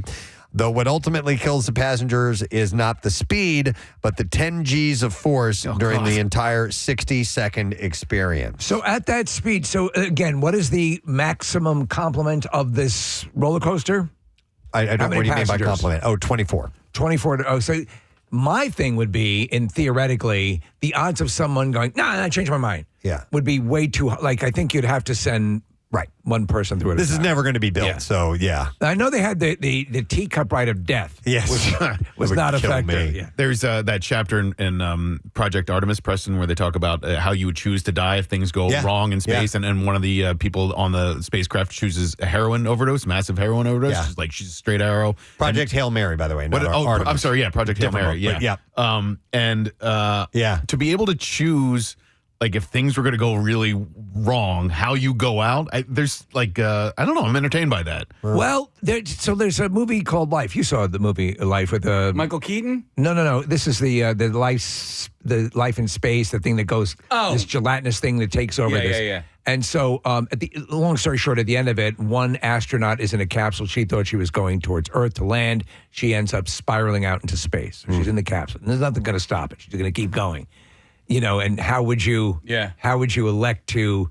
Do you just ride out till you starve to death, or would you look to? I don't know, man. I don't want to starve to death. I mean, but listen, you're in a capsule that you don't. What would you do to? In the book, and this is a little bit of a spoiler alert, it doesn't give away the whole thing, but apparently there's this suicide mission these people are going on. So ahead of time, they know that at some point they're going to run out of food. They're not going to want to suffer. And they give them the options, any option at all, how you would like to end your own life while out there on this thing. And like Nick said, there are some interesting decisions that they make. Do you think, maybe that, I don't know if it's something that we may not have heard of, but do you think with space travel, if knowing that the option existed that something could go spiraling off into space, that they included something like a pill? Or? Yeah, so they in I forgot what film. Oh, it was in the movie Contact. Yeah. Before she goes up, they say to her, they said, this is a very well kept secret in space travel. Right. But we've given this even to the to the Apollo astronauts. Nobody ever knew about this, but just in case, this is an option for you in case things go bad, which was a pill of some sort. Right. And I don't know if that's true or not, but it does make perfect sense. If you know. Yeah, I mean, if as opposed to Nick starving to death and just, I mean, that would be an option you would not want. Right. I mean, you would not check that box. But maybe they could take up a roller coaster into space, and you can choose that option. So what this happens is what happens with the euthanasia roller coaster is they said you would gradually begin experiencing worsening cases of cerebral hypoxia, meaning that your blood would rush to your lower parts of your body, and so your brain wouldn't be getting enough oxygen to survive, and that would hold. But you would die with a raging boner for 60 seconds. That's true if it's headed down that way. What's the most amount of G's that like a Blue Angels pilot pulls, or any of those types? So those guys will pull for brief periods somewhere in like the 7 to 8 G's range. That's the Blue Angels. Now, the Thunderbirds, who Casey flew with, they'll pull higher G's because they wear a G suit. Yeah, so I did 9 G's when I flew with the Air National Guard. You passed out or you did not? No. Okay. No. Because you're the OG. I did. Well, no, two things were working for me in my favor. I'm short. Right, so the space between my brain and heart is shorter. So, and then I also had the G suit on. But I will tell you, it was the most violent turn of my entire life. And I didn't know what to. Can you describe? I mean, listen. What's the closest that we could imagine? All right, imagine going in one direction at 1,000 miles per hour. Yeah. All right, and then in less than 3 seconds, you're actually going in the opposite direction. Jesus Christ. You know, like Jesus Christ. That's how fast. Like it's and he counts it down. He's like, okay, 1, 2.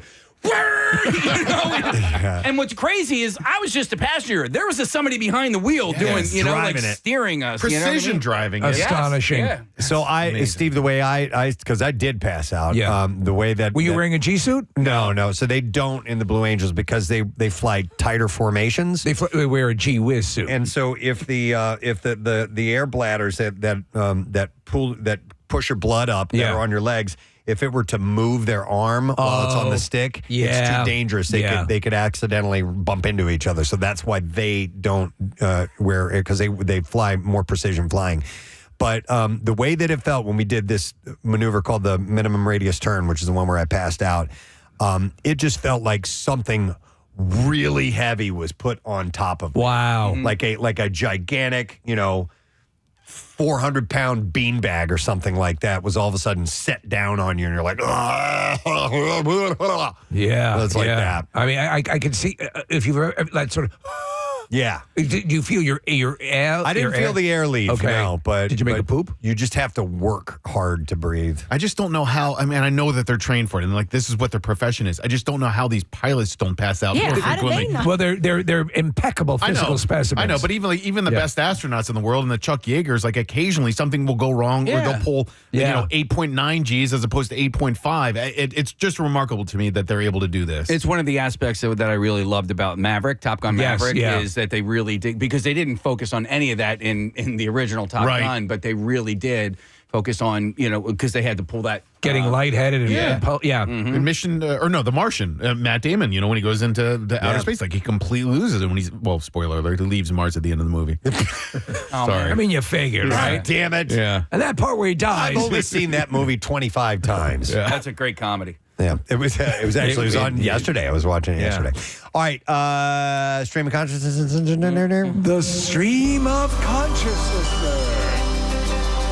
So the Coliseum in Rome, we just got done talking to Jessica, who travels all over the world and certainly has been to Rome, is set to host modern-day gladiator fights for the first time in centuries. To the death? Thanks to a controversial $1.5 million deal between Airbnb and the Coliseum Archaeological Park.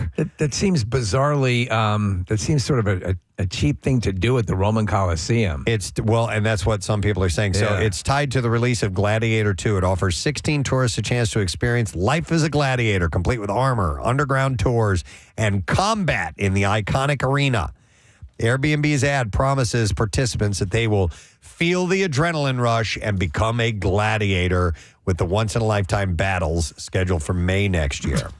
However, the plan has sparked protests among Italian citizens and officials who fear it disrespects the historical and cultural significance of the World Heritage Site. You were showing me gladiator, it was like armed. Yeah, it's like MMA armed combat. I had never seen this before, and it's these guys, Steve, where they wear armor and they have, blunted weapons, but they are beating the piss out of each other. I mean, the dude comes out bloody face and the whole deal. Did you ever watch the History Channel did a long series on the Coliseum and gladiator fights, and they were much different, I would imagine, than what we have been led to believe. Right. But a lot of the things that we take out of movies were not really accurate. Yeah. But still, do you remember any examples? Because I'd like to see that. I'm curious. Yeah. Well, there was less of a life or death aspect to it. Okay. That was very rare that someone was put to death. That's what I think I remember about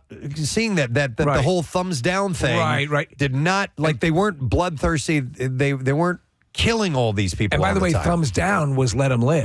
Yeah.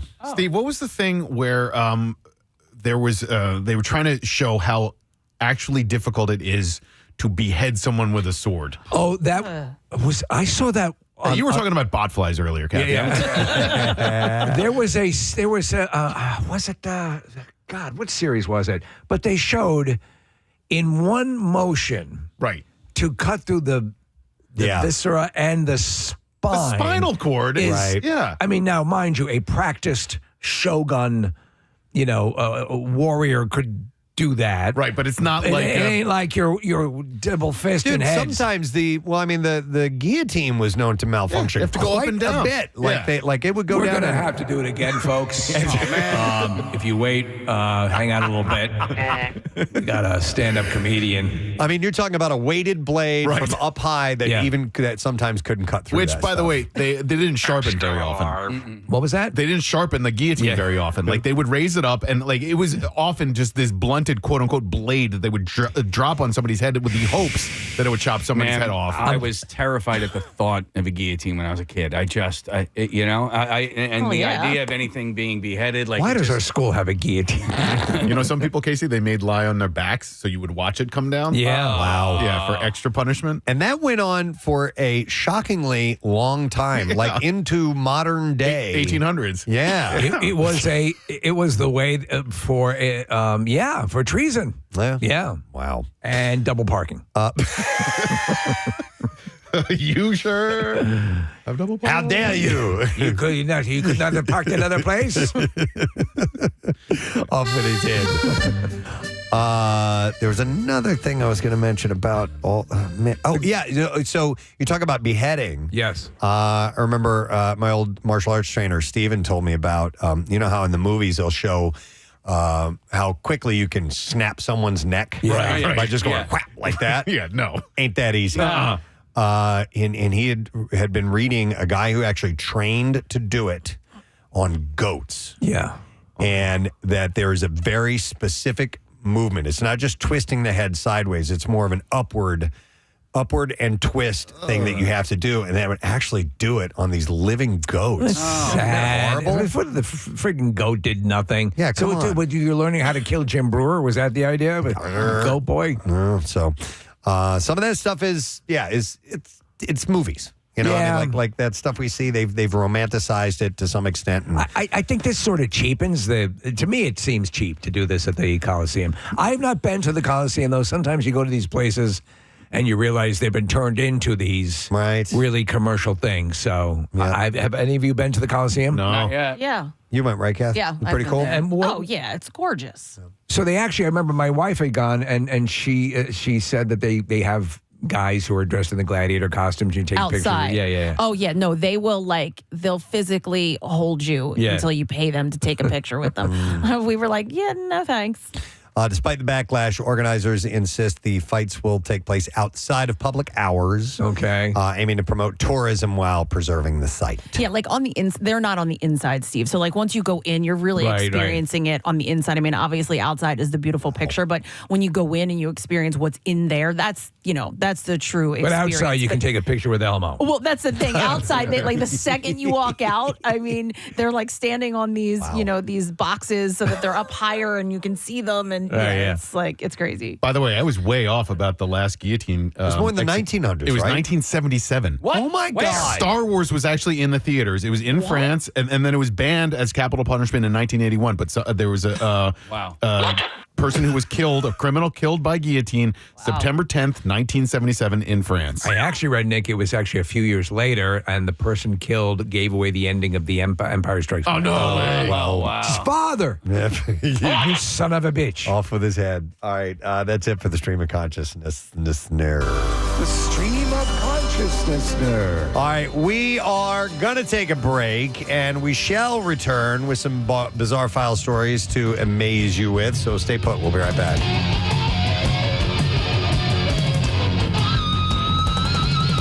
I'm sorry, go ahead. No, he goes by Yee now, so wouldn't he announce himself Yee? Yee.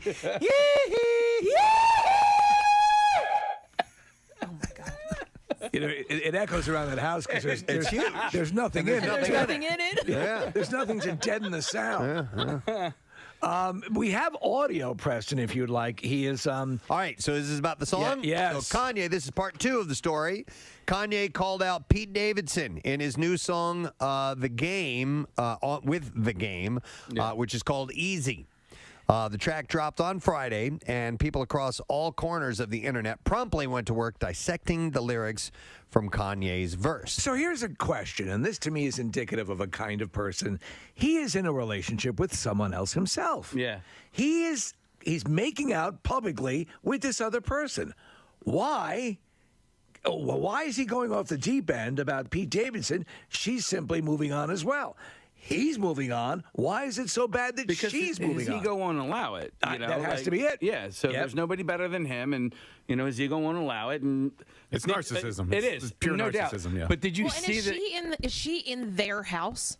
Yes. So that that's probably where. But they have a stems from. multitude of houses, Kathy. Right. He has that ranch, and he actually bought a house, I think, diagonally across the street from her to be close to the kids. Now, is this But that's the probably song? the hard part. You know what I mean? Yeah. Like that was his house. That was where he lived too. So the fact now that he's got a knock on the door, which listen, yes, it needs to happen. Yep. They're not together anymore. But that's probably why he's having a hard time. Steve, is this a song that they're listening to and like Madonna's in the thing? It's like there are all these people in a room and it's like him and Madonna and Antonio Brown. Like, Are you talking about video footage? There's video footage of them all listening to a song And what's wild is Madonna's like the grandmom, and she's acting like the kid in this movie or in this video. That imagery is troubling. But he specifically mentions Pete Davidson. Yeah, he mentioned a bunch of things. I'm going to go through some of the lyrics in this song. So he talks about his divorce from Kim, and I'm quoting this.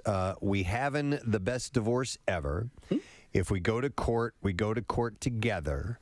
Matter of fact, pick up your sis. We'll go to courts together. Courtney. You know what he did Love there? it. I haven't heard lyrics this sharp since Poopity Scoop. All right. Co-parenting his kids. He writes, I watched 4 kids for like 5 hours today. I wear these Yeezy boots everywhere, even in the shower today. He rhymed today with today. Yeah. And by the way, he did a little drop on his own product line. Self-promotion. Love it. I got love for the nannies, but real family is better. The cameras watch the kids. Y'all stop taking the credit. Non-custodial dad, I bought the house next door. What you think the point of really being rich for? Yeah. All right. Yeah, no, it makes incredible sense. So he doesn't want to besmirch the nanny staff, which he had a relationship with them as well. But he's saying Kim's not being the mother she needs to be because she's with that Pete Davidson. All right. Then you have grappling with his kid's privilege. And he writes, he spits, when you give them everything, they only want more. Bougie and unruly, y'all need to do some chores. Rich-ass kids, this ain't your mama house. Climb on your brother's shoulders, get that top ramen out. Ooh. Okay. So, all right, he had me at ramen. He had me at ramen. God save me from that crash just so I can beat Pete Davidson's ass. That's it. And my new bitch bad, I know Illuminati mad. Yeah, man. How did he drag the Illuminati in? I don't know, but he's obviously a big fan of that point in history. They mad, so he found out about it. All right, we're looking at the video that Casey was talking about. Yeah, Madonna's over-emoting in this particular video. She's moving around a bit too much. She's making a spectacle of herself. I'm 60 years old. Stop I it. got to act like a... Okay. And what's the context of this? Well, video? she's made them snickerdoodles because she's grandma. Oh, all right. That was nice of her. Is anyone want cookies? I would. Snoop, do you? That's pretty much the only reason they invited her. Yeah. They're piping hot and they're great with milk. All right. Let her in. All right, last bit Yo, who let your grandma in? Last bit of lyrics are his public romance with Julia Fox, and he wrote, Oh, no, that was it. That's it. That's it? Yeah, that was it. Talking about I know my new bitch bad. New bitch bad. I know Illuminati So bad. beautiful. So there you go. My That's new bitch bad. the latest on the tube. It's definitely a study in narcissism because she has a relationship, he has a relationship, move on. Yeah, exactly. Yee. If you guys didn't know, Kathy had the Rona. She got past it, but there are some lingering effects. Yes. And a lot of people have dealt with this lack of taste thing. Would it be safe to say that it licked her ass? I think it licked her ass. Now, if you don't know about that, she had texted someone that it kicked her ass and accidentally typed in licked her ass. And this wasn't a close personal friend either. It was more of a casual relationship. And I love it. Took it to another level. But so your sense of taste, at what point? Because listen, when you get a cold, when you get the flu, it's standard that happens, but it doesn't linger afterwards. So did this happen at the onset of symptoms, or did this happen later on? No, so I was like a few days into having COVID, and I had congestion too. So, sometimes, like you said, like if you have congestion, you have a cold or whatever, like, taste won't be there. So that's what I kept telling myself. I was like, no, I think it's that, because there was like a little bit still there. So I'm like, maybe it's just the congestion, like normal, and I'm not really losing my taste. No. And then flash forward, now we're a few weeks in, and my taste is, I would say my taste is like 0 to 10%. I don't know. Maybe today I'll see. Yeah. I thought maybe at one point it was coming back. I had yellow mustard. I told you guys this, but I don't know if it was like whatever. I don't know. Whatever. You don't know if it was like the spices in the mustard, right, that, exactly. as opposed to its actual flavor. Yeah. It's like, it's nothing you would be able to compare it to in life. I mean, it's such So a unique weird. thing to have happen. Yeah. And so for the most part, people have what they call the long Rona, still even they eventually get their their taste back, but it can be a while. I've seen stories of people that have gone like a year without having taste. My grandmother, this was a long time ago, went years a loss of taste. Is that right? What and caused then it? It just came back. Right. I don't know. We never found out. And now she's a food critic. No, she's dead. Oh, okay. But anyway, she couldn't taste anything, and then it just came back around one I day. mean, what's weird here, and not to like sound too alarming here, but there is something cerebral going on there, which is like a little bit scary, don't you think? So I heard a doctor talk about it and why, and it all stems from the nose and like the blood vessels that are in the nose. The nose. And again, I just watched like a quick video, so hopefully that's accurate. But that's what he was saying, and like my sense of smell, I think I have a little bit of it. Like I would say maybe like 25%. Like if I stick my nose in something, I might be able to identify. Well, they go hand in hand. Yeah. I mean, so your olfactory senses inform your taste to some degree. I don't know what the percentage is. Hey, if you were going to lick someone's ass, now is the time to do it. No, This is the time to do it. We can give away mixed martial arts do tickets. All right, so what we've decided to do, and actually it was Kathy's idea, we're going to do a taste test this morning of some various things and see if she can identify. Now, they have various consistencies to them, so that might be a clue into what you might be tasting. But nonetheless, we want to see if you can identify. And some of these things are very strong flavors. You know, we're not throwing anything. All right. You're not going to taste anything effed up. We're Yeah, not like doing toilet water. Yeah, we're not doing it. You wouldn't It's know all what that legit. tastes like anyway. It's all edible, and Or you'll like, be fine. Is there a foot chance? shavings? Yeah, None foot of shavings. that. Thank No, you. nothing Is there a gross. chance that this might, because of the wide variety to her palate, is it possible this might kickstart your taste back up? Ooh. Possibly? Listen, I also read a lot about that. People trying to do that using like pepper, and, Right, and there was yeah. another thing where Yes. if you like burn an A burnt orange. peel. Yeah, Carter told me about it yesterday. He's like, "Ooh, there's this thing," and I saw it, and I was like, "Really?" And he goes, "He goes, hang on." He looks at me, and goes, "Oh, it's not real. Never mind." It's not real. Yeah, so- like people were trying it, but there's no scientific evidence that it works. All right. hang on, let me go to Steve real quick. Steve lost his taste. Hey, Steve, how you doing? Hey, how you guys doing? All right, buddy. So, did you have Corona? Yes, last year. Okay, and how long has it been since you've been able to taste anything? Over 400 days. 400 days. Now, Steve, let me ask you a question because you're not necessarily eating for taste anymore. Have you lost? I am anger eating. Yep. Yeah, Anger eating. All right, so have you lost any weight as a result, or nothing's changed? You know what? Everybody says, "Oh, you must have lost so much weight." I lost some in the beginning. In the beginning, I lost a lot. But I have, as time goes on, I'm just anger eating. I'll buy Reese's Cups and I'll be like, damn it, I'm going to taste these Reese's Cups. And Steve, I don't. Steve, do you feel, and you're like constantly searching for it, right? Like you constantly, you're like, okay, let me try this. Maybe there'll be a little bit there. Yeah, and the only thing is I have had twinges of, like if somebody has like a lemon cookie or a lemon cupcake, I might get like the taste of lemon with the first bite, and then everything, and it's gone. Like there's just nothing. Steve, so this would not affect though your hunger, right? Hunger is. Oh no, of course not. Yeah, of course not. Yeah, that's the best part of the whole thing. Yeah. You still have to eat. You just have no joy in any of it. I always say it's like Captain Barbossa in Pirates of the Caribbean. They just want to watch Keira Knightley eat because they have no joy. Right. They can't experience. Well, but look. I mean, statistically, it you should get a return, but and there's no guarantee it's going to be anytime soon. But man, my heart goes out to you. I've tried the other things. Like my wife has been getting me to try this smell therapy where you smell coffee grinds, you smell oranges, you smell. But they say that takes like years to actually kick in and work because it's supposed to be like based on your memory.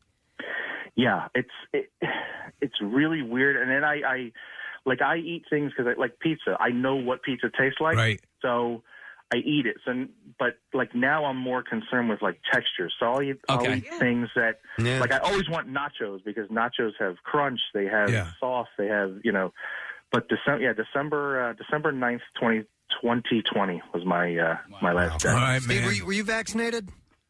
Yeah, and boosted. Okay. Yeah, but that was all after. I mean, I know that there's connections to any of this stuff. All right. Yeah. Dude, I feel for you. Hang in there. Hopefully it'll come back around.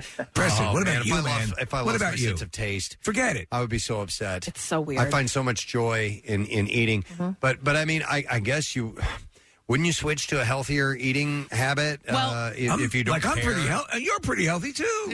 So it's not like you're going crazy. Right. But, like, so why I eat eat ice very cream? healthy. Yeah, exactly. Yeah. The little, Because of the the little texture. treats. Yeah, Yeah. but it's the texture. Like Steve said, But if- you're constantly searching for something. So, like, yeah, you could sit there and eat healthy, but it's like you like. So for me, melted cheese, that texture. Does that give you pleasure? Yes. Okay. Okay, so right like, now, It's like- because I can't taste anything. Can't Like you- zero sugar ice cream. And Yeah, stuff like can't you that, find know? something that like is Will approximate it? that the approximates the texture and that is not Putty? loaded Yeah, you with could. Case, you could. yeah. All Those right. are great putty. Amy said she did the orange chicken at work. All right. Oh, well, if this is the case, then we Let's hear need it. to do this after the contest. Yeah, We'll try. Get an orange. I would love to go to these calls, but listen, I want to go through this and see if she can identify these things or not. So let's give this a try. We're going to be drinking things, by the way. We're not going to be eating. Oh my God, she's lost her sense of balance. She can't stand up. You okay? Tripped over her own headphones. I had to move, and I tripped over my headphones. Okay. Oh, these bad headphones. So we have all grabbed some things from our cabinets and refrigerators and brought them in. And oh yeah, I have the sheet here. Don't look over here. Yeah, don't look. She's not wearing her glasses. No, she's getting blindfolded. She's blind and no taste. And Marissa, are we putting the mask on her or no? We're putting Okay. the because It covers up her nose. exactly. So we have a But full. I do want to try to smell it Scuba afterwards if I mask. can't taste it. Okay. All right. Yeah, we'll figure this out. This is a legitimate. Should we be wearing goggles and lab coats? So here's what we'll do. Marissa has put all these in numbered cups, little shot glasses, and Kathy's going to sip it, and we'll just have her guess. And I've got the list here, and then I'll reveal what it is, and we'll see if she gets anywhere near it. Okay. Password is. Yeah. So do you want me to put these goggles on? Do you want to eliminate the smell as well I fully? mean, listen, I can sip it. If you hand me, I can sip it without smelling it. All right. Because I want to see if my sense of smell is there or not afterwards. All right, let's leave him off as long as it doesn't tip you off. So, Marissa, give her number one. We'll start with us. WMMR. WMMR presents Preston and Steve's Bizarre File. Brought to you by Lorenzo's and Sons Pizza. The iconic Lorenzo and Sons Pizza is a Philadelphia staple with locations in Westchester, in Xfinity Live, and in Live Casino and Hotel Philadelphia. Visit lorenzoswestchester.com. So a Kansas couple, Gina and Ronnie Morgan, had an unforgettable experience recently when they both hit the same deer just seconds apart while driving separate cars in opposite directions. It's crazy. Gina struck the deer first, sending it flying across the road where it collided with Ronnie's vehicle. Ronnie said when she told me that she hit a deer, I'm like, there's no way. There's no way it's the same deer. But how his car equipped with, he also said how his car is equipped with a push bar, and it took less damage than Gina's, which sustained $6,000 in repairs. We're assuming the deer is dead. I'm guessing the deer is indeed dead. The Kansas Highway Patrol highlights that deer vehicle crashes peak from October to December, with November being the most active month. What is a push bar? Are you familiar? I assume it's like on the front of a truck, like one of those brush bar things. Yeah. I'm not sure. Trooper Todd Heilman explained that while it's safer to hit the animal than to swerve, drivers should brake and avoid sudden maneuvers above 40 miles an hour. Reflecting on the ordeal, Gina said, it's amazing how much damage a hit like that can do, but we're just grateful to be safe. And their unusual encounter serves as a reminder to stay vigilant and always wear your seatbelt as well. I just keep my eyes out, especially at the time we're coming into work. Yeah, I saw 5 this morning. Yeah. I see them every single morning this time of year on my drive in. James Howells is still hard at work trying to retrieve the hard drive that he accidentally threw away. Howells believes that it's somewhere hiding deep inside a landfill in Newport, England. Now, why does he want it so badly? Well, he says that within it lurks around 8,000 Bitcoin. At the time the hard drive was accidentally thrown away, he says they were worth just over $5 million. That was a decade ago. Today, he says the hard drive is worth over $722 million. Oh. If there was ever a time to go dumpster diving, this would be now for him. So it's at a landfill. At that, if you believe that's the amount of money that could be found, I mean, if people know that, are they out there scouring as well? I assume. don't know. I'm not really sure. I don't know. A landfill, I don't know if you can just go dig around in there on your own, but I'm not sure what the rules are. But, if it's been there for a decade, isn't there a chance that maybe it's beyond saving? I would imagine, though, you can depend. Hard drives can be pretty gunked up and you can still reclaim info. I don't know how that works, though, how you would cash that in. I don't either. I have no idea how cryptocurrency works at all. A show and tell event at a junior school in Hampshire. And I think this might be, even though it says junior school, I think it might be like a grade school because this is in England. All right. Ended in disaster when a child brought a historic explosive device. No. It didn't blow up. So it's not that kind of disaster. Orchard Junior School was evacuated after the item was shown to the class. The school was calmly evacuated, and a disposal team attended to take the item away to be destroyed as a precaution. And to make sure that parents were aware of the situation, an email was sent out to describe the object as a historic incendiary device. But a more ominous text said, "School's being closed. Come collect your children." So it scared the hell out of some people. The device had since been removed from the school site. No word on if they had to blow it up or not. I told you guys about the time I took a bomb to show and tell. I bought it at an Army surplus store. It was an orange incendiary bomb. It's about 2.5 feet long. And I took that to school with me. I did as well. My dad had a dummy grenade. I mean, and I brought a Civil War sword into school for a show and tell. Yep. An Abilene, Texas man, Casey Miguel Ronaldo Reyes, attempted to rob a Family Dollar by pretending to have a firearm and demanding cash from the register. Well, when the employee informed him that the register wouldn't open without a purchase, stores attempted to buy some nail clippers. But the clerk quickly closed the drawer, throwing off his plans. It's so insane. That's awesome. He left the store, but was soon apprehended nearby. All right, give me the nail clippers. He's looking for the cheapest thing there, too, as well. How much are the nail clips? He left the store, was soon apprehended nearby, charged with robbery and resisting arrest, and is now held in the county jail on $35,000 bond.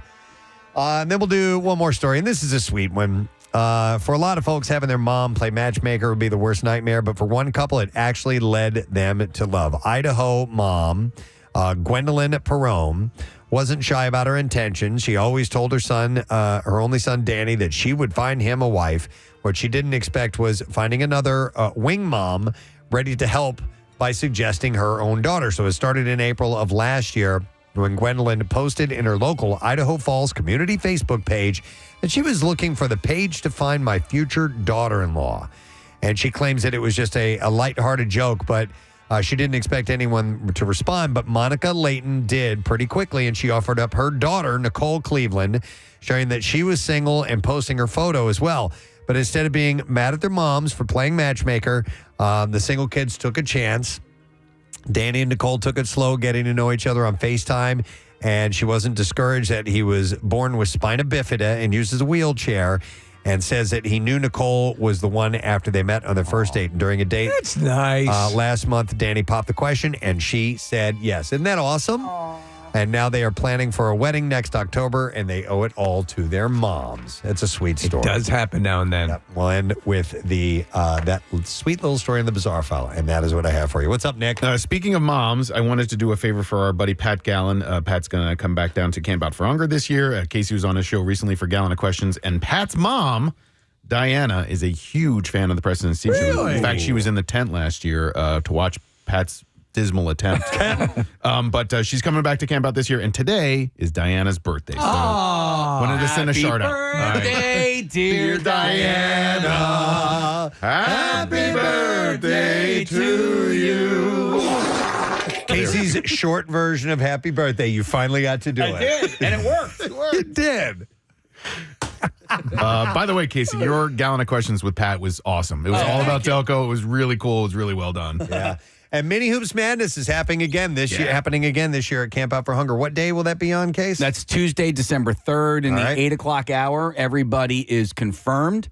I just saw Jason Martinez yesterday at the gym. I saw your clip. It was very fun. Did you see the clip he posted? I did. Yeah. So he's Good-looking playing fella. because last year Breland Moore played for Fox 29, but this year we got Jason. I'm excited about it. Excellent. Yeah. All right, we'll take a break. We'll come back in a second. And, Kathy, I need a number caller for the secret text word. Who, please? 3.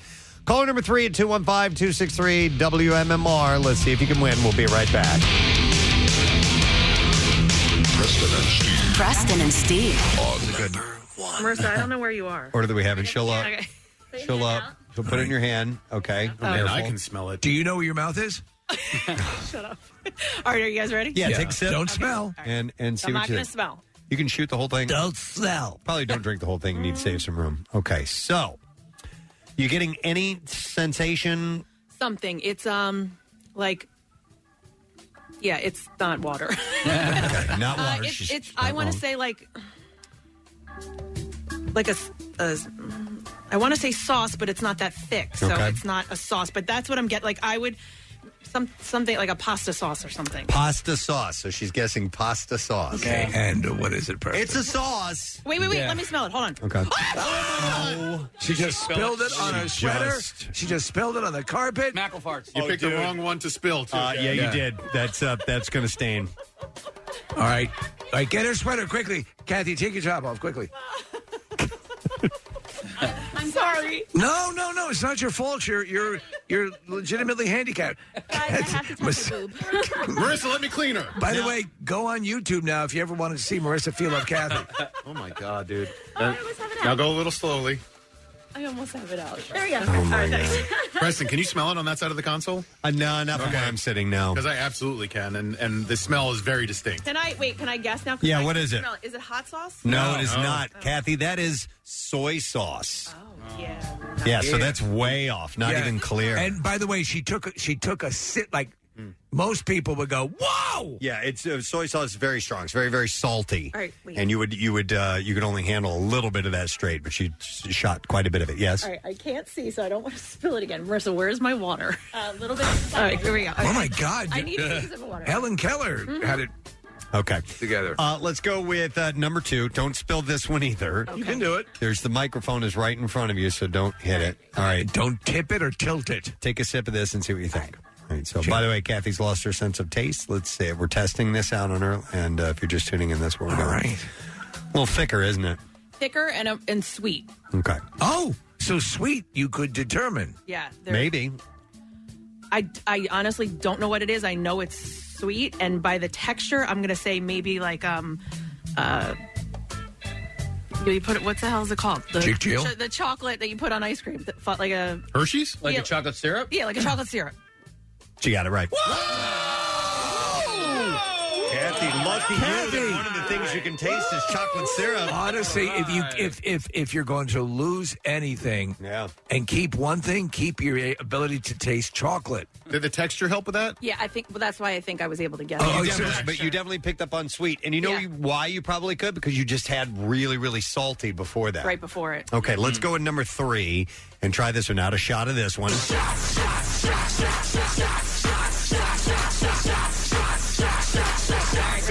Yep. Jinx. All right. We'll sip of this one. Oh, wow. I didn't like this one. Strong reaction from this. Oh, what the hell is that? Wow, so a big reaction. Like it definitely triggered something. Like prom night? No, like some sort of taste buds in my mouth, but I have no idea. Just describe what it is. Sweet, savory. What is the reaction? No, like vinegar, maybe. She's right. Yeah.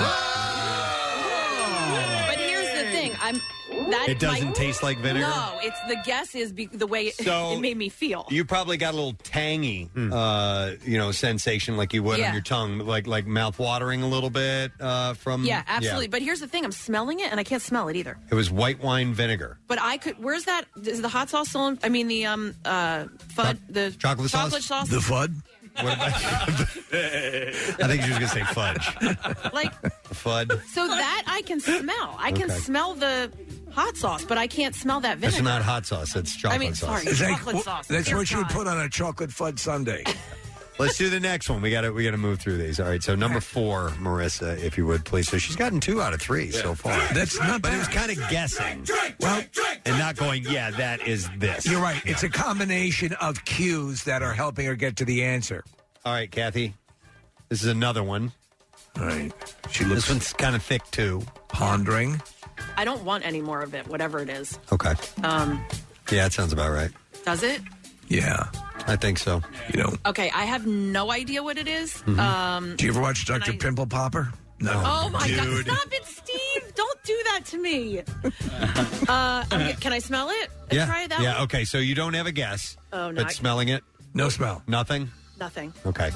It's ranch dressing. Oh. Yeah, that's Hidden Valley ranch dressing. The goat of ranch dressing. Yeah. And by the way, you guys know my sense of smell and taste. Like Incredibly acute. normally, I would have Yep. been. I could do this in 2 seconds. All of it. You were able to discern between water. Yeah. Types of water. Different water. Yeah. Seriously. All right, next sample. This is number 5. Go ahead whenever you're ready. And this one this is very identifiable. Okay, there's a little sweetness to this again. Okay. Maybe like I want to say a juice. A juice. Like apple juice? Like apple juice. She got it right. Well, you might. And here's the thing: I'm smelling it too. I can smell the apple juice. I mean, is it safe to say that I can the sweet stuff? You're can picking up taste on a little sweet. bit. You're rocking Yeah. sweet than anything else. Yes. And you know what? A text came in and says sweet is the last taste to be lost, even with aging. Like that's the one that we hang on to the most. Okay. Don't know if there's any validity to that or not. Well, but this has nothing to do with aging. This That's why is old people only- love pudding. Yeah. All right, here's the next one. This is mystery drink number 6. Mystery drink number 6. She's grimacing. I know this one. What is it? I can taste it. Is it pickle juice? You got it. Kathy, so that is not sweet, unless it is sweet pickles. No, I don't know. And you don't like pickles, do you? No, I love pickles. All right, well, good for you. So, See, we're finding things that you'll be able to eat and Yeah, yeah. taste. That's Kathy, great. that's awesome. Yeah, So yeah, yeah, chocolate yeah. and pickles. We're curing her. You're pregnant. No, we're Preston, you're legitimately curing her. We're getting somewhere. We should Listen, set up an institute. If you've had the taste issue, you should do this type of thing at home as well. You might find 1 or 2 things that stands out. By the way, Kathy, though you can't see it, I'm wearing protective goggles. Hey, I had to take mine off. You know what? And also the caller that we had earlier, though, Kathy had said that he could taste lemon for a moment. Yes. And then as he continued to eat, it would go yeah. away. So this is something you'll have to test with. Why don't you forget the moose? Oh, for a moment. For a moment. I got it. Yeah, that with happened. pickles. That happened to my mom. She lost her taste for a really long time, and the same thing. She said it came back. She would eat, and she'd get it at the beginning of the meal, and then by like mid-meal, she couldn't taste anything. Here's so the eat quickly. Here's the next one for you. Let's try this. This is number 7. We have 15 of these, by the way. All right. Not a clue. Looks like she doesn't really like the way it tastes. Or are you just I'm not like a perplexed by it? huge fan. I think it might be on the sweeter side, but it's not as sweet as that chocolate sauce. Okay. Like a pudding? Pudding. No, it is not a pudding. Let me smell it. Hold on. Okay. What kind of pudding are you drinking? Puddings. I smell something, but I can't. I would say pudding again. No, it is maple syrup. Which would be something very sweet. Mrs. Butterworth. Not like pudding. No. Is it Miss or Mrs.? She married? I think it's Butterworth. Mrs. Butterworth. Yeah. All right. Good. She's spoken for. Yeah, absolutely. All right. Mr. Butterworth is an accountant. Here's the next one. This is number 8. We're at the pretty much the halfway point now. Let's see if you can identify this. No reaction facially. I thought for sure I would see a facial reaction from this one. Well, I mean, you should. I'm going in again. All right, this drink is all of it. It's a popular paint remover. She shouldn't be able to say, I'm going to go again on this. No, I don't think so. Wow. What do you think? Wow. I like it. Okay.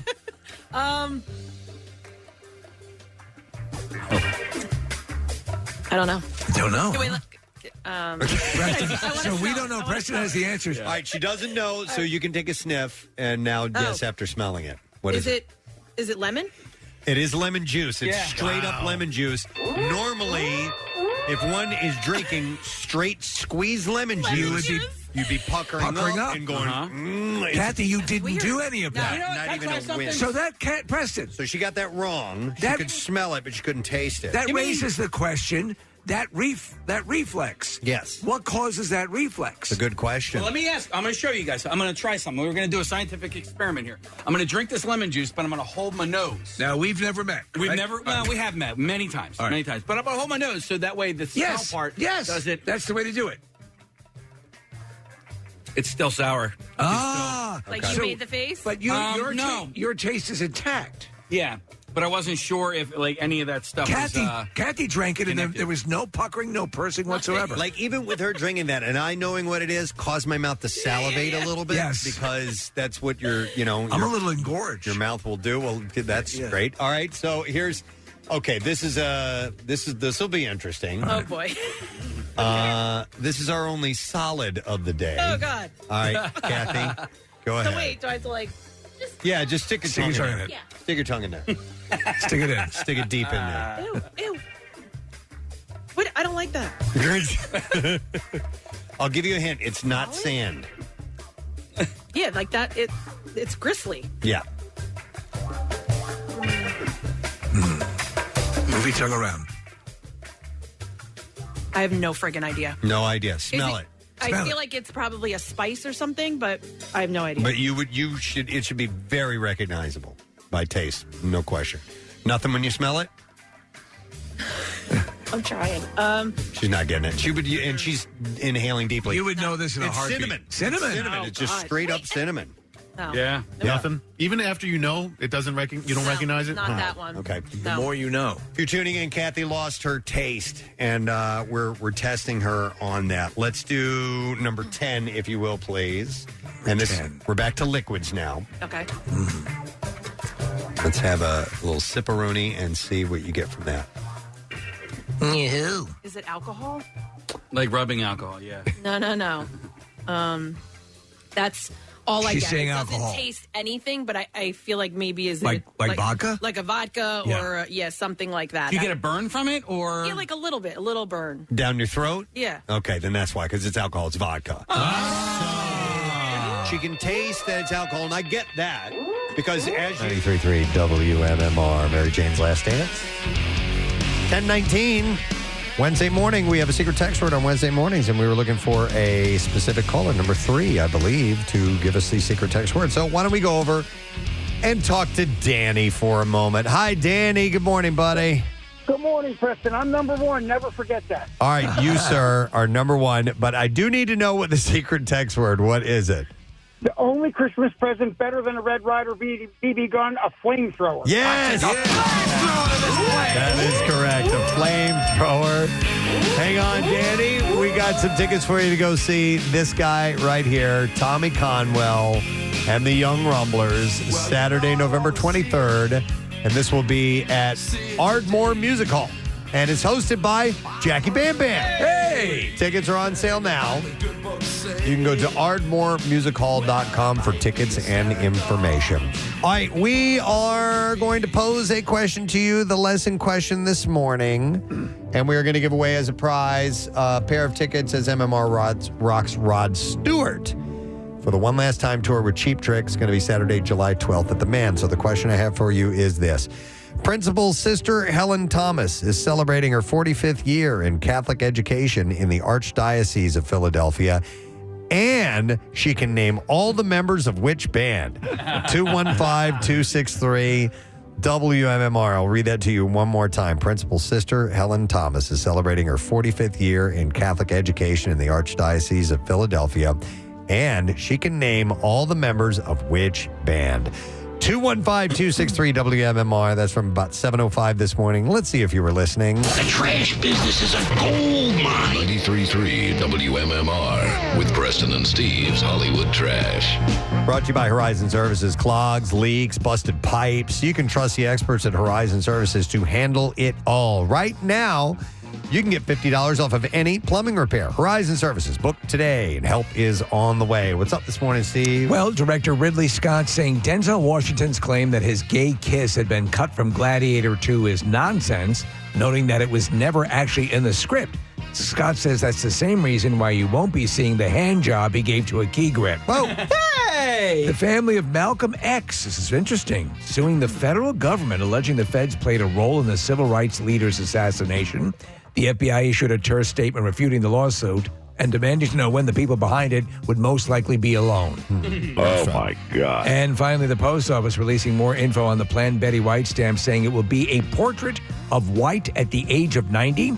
The stamp will also have a sandpapery texture to be accurate to the experience of licking a 90-year-old Betty White. Wow. That's your Hollywood Trash. All righty, we will see if you know the answer to this question. Principal Sister Helen Thomas is celebrating her 45th year in the Catholic education in the Archdiocese of Philadelphia, and she can name all of the members of which band, and it is Jason that we go to. Hey there, Jason. Yes. Good morning. Jason, so which band can she name all the members of? That would be the Beastie Boys. Yes.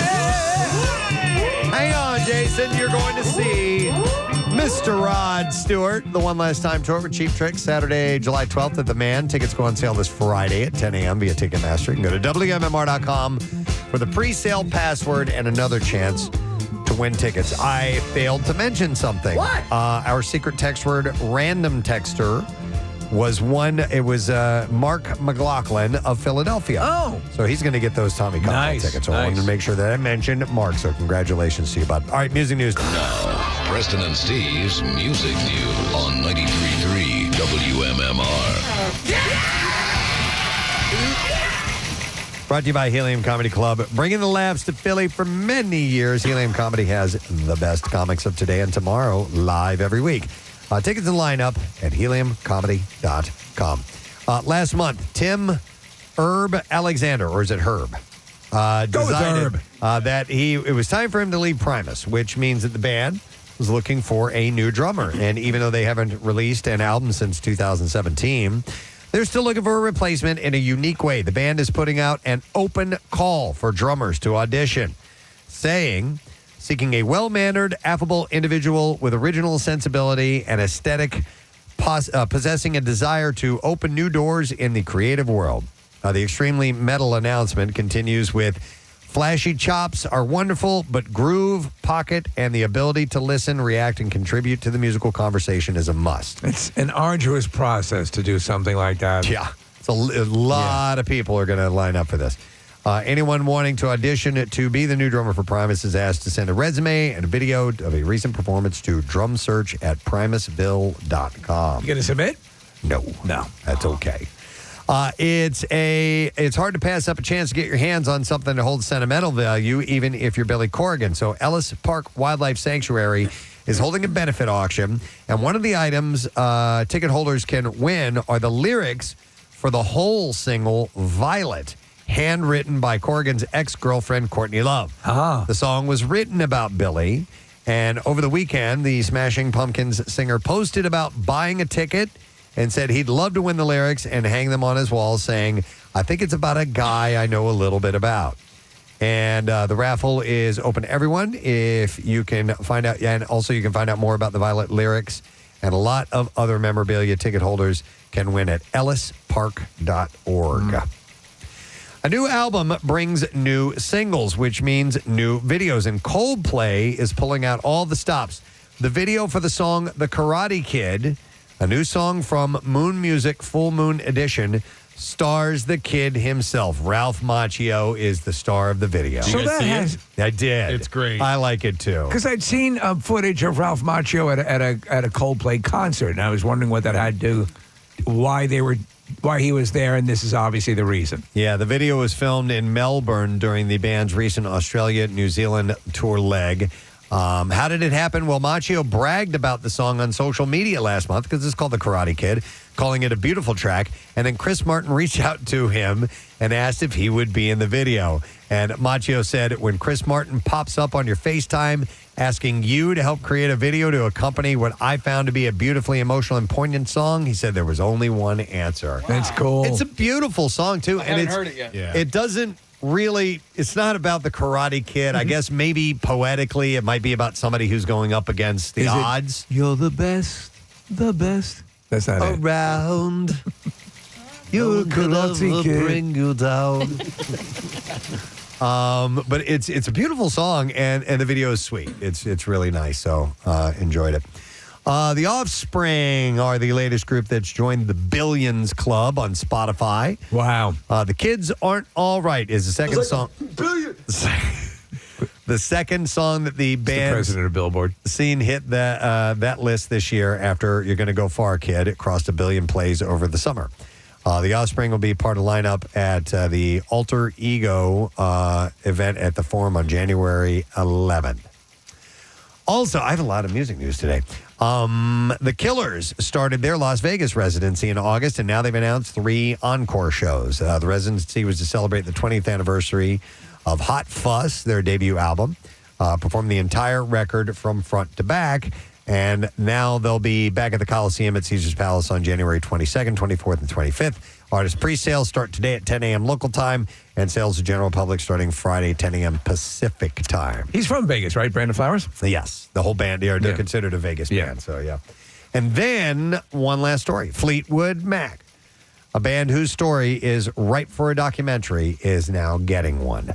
The Mac's story is one of the most twisted and involved in all of popular music, and Apple TV Plus is bringing it to the small screen. No word on if they will include the orangutan in the documentary. They need to, just an interview. On now. Directed by Frank Marshall, who was behind music documentaries, The Bee Gees, How Can You Mend a Broken Heart, and sensational. The Beach Boys. It was a wonderful doc. The project is being described by Apple as the first fully authorized documentary on the band. I first became aware of Fleetwood Mac when I was in one of my cages, and I found the music so soothing that I just had to drive to it. Yesterday's announcement said that the doc will see the band and share their extraordinary story in their own words. Do you have a banana? Adding that it will include never-before-seen footage, exclusive new interviews, and archival interviews with the late Christine McVie as well. This band is such a vibe, you know, and I was just thinking about, because I'm playing the song, I'm like, oh, this is probably my favorite Fleetwood. I'm like, no, it's not. Maybe The Chain. I'm like, no, not The Chain. No, it's got to be Rihanna. No, like every single time I hear a new song, I'm like, yeah, this is my favorite one. Fleetwood Mac is a super solid band. I mean, the live concert, the dance is so effing good. I listen to that constantly. I've wanted this documentary for years. I'm so glad that they're finally making it. There's so much drama. There's so much great music. They were all sleeping with each other at one point. Yeah, crazy drugs. Yeah, I got people in and out of the band over the years, and quite literally one of my favorite bands of all time. I'm psyched that they're making this. Yeah. So no word on when it's going to be coming out, but that Bee Gees doc was just tremendous. Did you guys all see that? The Bee Gees, No. It's so well done. It's heart-wrenching, too, at the end. I mean, you have Barry Gibbs saying, he says, I would give it all back to have my brothers here. Oh, man. And it's one of those where you're like, if you were not familiar with their full catalog, you're going, oh, my God. I didn't know that was them. You know what I mean? Like all these hit songs. It was really, really great. And then this is a bit of an announcement. MMR wants to announce that Matt Rife is going to be performing his Stay Golden Tour Saturday, November 29th at the Wells Fargo Center. Now, it's next year. Next year. 2025. Over Saturday, a year away. November. Wow. Yeah, I know. Saturday, November 29th at the Wells Fargo Center. Tickets are on sale this Friday. That's why we're making the announcement.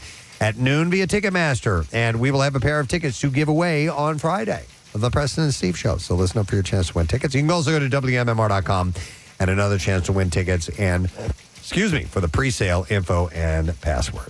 All right, we are going to take another break, our final break, and then we'll get the Letter of the Day, Word of the Week prize and turn it over to Pierre. Stay with us. We'll be right back. Outside of the taste in your mouth, once it goes down your throat, you get this warmness, this heat. Right. So, Marissa, can I taste that one just to... Hey, Kath, a question for you then, because I know you like to drink wine and you're pretty particular about your wines. Will you just go buy the cheapest ones possible now? Well, no, what's funny is, because they'll probably give me a headache. Yeah. I was at my brother's house and, he knows what I like to drink and he didn't have it. And I go, what is this? He goes, it doesn't matter. Just drink it. You'll be fine. Thunderbird. Thunderbird. When friends drop by who can't taste anything, give him the cheapest crap you've got in the house. That's why I reach for the Thunderbird. James Mason approved. All right, here's the next one. This is number 11. You should get something for this. 11. Let's see. There's a reaction. Got a real scowl. She actually did De Niro there for a second. Yeah. You're talking to me? Whatever it is, I'm not a fan. Not so much. Interesting that there are bad tastes that work through. Nick, it's not a bad taste. It's like that vinegar feeling again. Like if Okay. So I have no idea. That makes sense for this. Do you want to smell it? Smell I smell it. You can smell it. You can smell it. Do you smell okay. something? Yeah. Okay. She's doing De Niro again. I don't like this. I don't know what it is. I don't like it. It's Worcestershire sauce. And you know what? I don't put that on anything. So Okay. Not even in Bloody Marys? Well, it's already in Bloody Marys. no, usually, I'm so. not a Bloody Mary fan. Okay, all right. So no dice on Worcestershire. We've got 4 more to go. 4 more. Here is number 12. You've had a pretty decent degree of success, Kathy. At least your ability. Well, the vodka one I'm kind of only half giving to her because she couldn't identify it. You should be able to tell that it was vodka. All right. A big scowl on this one. Preston's the only one who knows what this is. Preston and Marissa. So we're guessing along.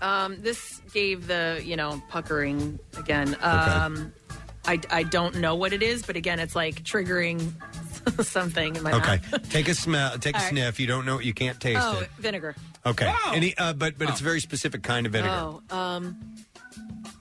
Yeah, the kind that smells like feet. Okay.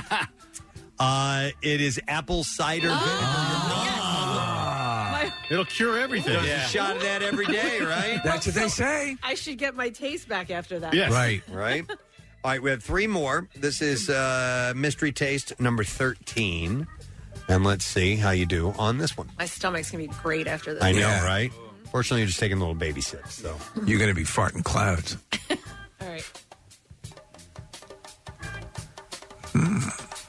Spending, get a reaction. Spending some time with this one. Okay. Not as much as a scowl from the Worcestershire. All right, so she's feeling it. There's like something in it, some peppers or something. Would you say Thunderbird? It was like there was substance to it. There's particles in there. Particles. I don't know what it is, but it's making my mouth burn a little bit. It has a little kick to it. Burn a little bit. All right, so but you don't know. Can I smell it? Sure. Can I? What do you think? What do you think, Ed? Can I? I don't know. I want to say like good. Pickled something again. Pickled something. It's hot sauce. Straight up hot sauce. Yeah, it's What's the Mr. title of it? Mr. Deck's hot sauce. This is I'm the marketing director of this company. Yeah, the name this particular flavor is called Butt Blaster. Oh, really? They're out of, Seriously? they're out of Newport Beach, California. I like that. So All it's right. very, it's a like a Powerful. very hot. Yeah. Who brought that? I did. I'm seriously the marketing director of this company. Are you really? Yeah. Oh, okay. Yeah, I brought it in. Did you come up with the name Butt Blaster? It was a collaborative effort, so yes. Who's Mr. Dex? A college friend, and this is a side project. And this is as far as I've gotten as marketing director. How do you like the taste? I love it. I put it on. Do you put that as on but I put it on pizza. I put it on eggs. By the way, this particular heat rating is 2.5 out of 5. Yeah, it's not that hot. So not crazy All right. hot, but enough to give you some sensation. Yeah, All right, definitely. 2 more. This is another solid. I didn't know we had another solid. This is the only other solid in our list. So do the tongue thing. Stick your tongue in. Yeah, stick it Do in that there. tongue thing. Stick it in there. Love it.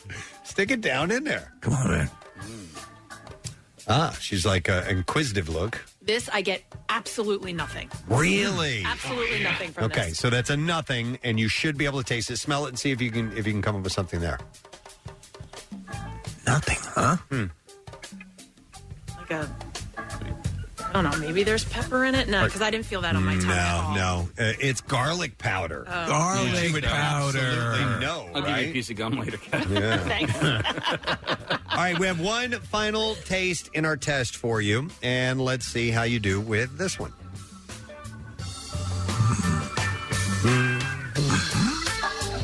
This one, Yes. I also get absolutely nothing. Like it could be water to me. Okay. Like it could. That's the consistency. All right. Take a little bit more. This is the last one. Finish it all off. Put your tongue in it. Go ahead. No, is it going to make my stomach hurt? No, not at all. Not at all. Oh, yeah. Nothing. Nothing. Nothing. I get absolutely nothing. Take a sniff and see if you can tell from that. Not really. I want to say, is it another alcohol? Sauvignon Blanc. Your favorite brand as well. It's Nobilo. Oh, wow. You poor thing. Nothing. That's a shame. Oh, man. So, Kath, let me ask you then. Give me that bar. Wait, are we done? Can I take the? Yeah, that's it. People will often describe water as not having a taste, but it does have a taste, and so Kathy can tell those taste differences. And you can tell those taste differences. So water for you, like legit, has no taste. What? He's saying that a lot of people describe water as having no taste. Right. You were able, I think I am as well, slightly able to discern between tap and bottled water. Yeah. Yeah, so it has a taste. But right now. Oh, yeah. It has zero taste. Yeah, probably not. I can't believe I couldn't taste the Nobilo. Oh, that's a bummer. That's crazy. So to review, she got correct and guessed correct and wasn't definitive, though, but said, well, is it chocolate syrup? So you kind of knew what it was, but you really didn't say, oh, that's it. No, none of them I knew 100%. Yeah, all of these were semi. So chocolate syrup, vinegar, apple juice, so the sweets you could get. And one that you could that I think you got the best was pickle juice. Yeah, that was, so maybe if Have you some really pickles. want to taste something put pickles on it. flavor-wise, you could have pickles. Yeah. And the other one was vodka. Or I put in alcohol because you didn't quite get the vodka right. So out of 15, you were able to identify really 4, and that's it. Marissa, was the I'll just say it, the honey was that usable? By the way, I just grabbed these things out of the... Oh, you know what? I just stopped at 15. We brought to No problem. So It has. Want to see if you can smell it? The Kathy? honey has a taste to it. Is that like a spice habanero? There's another taste, and I'd be curious if she'd be able to taste. Don't show her the label if you can avoid it. What? Like it's It's flavored honey. It's got another fruit in it, Oh, and I'd be okay. curious if with the sweet stuff you could do it. All right. I won't look. I guess I can. You can look at it. Yeah. Geez. All right. Yeah. All right. Rub it on your sweater. Stick your tongue in it. Yeah, it's going to be kind of hard. Oh, yeah. Did you get it? No. Nothing? Can you taste the sweet of the honey?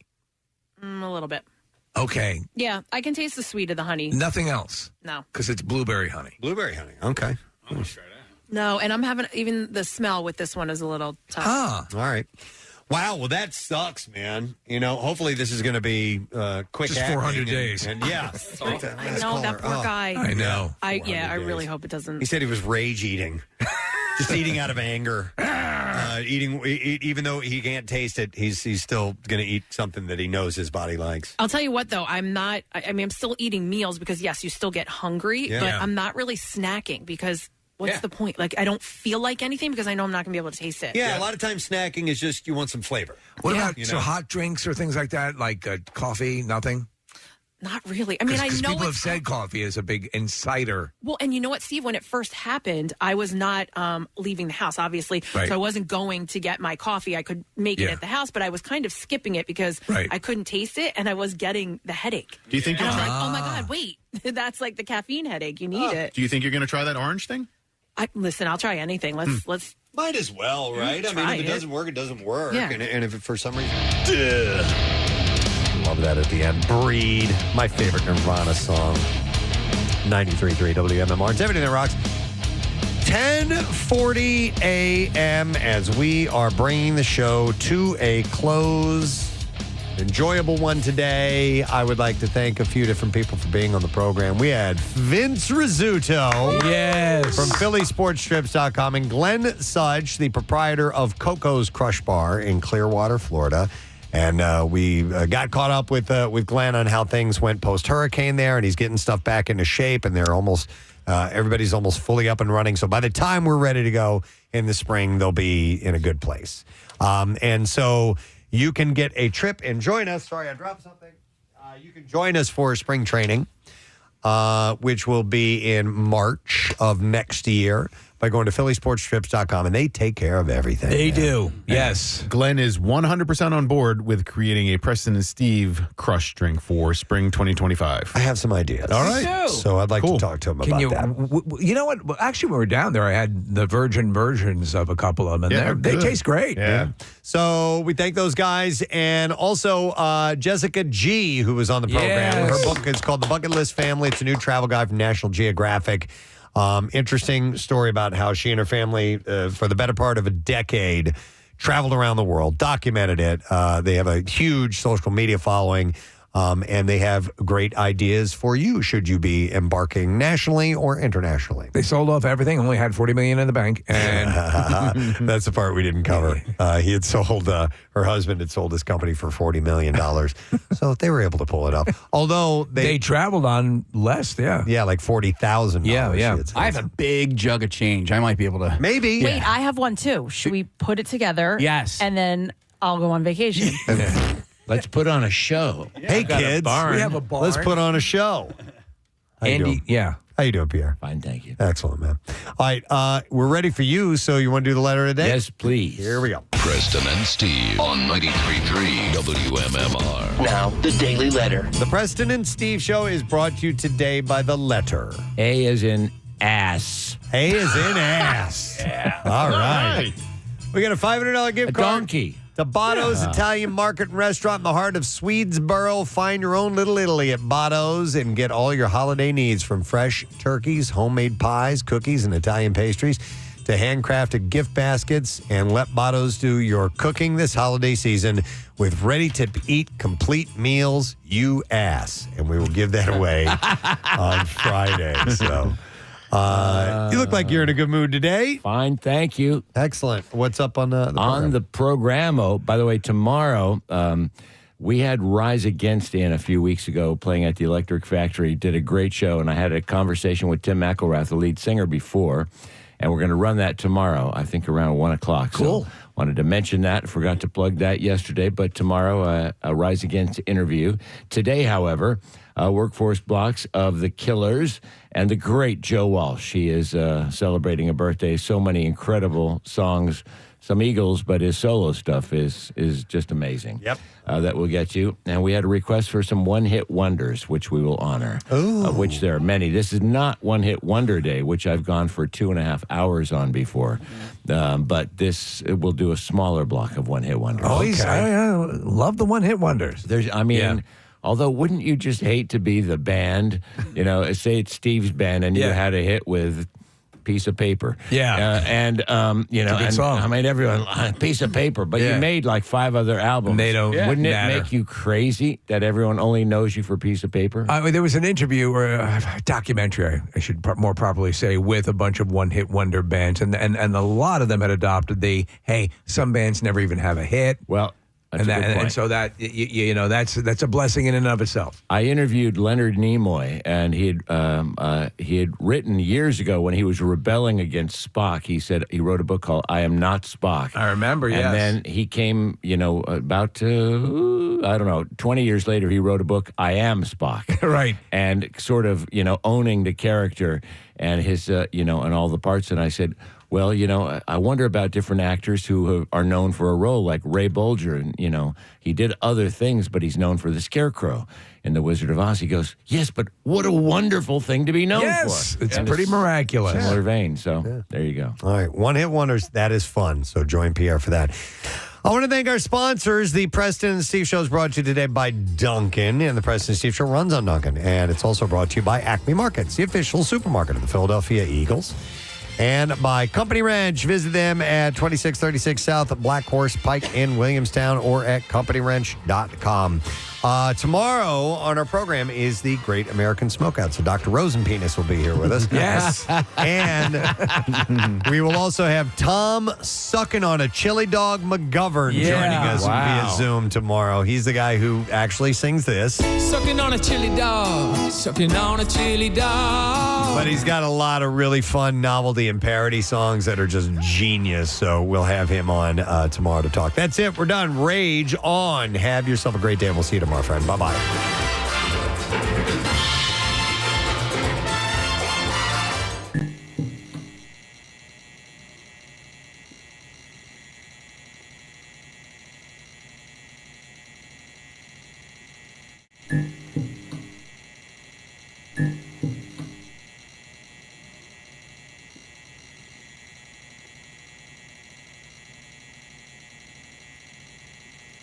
Mm-hmm.